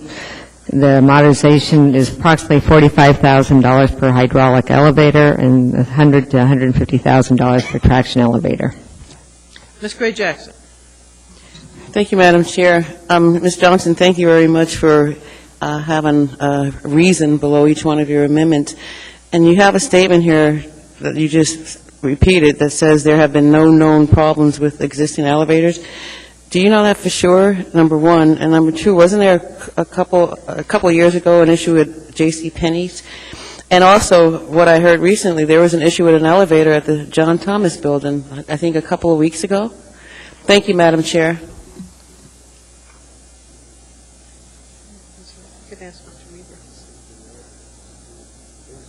Either the administration or Ms. Johnson. Ms. Johnson, do you want to respond? You're looking at me like you're I flustered. had trouble with I couldn't understand your last one. What'd you say? The John Thomas building. The John Thomas building on 3rd Avenue, okay, there was an issue, I think a couple of weeks ago, with somebody that had an accident. It wasn't hurt terribly bad, and I don't know all the details, but it was an elevator issue. Okay, yeah, and I'm not familiar. I might have been out of town. Thank you, Madam Chair. One of the aspects of this is what I've understood from code enforcement was that they feel that the elevators might catch on fire without this retrofit. I haven't heard of that happening, but I'd be sure to, I'd be happy to hear from the administration. Ms. Johnson, through the chair, there's two provisions here we're talking about with elevators. One is emergency recall, and the other is a sprinkler head in the pit. So what the emergency recall issue is about, the elevator is tied to the fire alarm. So when the fire alarm activates, we have heat sensors at each floor. What we don't want is the elevator, typically the elevator recalls to the first floor. We don't want the elevator recalling to the first floor if that's where the fire is. And we don't want the elevator doors opening and having the fire come in and get you with the doors open, because it's very quick, it's very hot. So that's what the elevator recall issue is about. The pit in the sprinkler head in the pit has to do with the space underneath the elevator that fills up with the garbage and cigarette butts and gum wrappers and all the things that most of us never see, but the elevator inspectors see on a regular basis, with the addition of all the hydraulic fluids that run the elevator. So you've got these combustible liquids and combustibles in the elevator pit, and that's why we want the head in the pit. How often are elevators inspected? I have to refer that to the building department. Ideally speaking, once every 2 years, but with staffing limitations, they have a pretty tough time keeping up. I just wondering as far as how long it would take for that trash to actually collect in the bottom of the elevator pit. Do we know of any cases where Ms. Selby Gray Jackson brought up 2 cases of 2 elevators? Would this have made a difference with either one of those? I'm not familiar with those cases. I couldn't respond to that. Anything else? Mr. Honeman. Right, and perhaps Mr. Gray addressed this earlier. I know that you said the code committees and such have spent over a year looking into this, but the number that strikes me, and I'm certainly not, I'm looking at the dollar figures, and I'm not going to ignore the fact that there are some extreme costs, particularly when you get in the $100,000 range. The 5 to 7 years that's in the existing proposed amendment, and is the numbers, where do they come up with the 5 to 7 years? I mean, would it make a difference if it were, say, like 8 to 10 years versus 5 to 7, or it's just a number to me, but what is the reasoning or justification for that number? You're correct, sir. It's just a number that the code committee came up with, and there's probably not a whole lot of magic to that. Thank you. Mr. Starr. Well, isn't the upgrade requirement tied into several other building systems, including the fire smoke detectors and the ductwork and all the other improvements? So when we limit it to saying we're just going to deal with the elevators, to get the new technology to dial in, you have to go after the other systems. And so, you've got your building owner has to deal with several things of components that are truly costly and immeasurable. So, when we talk about the emergency recall, can you just modify an elevator with emergency recall and not tie it into on today's modern technology? That's what the elevator people are telling me, is they can't do it. They have to upgrade both systems. So you're saying they have to put in a new fire alarm system in order to upgrade the elevator recall? That's news to me. I haven't heard that. Well, you can call Jeff at Otis and he'll tell you what he knows from his technicians and his ability to do it. That's what he told me when I was doing my homework on the issue.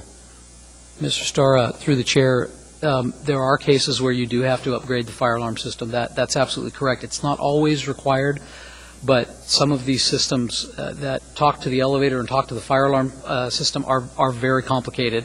So an older alarm panel may not be able to make that elevator do the things it needs to do, and there are also hardware upgrades to the elevator that may be required.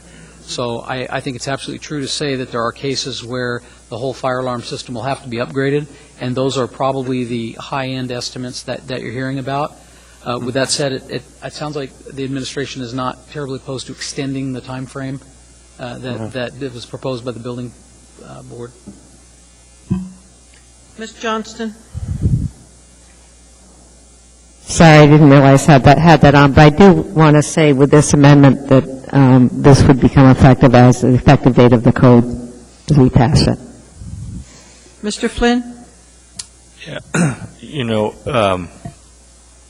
the building I work in is a little bit older. I believe it was the first high-rise constructed after the '64 quake, and it's been around long enough that I worked in it 20 years ago. But Mr. Otis and company have been over doing some work on it for the last, 3 weeks. No big deal to me. I work on the third floor. I walk all the time. But for those who this would inconvenience, people who aren't as ambulatory or have to go to a higher floor, I recognize that giving them some time to comply with this is probably a good idea. Mr. Honeman? Madam Chair, I'd like to propose a friendly amendment, if it's possible, Maker, to adjust this. I have no problems with an amendment to extend the time frame, but just add 3 to the factor of the original existing proposal. So instead of 7 and 14, make it 8 and 10. I'm sorry, 8 and 10. The clerk says she reads it's 10 and 14 now. And so what are you suggesting? The proposal, I believe, was to make it 7 to 14, from 5 to 7. Existing language gives 5 years for elevators with a rise of 75, 7 years for those. The proposed amendment by Ms. Johnson goes from 7 to 14. My proposal amendment would be to adjust that by a factor of 3. So instead of 5, it would read 8, and instead of 7, it would read 10. All right. Is there a second to that? There appears to be no second, sir. Back to the main amendment. Ms. Gray-Jackson, did you want to speak to it? Ms. Osiander, I just want to address Ms. Johnson's question in regard to the elevator accident I mentioned at the Thomas building, because I just got a text on it, if that's okay. Right. Okay, the elevator didn't level out when it stopped on the first floor, and the person who was on it walked out and tripped, hitting her head on the bookshelf. She needed, wait a second, she needed lots of stitches. Blood was all over the place. And this was a couple of weeks ago. Thank you, Madam Chair. Thank you. Is there any further discussion on this amendment? Seeing none, please vote.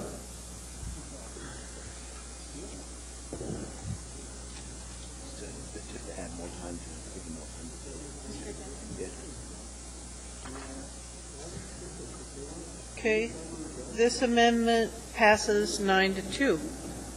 We're back to the main motion. Ms. Johnson, you want to continue? Yes.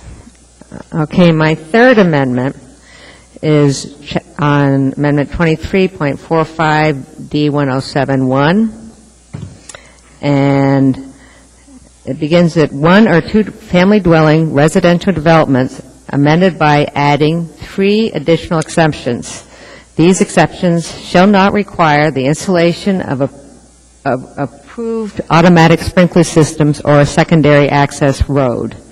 The number of dwelling units within the multiple developments connected by access street or peripheral streets defined by 21.75.035 or any road with a collector or greater status shall not be aggregated to determine whether a separate approved fire apparatus road is required. Do I have a second?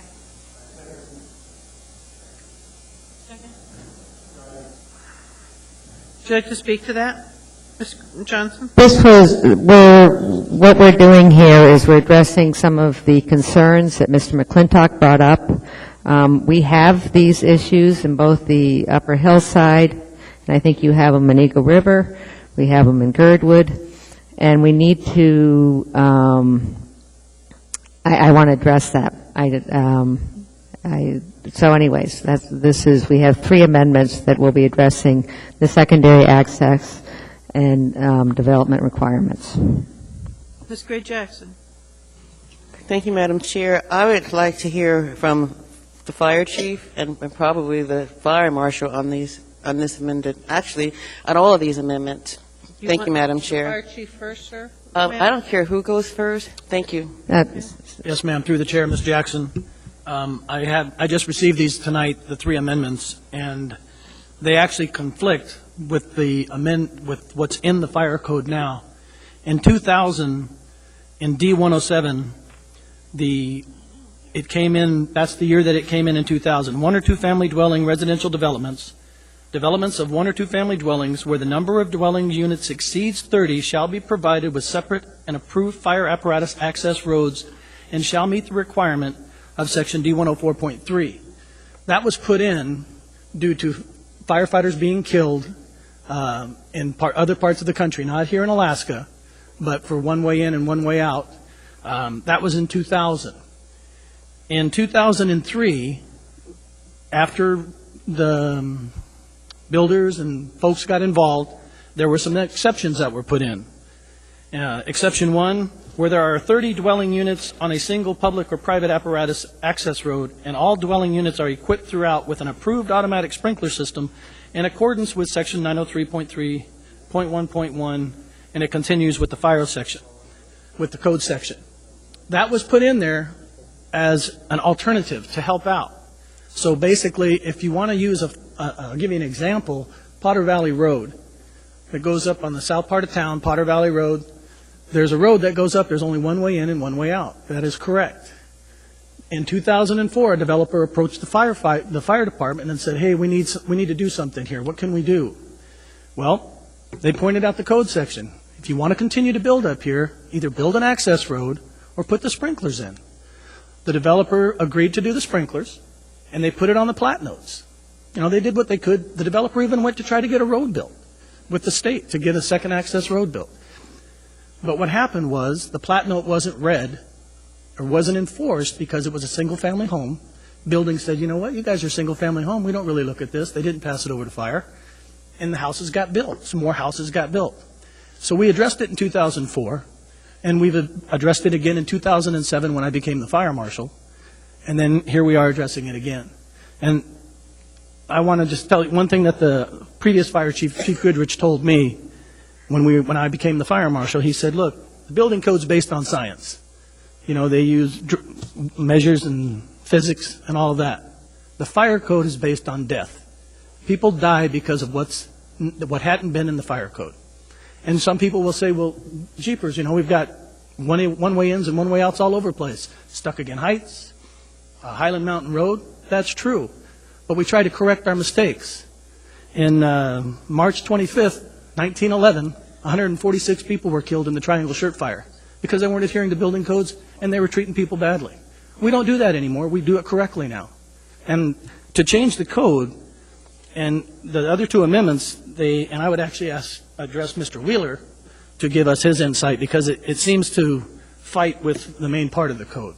So that's my 2 cents, but the fire marshal actually has been working diligently with building, and he's been doing this for quite a while, so I'll let you finish in there, James. Well, I just want to make a really quick comment. Actually, your comments are more than 2 cents, in my opinion. I live in a subdivision where it was built in 72, and there's only one way in and one way out.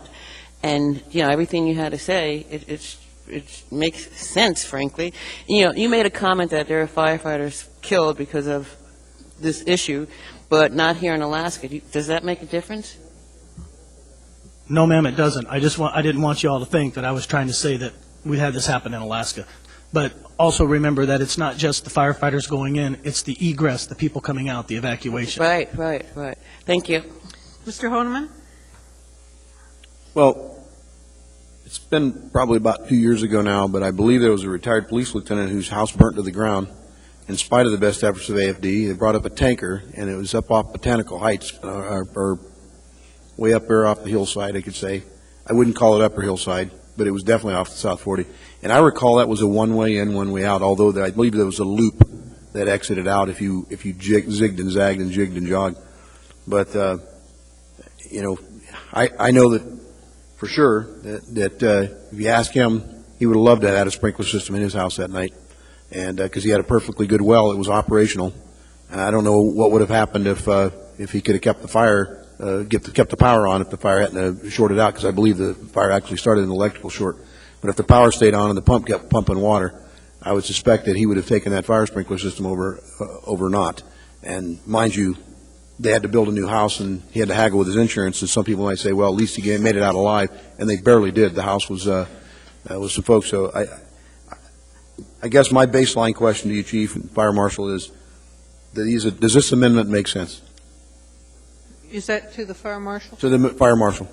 Mr. Gregg. Thank you, Mr. Honeman. Through the chair, we don't support the amendment. We don't believe it makes sense, and I don't think. Again, I apologize to Mr. Trombley, because I do make an argument that is pretty emotional. I apologize for trying to do that. In my job, we do have to pull bodies out of fires. Sometimes we trip over people when we are doing arson and fire investigations because we didn't know they were there. It can become very emotional. It's difficult work, like the work that everybody does. Everybody's got some difficulty in their work. This issue, what we're talking about, is a fire on the hillside. Again, Eagle River Valley. We're talking about the fire in an area with no hydrants, no fire water, one road, and the example the chief used, the Potter Valley Road, about 110 homes, maybe 140 or so. All of those folks are trying to flee that wildfire that's spreading across the hillside. And to add to this, we have had a spate of attempted wildland fires just in the last 2 weeks. In fact, we got a call from APD that they had some kids in custody that were throwing Molotov cocktails into some of these fields out near this is called the wildland interface. So the fires on the hillside, the fires in Eagle River, we have no fire suppression water up there to fight it with. You have these 130 homes, everybody's got 2 or 3 cars, they're all pouring to come off the hillside. We're trying to send a tanker up there and an engine, and we just got the one road and everybody's coming out. So what the fire department has got planned for this is another work group, and I know you hate to hear about work groups, but there are some solutions that have been proposed for these existing roads that predate unification in the municipality. We think we can solve the problem. But honestly, forgive the pun, but throwing the baby out with the bathwater is not the right way to do it on this one. A box canyon with one road in and no sprinkled homes and no way for our apparatus to get there and no way for the folks to get out because the fire is spread across the road is just not a solution. Mr. Birch. Life is filled with risk, and I think when you move farther away from the fire station, and just through the chair to the fire marshal. Now, is Potter Valley they have hydrants up there? No hydrants? Okay, 'cause I'm in Valley View, which is right off of Valley, and we have hydrants, and we have a couple 100,000 gallons, 250,000 gallons of water storage. I guess the question I would like to point of order, Madam Chair. Could we have the chief and other people in the audience not debating while assembly members are asking questions? Yeah, it would be very helpful if you just give responses to the questions, please. Thank you. Yeah. The impact is significant, and if you start looking at Golden View and obviously the concerns that we've had with wildfire out there, and recognizing there are single point access, Girdwood, as my cohort in South Anchorage mentioned, the Girdwood Road, basically that's one lane road, and I guess my question would be, has the city, through the planning office, have you coordinated with them to assess the impact that this would have on residential property owners? Because I submit that there's a whole lot of people that have invested a lot of money over a long period of time waiting to build their dream home in a remote location on, somewhere outside of in the municipality and outside the core service area. And, it'd be very challenging to all of a sudden, I think it'd impact tax revenues, because all of a sudden the value of a piece of land that you can't utilize to build a home on is going to be significant. And is that impact been assessed at all? Mr. Birch, through the chair, we have not done an analysis of those individual circumstances, but the thing we need to address on that is that the development that predicated this amendment is not in the circumstance of Girdwood or in the circumstance of Stuckagan. This situation has not been brought to folks that are developing in those circumstances. The development that this was predicated on has been noticed multiple times that the road's got to go in after the next development, and it's after the next development.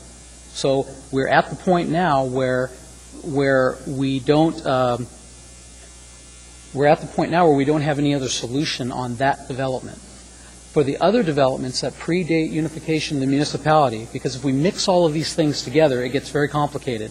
Stuckagan Road, Girdwood, and Eagle River Road, we have what we think is a pretty good solution for those areas. But we don't want to develop that into code language and throw it on you tonight without meeting with the developers, without meeting with the community councils of folks in those areas. We think we have a good solution for that. And I don't want to bore you with all the details. I shared it with Ms. Osiander on the phone yesterday or today, but we're talking about some areas of refuge where folks can get away from the fire, let the engines get in. If they can't get out the road, they've got an area where they can go to. Girdwood, we're talking about maybe the airfield.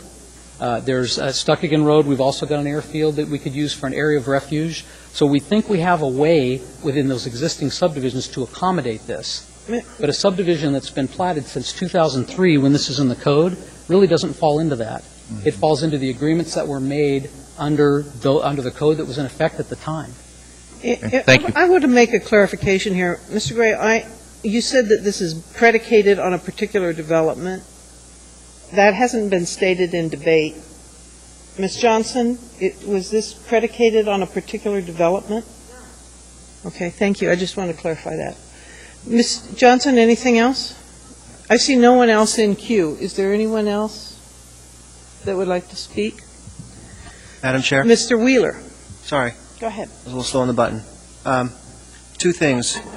One, this is numbered amendment number 3, but because the S version was moved, you have number 3 already in there, which refers to the Wildlands Code, and the S1 version deletes the Wildlands Code reference.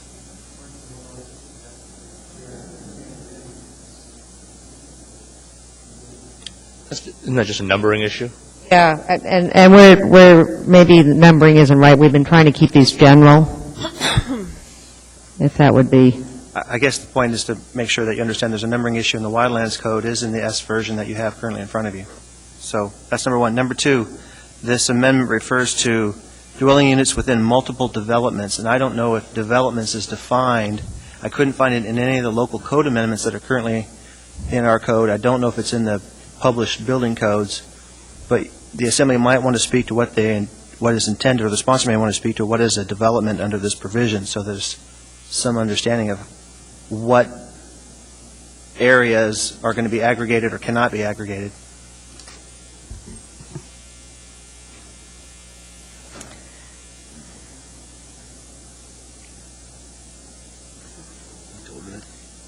Okay. Are we ready to vote on this, or Ms. Johnson? Yes, as a general amendment. The numbering, I think we can save. Developments, I'm a little, I'm comfortable with that language, because I'm just thinking throughout Anchorage you have multiple developments that are done by different developers connecting. And I don't understand your issue with that term. Mr. Wheeler, would it be helpful to ask Mr. Weaver how he would interpret it within those staff, the department? I don't know if that's a solution or not here. Question is the meaning of developments, Mr. Weaver. Multiple developments, excuse me. Well, Madam Chair, members of the Assembly, it could be interpreted many different ways. Okay, so you think it's problematic, too? It is problematic. Okay, thank you, sir. Ms. Johnson, do you want to postpone or do you want to vote?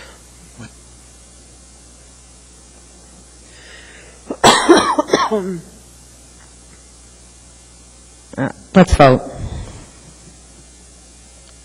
Okay, the motion, the one that's numbered number 3 is the one we're voting on right now.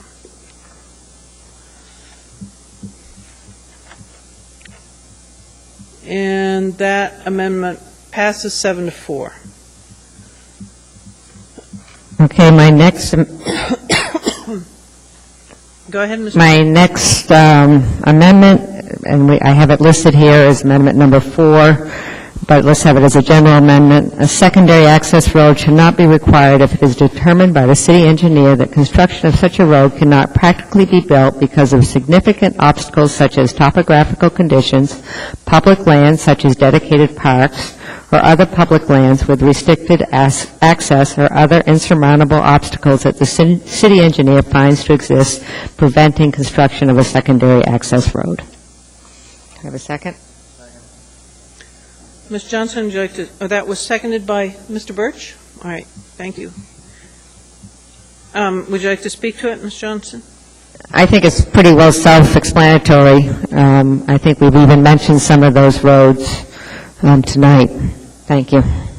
Ms. Gray-Jackson. Thank you, Madam Chair. Again, I'd like to hear from the fire chief on this amendment. Thank you.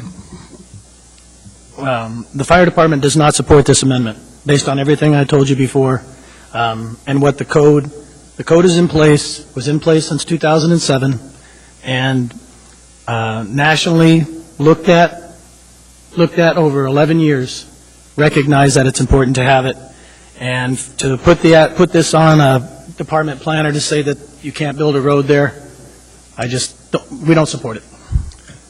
Thank you. Thank you, Madam Chair. Mr. Honeman? I'd like to propose a friendly amendment to this amendment, and would require if is determined by the city engineer and the fire marshal. Is that acceptable to the maker of the motion? Ms. Johnston? No or yes? No. She's not accepting it as friendly. Would you like to just make it as an amendment? Gentle reminder, Madam Chair, there's no such thing as a friendly amendment. That's okay. I have to make an amendment then. Okay. Why don't Close you an go amendment. ahead, sir? All right. So you've made an amendment, and it's been seconded to add the words "and fire marshal." Is that correct? That is correct. After the word "city engineer"? By the city engineer and fire marshal. And fire marshal. All right. Is everybody clear on the amendment? Discussion on that. It was seconded by Mr. Trainee. Seeing no discussion, is there objection to incorporation of that amendment? All right, put it on the floor.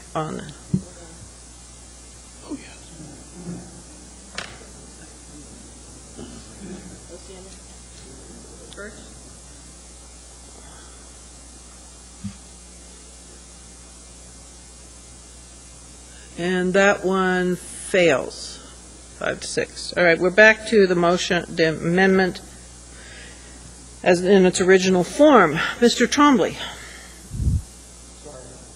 Okay. Ms. Johnson again? Yes, the city attorney, municipal attorney, reminded me that it should be determined by the municipal engineer, not city engineer. Would there be objection to changing the word city to municipal? Seeing no objection, that change is made. All right. Ms. Johnson, anything else? Anyone else on this? Please vote on Amendment 4.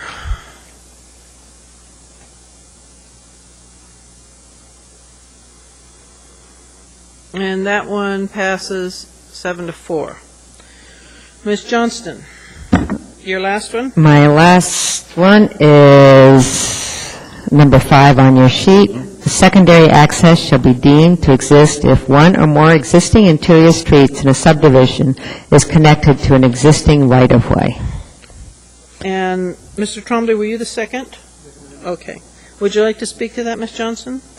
No, it's just I'm still fixing the same types of problems and looking for ways of developing access. Ms. Gray-Jackson. Thank you, Madam Chair. Again, I'd like to hear the fire chief's position on this amendment. Thank you, Madam Chair. Either with the fire, I'm sorry. Mr. Hall? She asked specifically for you, sir. I apologize. I was talking to the city manager. Once again, we oppose this, and all of these amendments we oppose for based on everything I told you, and based on the 11 years of the review by the people that do the fire codes. Anything else, Ms. Thank you. Is Mr. Weaver, you wanted to... Madam Chairman, members of the Assembly, I just want to have the Assembly understand what this amendment does. Basically, it says if you have paper-platted dedications of roads not constructed, that would be adequate for access, and it's obviously not. Is there any further discussion? Mr. Wheeler? Madam Chair, when I read that provision, it seems to me that it completely consumes the requirement for secondary access. Because if you have one street, which every subdivision has at least one street, then you don't need secondary access under any situation.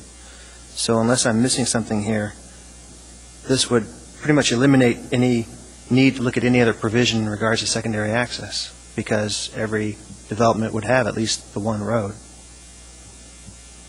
Okay.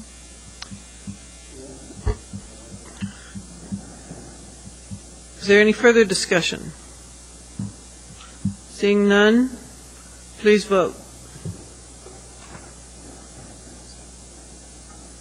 And that amendment fails. Are there any additional amendments? Mr. Starr? This is under the fire code as well, 2345-1106.3. It's a local amendment. Basically, I just want to change the fuel tank. Could you give us a site? The clerk didn't get it. I don't know which page you're on. I'm using the S1 at 120 of 221. Well, 24 what? 23.45. 23.45. 1106.3.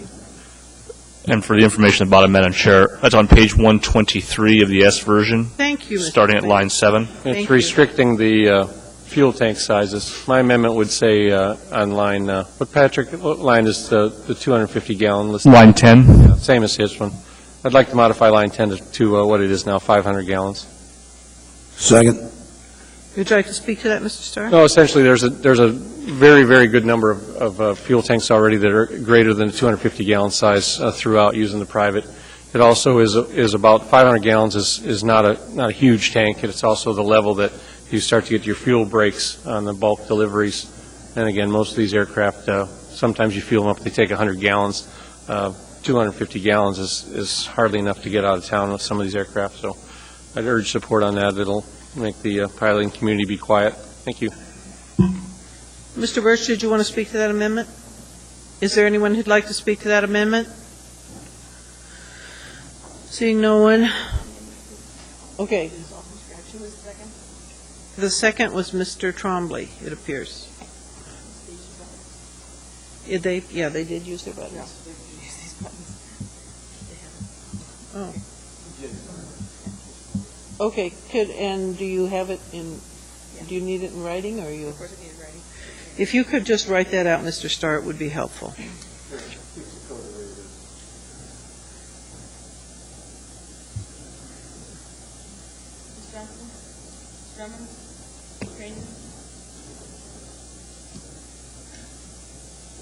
Okay, that one passed unanimously. Are there, Mr. Birch? Got another amendment. Okay. See on page 1, line 29. Page 1, of the 2011-4S, where it says 2360 International Energy Conservation Code. I would replace 2009 edition with 2006 and ask that the staff make the associated modifications behind that are necessary. Could I make a suggestion, and maybe I could have some help from the administration? Would this thing be, would his intent of this motion be impacted the same way if he just moved to substitute the S version? My concern is all the additional changes that Mr. Nossinger put in to make the 06 correlate. Do you mind if I ask that question, Mr. Birch? No. The intent is basically to avoid the update of the Energy Conservation Code to the 09 edition. No, Basically revert to the... Yeah, I understand that. What Mr. Knopfinger did, though, was he pointed out in the S1? S1 version, it wasn't quite as simple as that. Well, it would be my intent to make that motion on line 29 of page 1 and have the corresponding revisions necessary to accommodate those aspects in S1 incorporated by intent. I see. Okay. And was there a second? All right. That item is before you. Ms. Gray-Jackson, would you like to speak to it? Thank you, Madam Chair. I'd just like to hear from the administration on this proposed amendment. Thank you, Madam Chair. On behalf of the fire department, we haven't had a chance to analyze this one yet. I didn't know that this was coming up. Pardon me, we're on the energy code. I'm sorry. Strike my comments. Cross. I guess if this amendment were to pass, we could correct the S version. I mean, is that what you're asking? Is how technically difficult would it be? No, that's not what I'm asking. What I'm asking is, what's your position on this amendment? Oh, I would not support this position. Because? I fail to see any substantial logic behind it, to be quite honest with you. It's, having worked with both the 2006 and 2009 versions, for commercial construction, there's really relatively little different between the two. The most substantial difference actually has to do with our local amendment we have on lighting, where we reduce the fudge factor basically in the 09 version over the 06. So basically the most substantial difference for commercial construction actually has to do with the local amendment we have. So, and then other than that, the significance of the residential changes were clearly laid out in your Exhibit B, which would basically pull the municipality of Anchorage in line with AHFC for consistency. And there was testimony on the lighting, which we already removed. Exactly. Okay. Yeah. Okay. Well, thank you very much. Thank you, Madam Chair. Thank you. Mr. Birch? I would just encourage support for this modification. I think we've had ample testimony and certainly a tremendous amount of email communication and concern voiced by many in the building owner and management arena and the design and construction community that this is really overreaching, that it does adversely impact and usurp some of the ownership opportunities that people would have, and I just think it's the right thing to do, and would encourage an affirmative vote. Thank you. Mr. Hall? Yeah, I guess I really need a clarification here. If I'm correct, if we adopt 2009, there are no exemptions. If we adopt 2006, then existing buildings are exempt. Am I correct in that?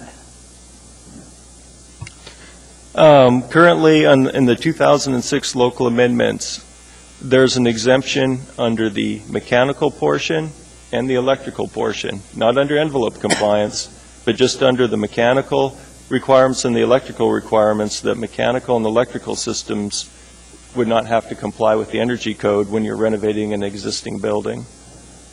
And the 2009 Code Committee chose to drop those amendments after further reflection, feeling they were really not that onerous. I need to get from Michaelis the most important items. Can you help with Mr. Hall, are you satisfied? Do you need any further clarification?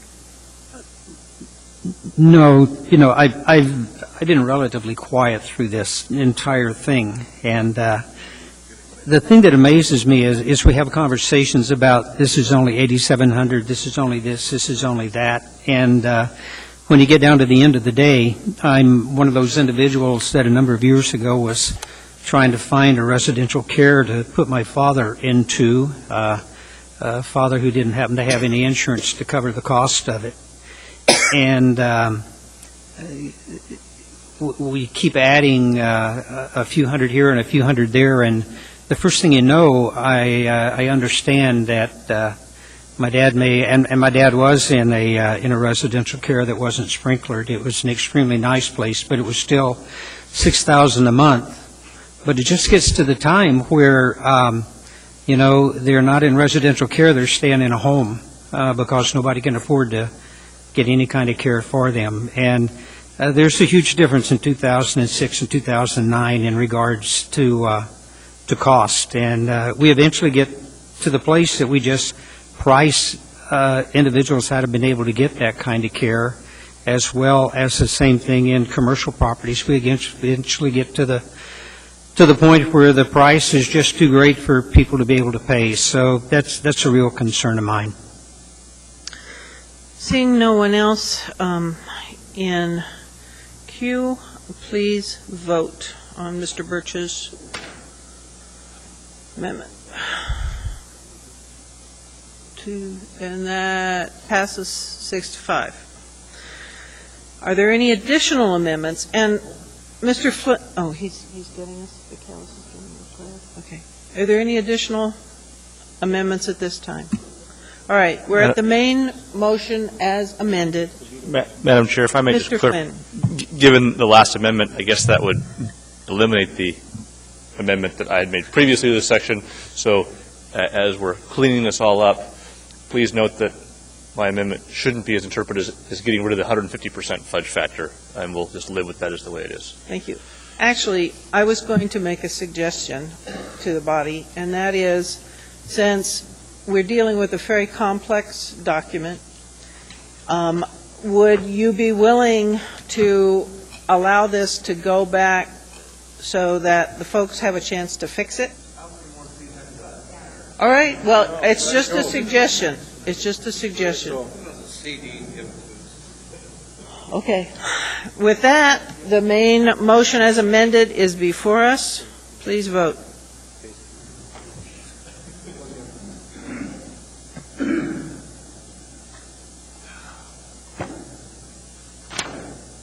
That one passed 9-2. I've asked Mr. Vicalis to tell us what our must-do items are because of the time.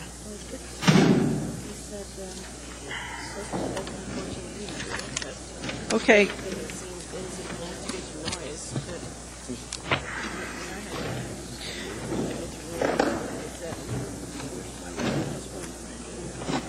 What do we want to do now?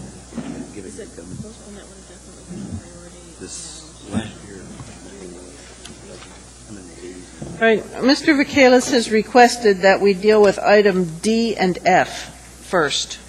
Could I have a motion to amend the agenda to reflect that? So moved. Is there objection? Hearing none.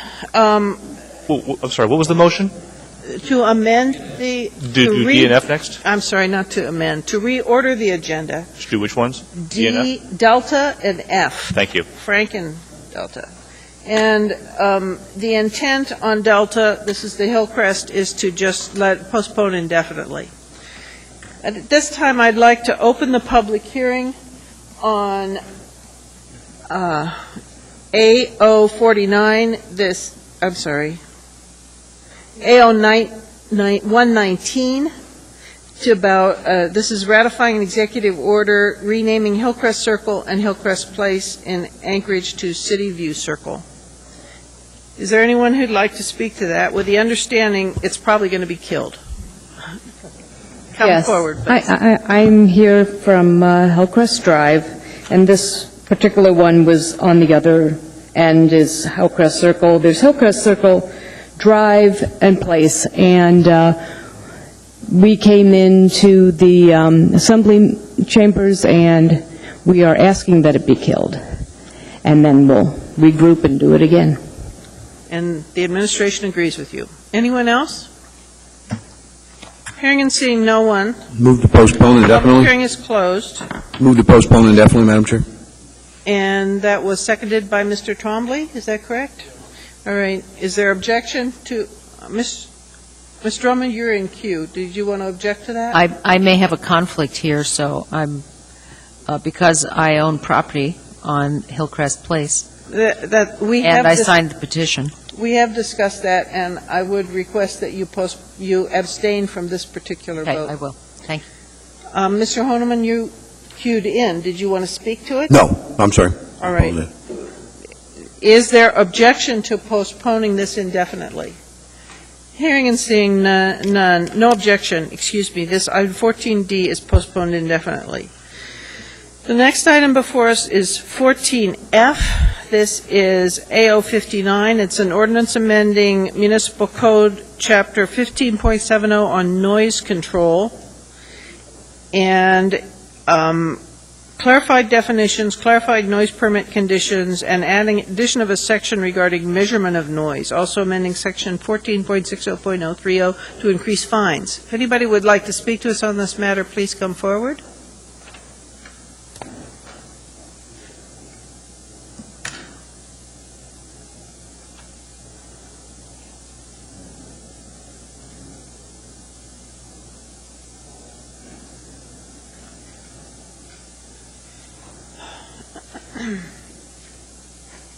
Hi there. I'm incredibly nervous. I've never done this before, but good evening. We're pretty easygoing, even though we're feisty. Okay. Could you start with your name and spell it? Lonnie Laurent. Last name is Laurent. Uh-huh. I've owned the property at 701 and 631 Jack Street for nearly 12 years. It's 3 houses down from an I-2 lot. We're zoned R5. Our neighborhood has been in a permanent construction zone since a soil company has moved in. The complaints number in the hundreds over a period of many years for unbearable noise, dust, smell of manure, and muddy roads. The noise from the front-end loaders, the dirt and rock separators, bulldozers, and excavators is nerve-wracking, to say the least. It isn't just a constant drone of noise, but it's banging and banging of the buckets. I work nights, and I have for many years. I've never dealt with anything close to this. I'm not a light sleeper, yet I was forced up at 7:30 in the morning, 6 days a week, and it ran all day long. Only after much work was this company forced to comply with the ordinance to quit at 10 p.m. and not work on Sunday. I was going to work exhausted from the stress of the noise and lack of sleep. It was impossible to sit outside, enjoy your yard, to have a barbecue, or even read a book.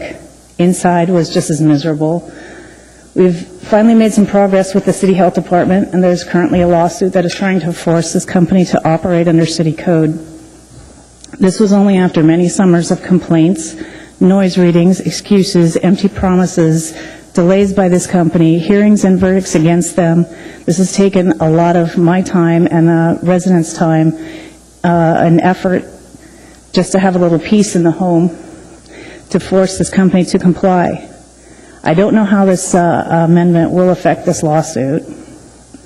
I did my due diligence prior to buying my property. When I bought my property, I called the City Planning and Zoning, and they told me it was approved to be a trust factory. I accepted this. Later, I was told it was going to be a small business park. Great, sounds fine. The ordinance says that there's a limit to the amount of unreasonable noise and disturbance that a residential neighborhood is supposed to endure, so I thought I was covered. I am concerned that I won't be able to get out of this situation, because who's going to want to buy there? His property line is only about 15 feet from several homes. My home is a mere 200 feet from this property line. If the decibel level is allowed to be 70, as they say, what do you think it's going to be in our homes? There's nothing to stop the noise. So hot summer days, windows open, it's still going to be 70 or very close to it. I'm not sure why this is allowed when 60 is supposed to be the standard. Sorry, I have a couple more things, but I'll go quickly. There seems to be some confusion as to whether this amendment helps our situation by having specifics in the noise limits. On the other hand, it seems to raise the noise limits at the same time. It also does not speak to the process of the years of complaints before anything is even measured or warnings given. We and the residents in the neighborhood would hope that you would take this into consideration. We are still a little bit confused as to how this amendment will help or hurt us. Thank you. Mr. Honeman has a question. Okay, and you've been, I'm sorry, I missed, how long have you been in that neighborhood? I've been there 12 years. Many of these people, a few that aren't able to be here tonight, are 40 years. 40 years, 20 years, and so forth. And the business that is operating there, was it there before you moved in? No, it was pretty much an open field. There was a lumber company doing some business there, but it didn't affect us at all. And you've said do you have any petitions or anything from any of the neighbors, concerns, community council? You raised any of this issue up with anybody there? We've actually got a list, somebody here has a list of complaints that have been recorded with the city over the last 7 years. Okay. They number in the hundreds. Saw somebody back there waving a paper, so, right. So. Thank you. Thank you. You did quite well, by the way. Thanks. Thank you. Anyone else? Madam Chair, I'm we're sorry. a couple of in a queue down here. I apologize. Could you come back, ma'am? I'm sorry. Mr. Flynn had a question, and then Mr. Birch. Yeah, well, I want to try and help Ms. Loren answer some of the questions she had for us. Okay. Because prior to my service on this body, I was involved in an informal task force working on this issue, and it's odd that my former profession sort of brought me into contact with noise every now and again. Ms. Engel, you were around then. This proposal essentially, I'll say, reinterprets the Middleton decision that brought about that previous assembly proposal, and basically says that the arithmetic mean is defined as the average between two adjacent lots, and whatever is adjacent to that second lot has no bearing. Is that correct? Ms. Engel? Through the chair, Mr. Flynn, I believe that what you're saying is correct. We're doing with the emitter receiver only is in making our average. That's correct. Okay. And my recollection is that the department's recommendation, after hearing everybody yell at them from both sides, was sort of halfway between what we have here and what the Middleton decision represented. Is that correct? Through the chair, Mr. Flynn, you're talking about several years ago, our recommendation? Oh, come on. Your memory's got to be at least as good as mine. I wasn't director then, so I'm trying to think about what that was. Hold on just a sec.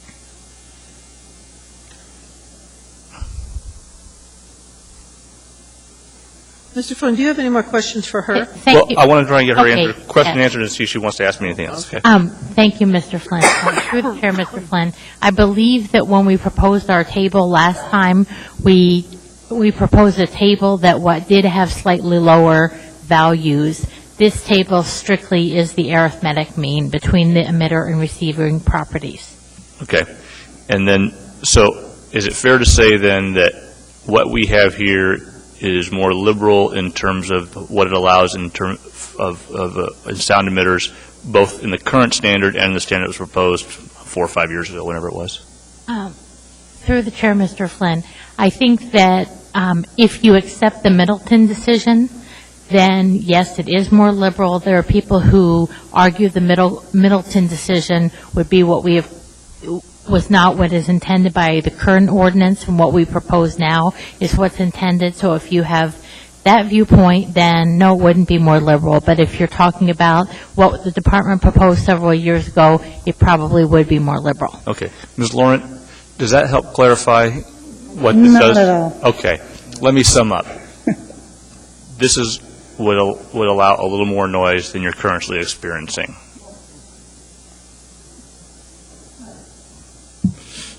Nothing further, Madam Chair.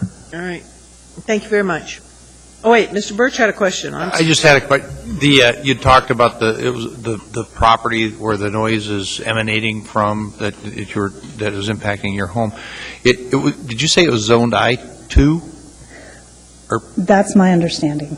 And I guess the question was, did you, when you were researching that, did you, and I don't know what the answer is, but did you look through the permissible uses of I-2 land? I did somewhat. It seems to be a bit complicated. Somewhere in that noise ordinance does allow for I can't remember how it was worded, but excessive noise is not permitted in any situation. 60 decibels in In residential, the code is quite complicated, but as the planning and zoning told me, they had approved this truss factory, and there were, I don't have the papers with me. Just a wide range of industrial uses, and hopefully limiting the noise as much as possible. Yeah, great, thank you. Thank you very much. Does anyone else like to speak to us on this?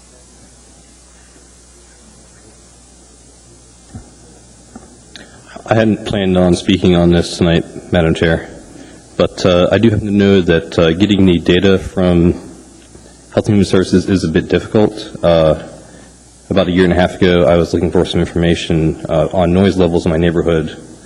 Sir, I have to interrupt. We need your name. Oh, it's Jeffrey Humphreys, Geoffrey. Thank you. HMPHREYS. And I left 4 or 5 phone calls with the Department of Health and Human Services, and I sent them 2 email messages, and I never heard back.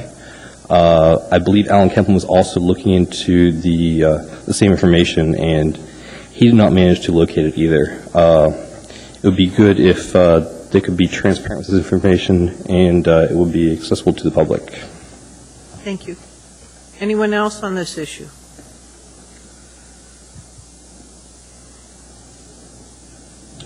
Evening. My name is Nick Digera, D-I-G-H-I-E-R-A, and I actually am a semi-new resident to the neighborhood, which Lonnie is currently residing, and the others.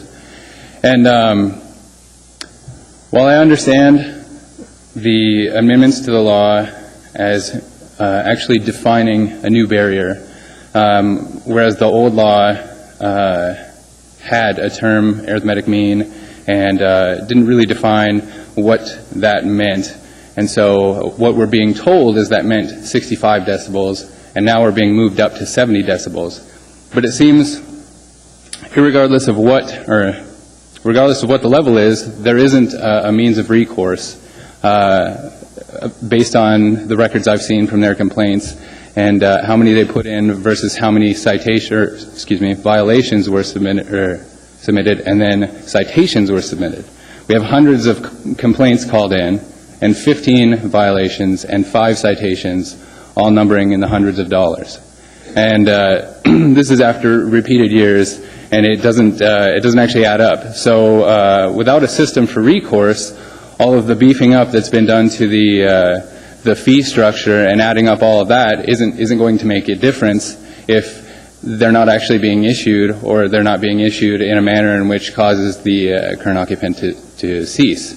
So actually increasing the amount of noise they're going to make will increase the number of phone calls, and that will just cause more people to come out and take more measurements, and then if the same amount gets done on the end of that, it will end up not even utilizing the new fee structure and the new penalty structure, which actually is better, but based on the current enforcement of it, won't affect anything.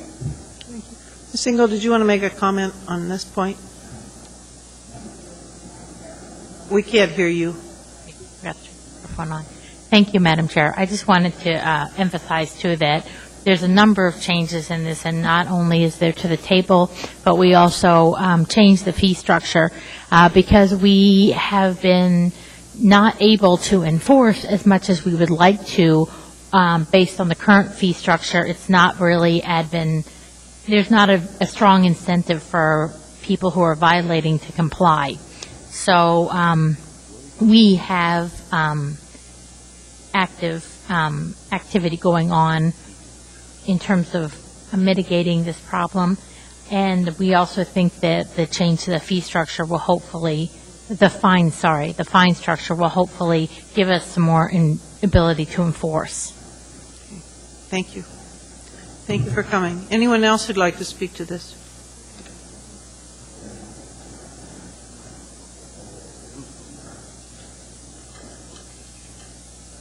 I have the complaints, if you would like to see them. If you give them to the clerk, then we can all see them. I sent them to everyone this morning. We got them. So, yeah. Okay. Thank you. Go ahead. If you could start by identifying yourself, please. Okay, my name is Jim Bosch, and this is my wife, Carol. And okay. the last name is spelled how? B-O-S-C-H. Thank you. I'm going to let her speak first. You can put it in the record as Snoop Dogg. That's the appropriate moniker for Mr. Bosch. Trust me. Hi, my name is Carol, Carole, Bosch.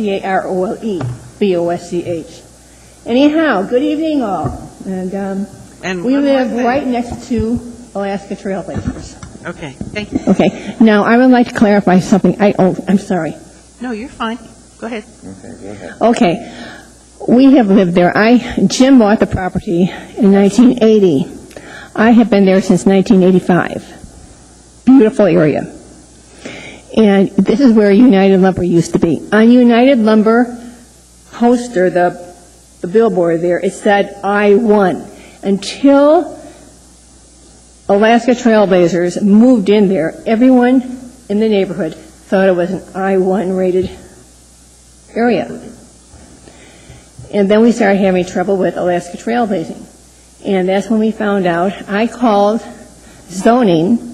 They thought it was an I-1 until they dug in and found out that it was an I-2. Everyone thought it was an I-1 until we started having all this problems. Anyhow, I want to say that the idea of raising the noise level in an industrial area right next to us, a residential area, is ludicrous. Just plainly, no one would like it if you lived in that area.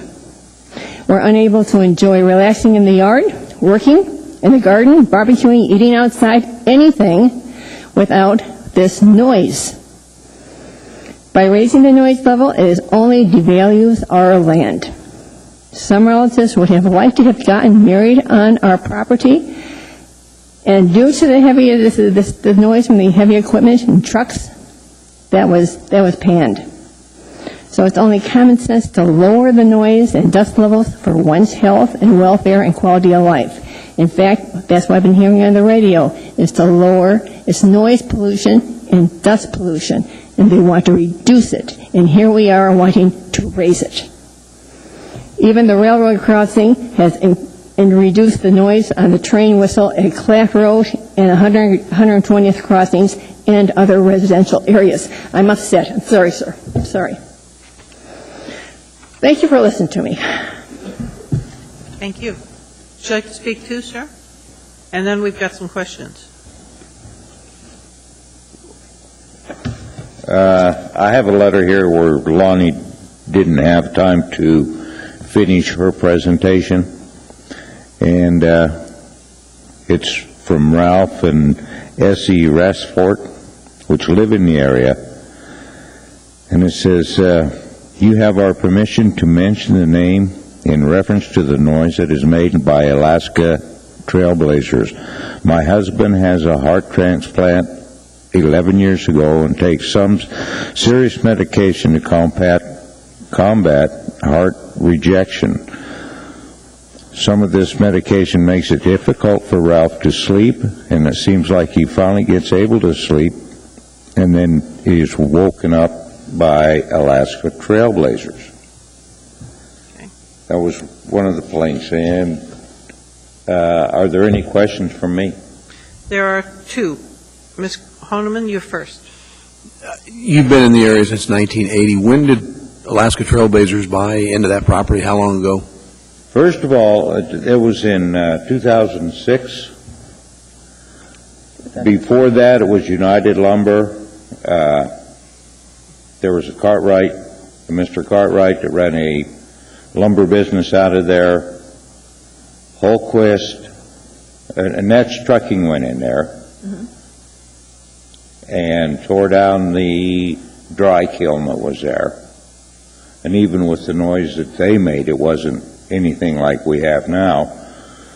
And then Holquist was going to come in and build a truss plant, but they gave that up because they found other properties, and then Alaska Trailblazing came in. And you've talked with these folks about the noise and trying to work on some abatement of the noise? Constantly. The daily thing. Okay. And I did get your email with complaints. All right. Thank you. You bet. Mr. Trainee. Sir, when you have a complaint, do you call the city about the complaint, and how fast does the city respond to you, or do they ever respond to you? The city responds to the complaint. They'll call us back and say, well, this or that. Sometimes they'll come out. Sometimes I understand with all their business that they can't be out there every time we have a complaint.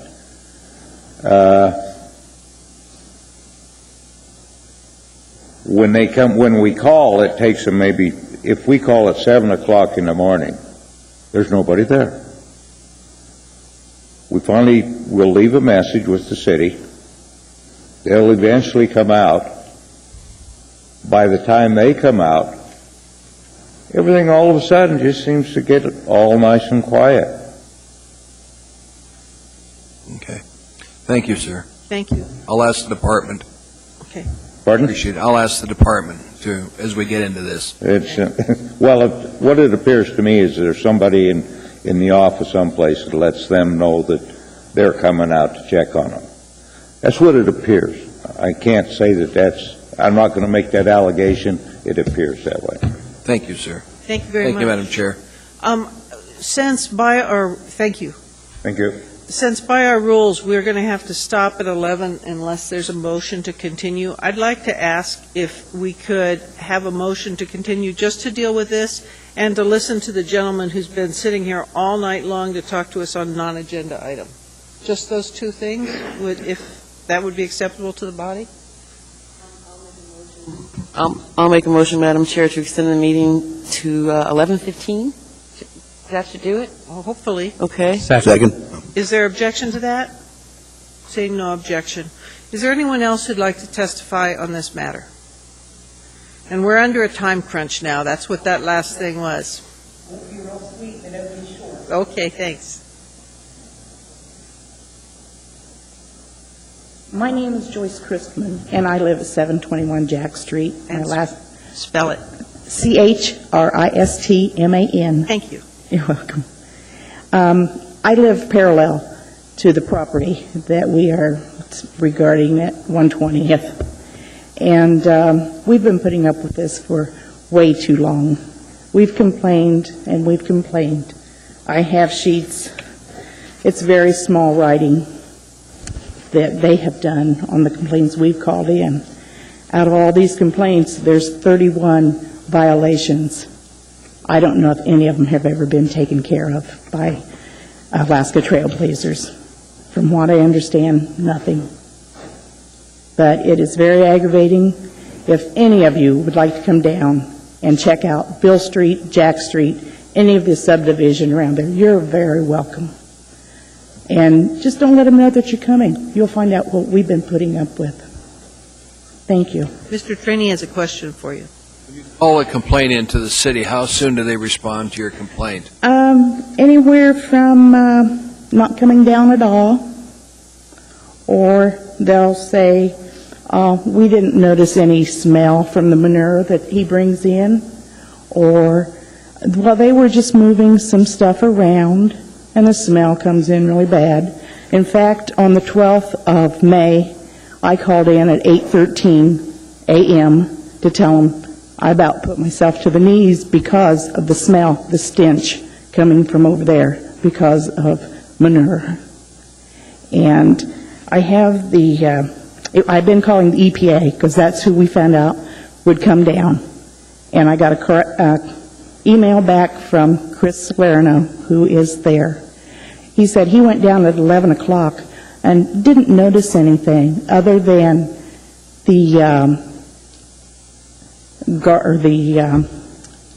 pit manager had said, oh, yeah, about that time we were loading up a truck to take out to Seward.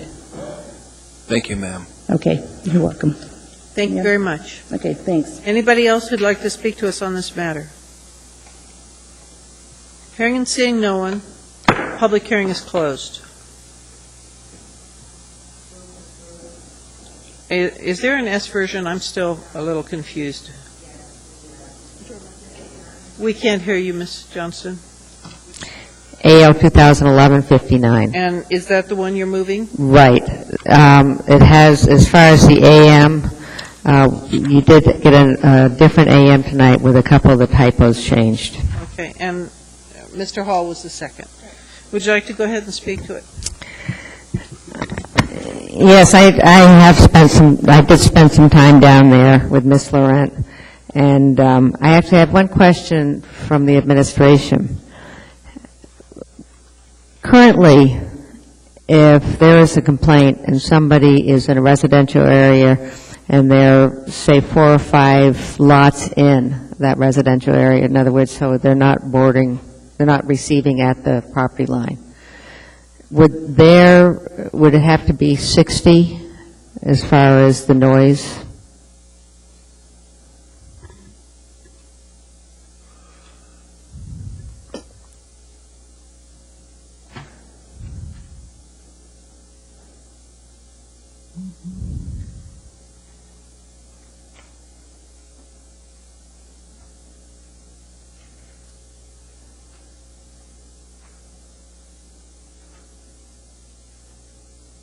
Okay, so through the chair, Ms. Johnston, I believe that what we would do is go to the complainant's property and measure there, and then we would go to the residential property that abutted the emitting property and the receiving property that abutted the emitting property and measure there as well. Okay, and if the complaining party was, as I say, 4 or 5 deep in, it would have to be, in other words, if they weren't adjoining the industrial land, would it have to be at 60 decibels?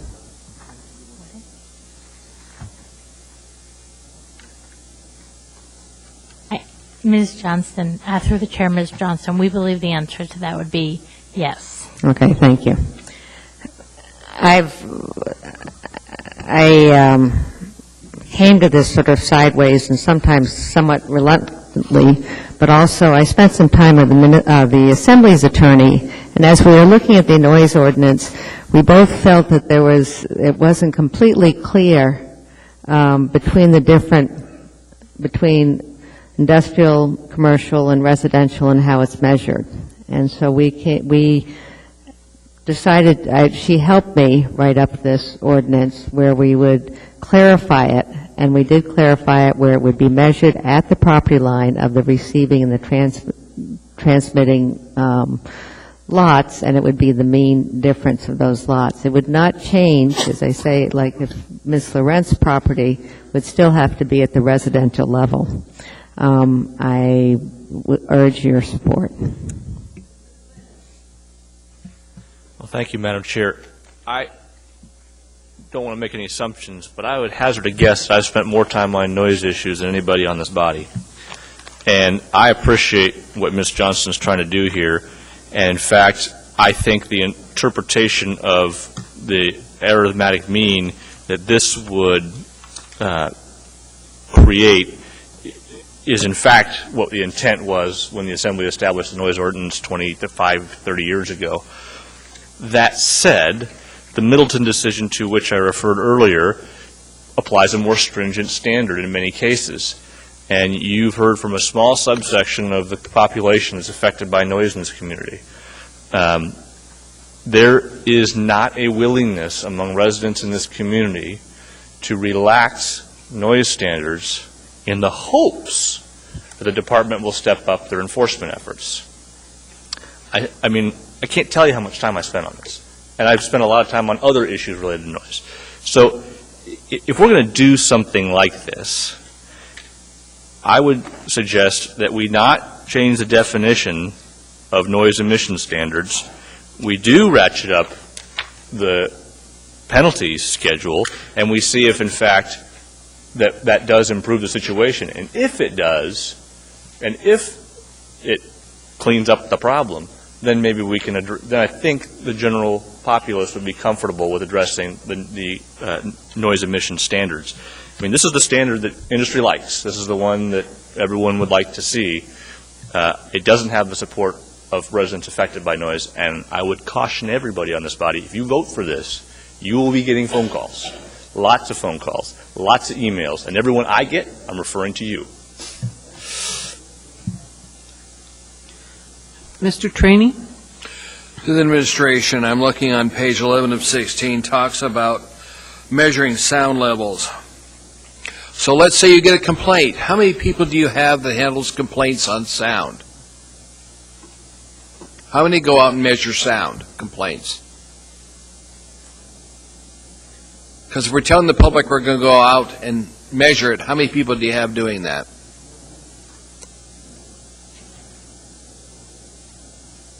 We have one person who is primarily assigned to noise, but we have 7 trained staff who can go out and take noise readings. One for a town of 300,000 people? That's correct.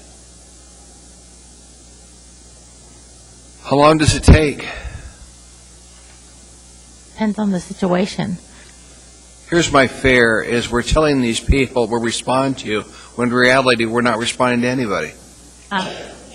Through the chair, Mr. Trainee, I would suggest that if you look at the spreadsheet that you were sent, that it will tell you which times we made site visits and which times we didn't make site visits. We redacted the names from the complainants, but it does tell you whether we visited the site. And I would say that a good deal of the time we do visit the site. Not every single time do we visit the site, especially if we get multiple complaints on an issue that we're already working.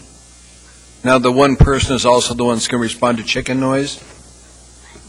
You don't have to answer that. Thank you, Madam Chair. Yeah, that would be an animal control issue, I think. No, actually, you guys will be. They said you guys would be doing animal control. Thank you, Madam Chair. Ms. Drummond? Thank you, Madam Chair. For $10, you can buy a sound studio quality noise decibel meter for your iPhones, which most of the people in this room own.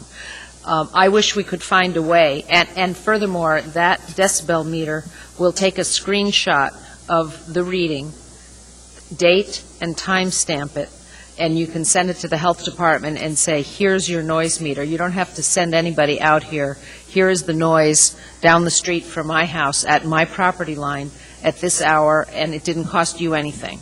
I spent $10 on that decibel meter for my iPhone.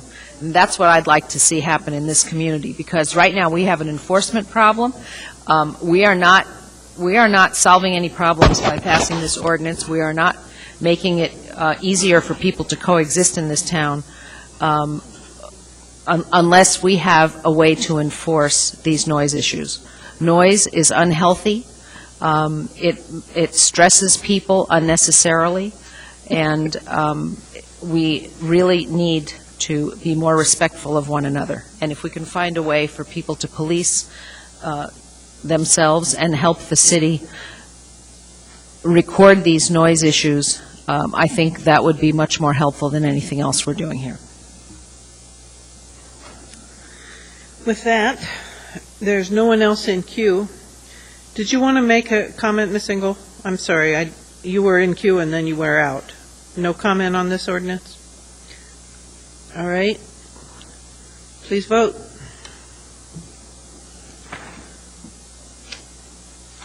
Mr. Hall, we need you.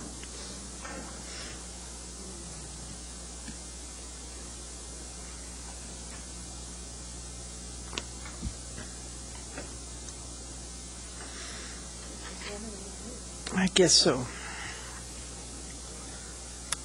And that one passes 6-5. Well, I don't, administration, yeah. All right. Would there be objection to asking the gentleman who's been sitting here to come forward?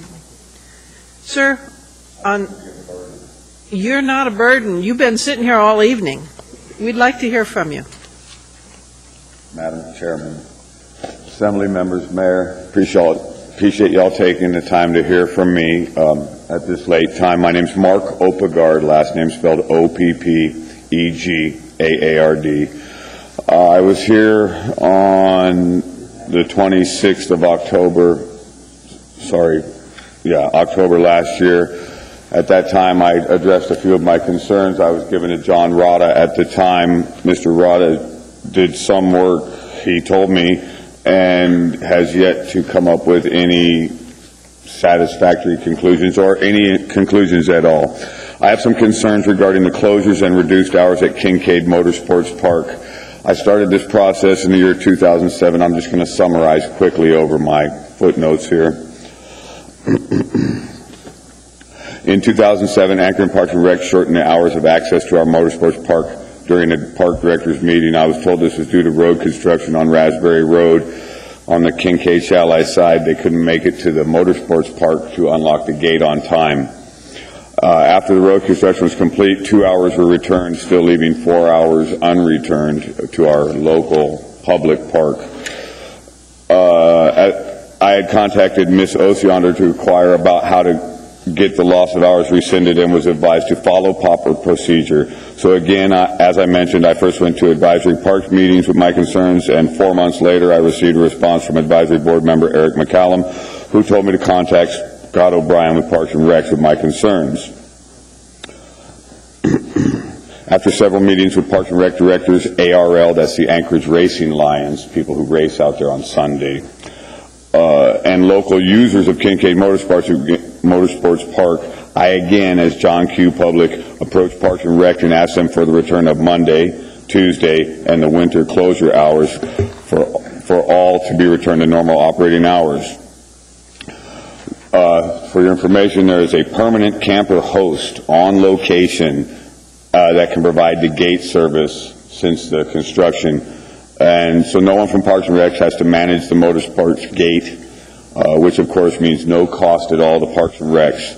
Again, I cannot stress enough, as John Q. Public, I'm requesting the return of normal operating hours or input from the public. I'm sorry, and I also like to stress that no public opinion or input from the public regarding this park's use was obtained by Parks and Recs before making these closures to public lands. I stand before you this evening to ask for the return of normal Kincaid Motorsports Park hours of use. Kincaid has been available to the public for more than 40 years and should continue to provide an available place for motorsports enthusiasts. Returning the loss of available riding hours could assist in stopping the abuse of cross-country trails, the trails up and down hillside and other private areas. When the park gates are closed and locked in the winter, I personally have walked back there and seen damage from vandals and thieves, including fires, 7 fire pits, vandalized signs, broken light poles and fences. Laws are being broken behind these locked gates in the winter. There's no police patrol during this time. The way to keep our parks usable, safe, and secure is to keep these areas open for all user groups. This includes APD patrols and winter motorsports enthusiasts. I look forward to the Anchorage Assembly's formal response to this 4-year ongoing loss of use. Thank you. To the administration, this gentleman has been remarkably persistent. He has gone to the Park Advisory Board, and he's contacted Mr. Rada to try to get some clarification. He's also, he's talked to me several times. He's also, as I understand it, you've got noise levels on your machines now. Absolutely. And there's somebody on site. Could he get a response at some point, Mr. Michaelis or Mr. Mayor? Yes, we'll provide a response. What I did was I summarized, sir, it's getting late, but I have contacted Eric McCallum on the advisory board, Victor Malazzi, Scott O'Brien, the list goes on and on. I've got all their responses here with me, and I look forward to leaving my contact information with you. I actually have a copy of the letter I just wrote if I could hand it to you. Yes, sir. All right, thank you. Would you like to, at this point, the motion was to go until 11:15. Madam Chair, make a motion to try to finish the rest of the agenda items. I think Okay, Mr. Thompson's been waiting patiently, and they seem fairly simple. Appropriation of TOR money and things like that. Is there a second? Is there objection? Seeing no objection. Right. Okay, the first item on the agenda is 14A, and the hearing is already closed, and we've dealt with this matter in another way. Is there a motion? Is there a second? Is there objection? Hearing and seeing none, that matter, 14A, is postponed indefinitely. We've already dealt with 14B.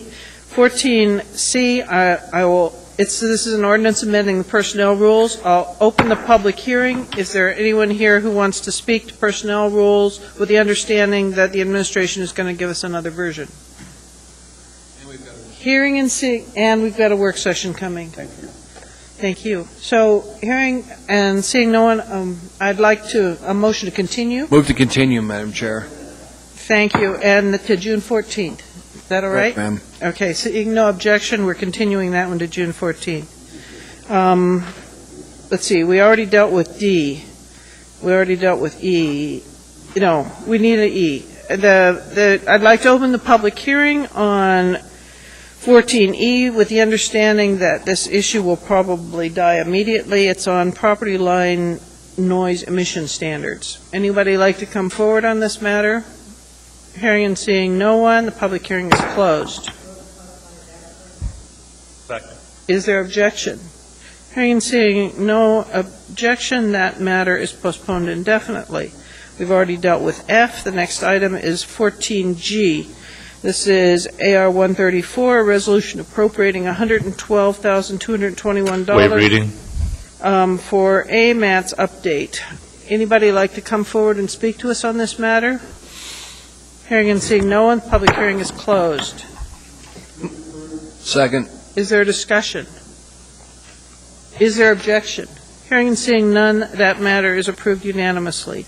We're now at 14H. This is AR 140. It's a resolution appropriating $290,192 from state DOT. Waive reading. This is also for AMATs. You have to have a public hearing Yeah. first. I'm sorry. Thank you. Anybody like to speak to us on this matter, please come forward.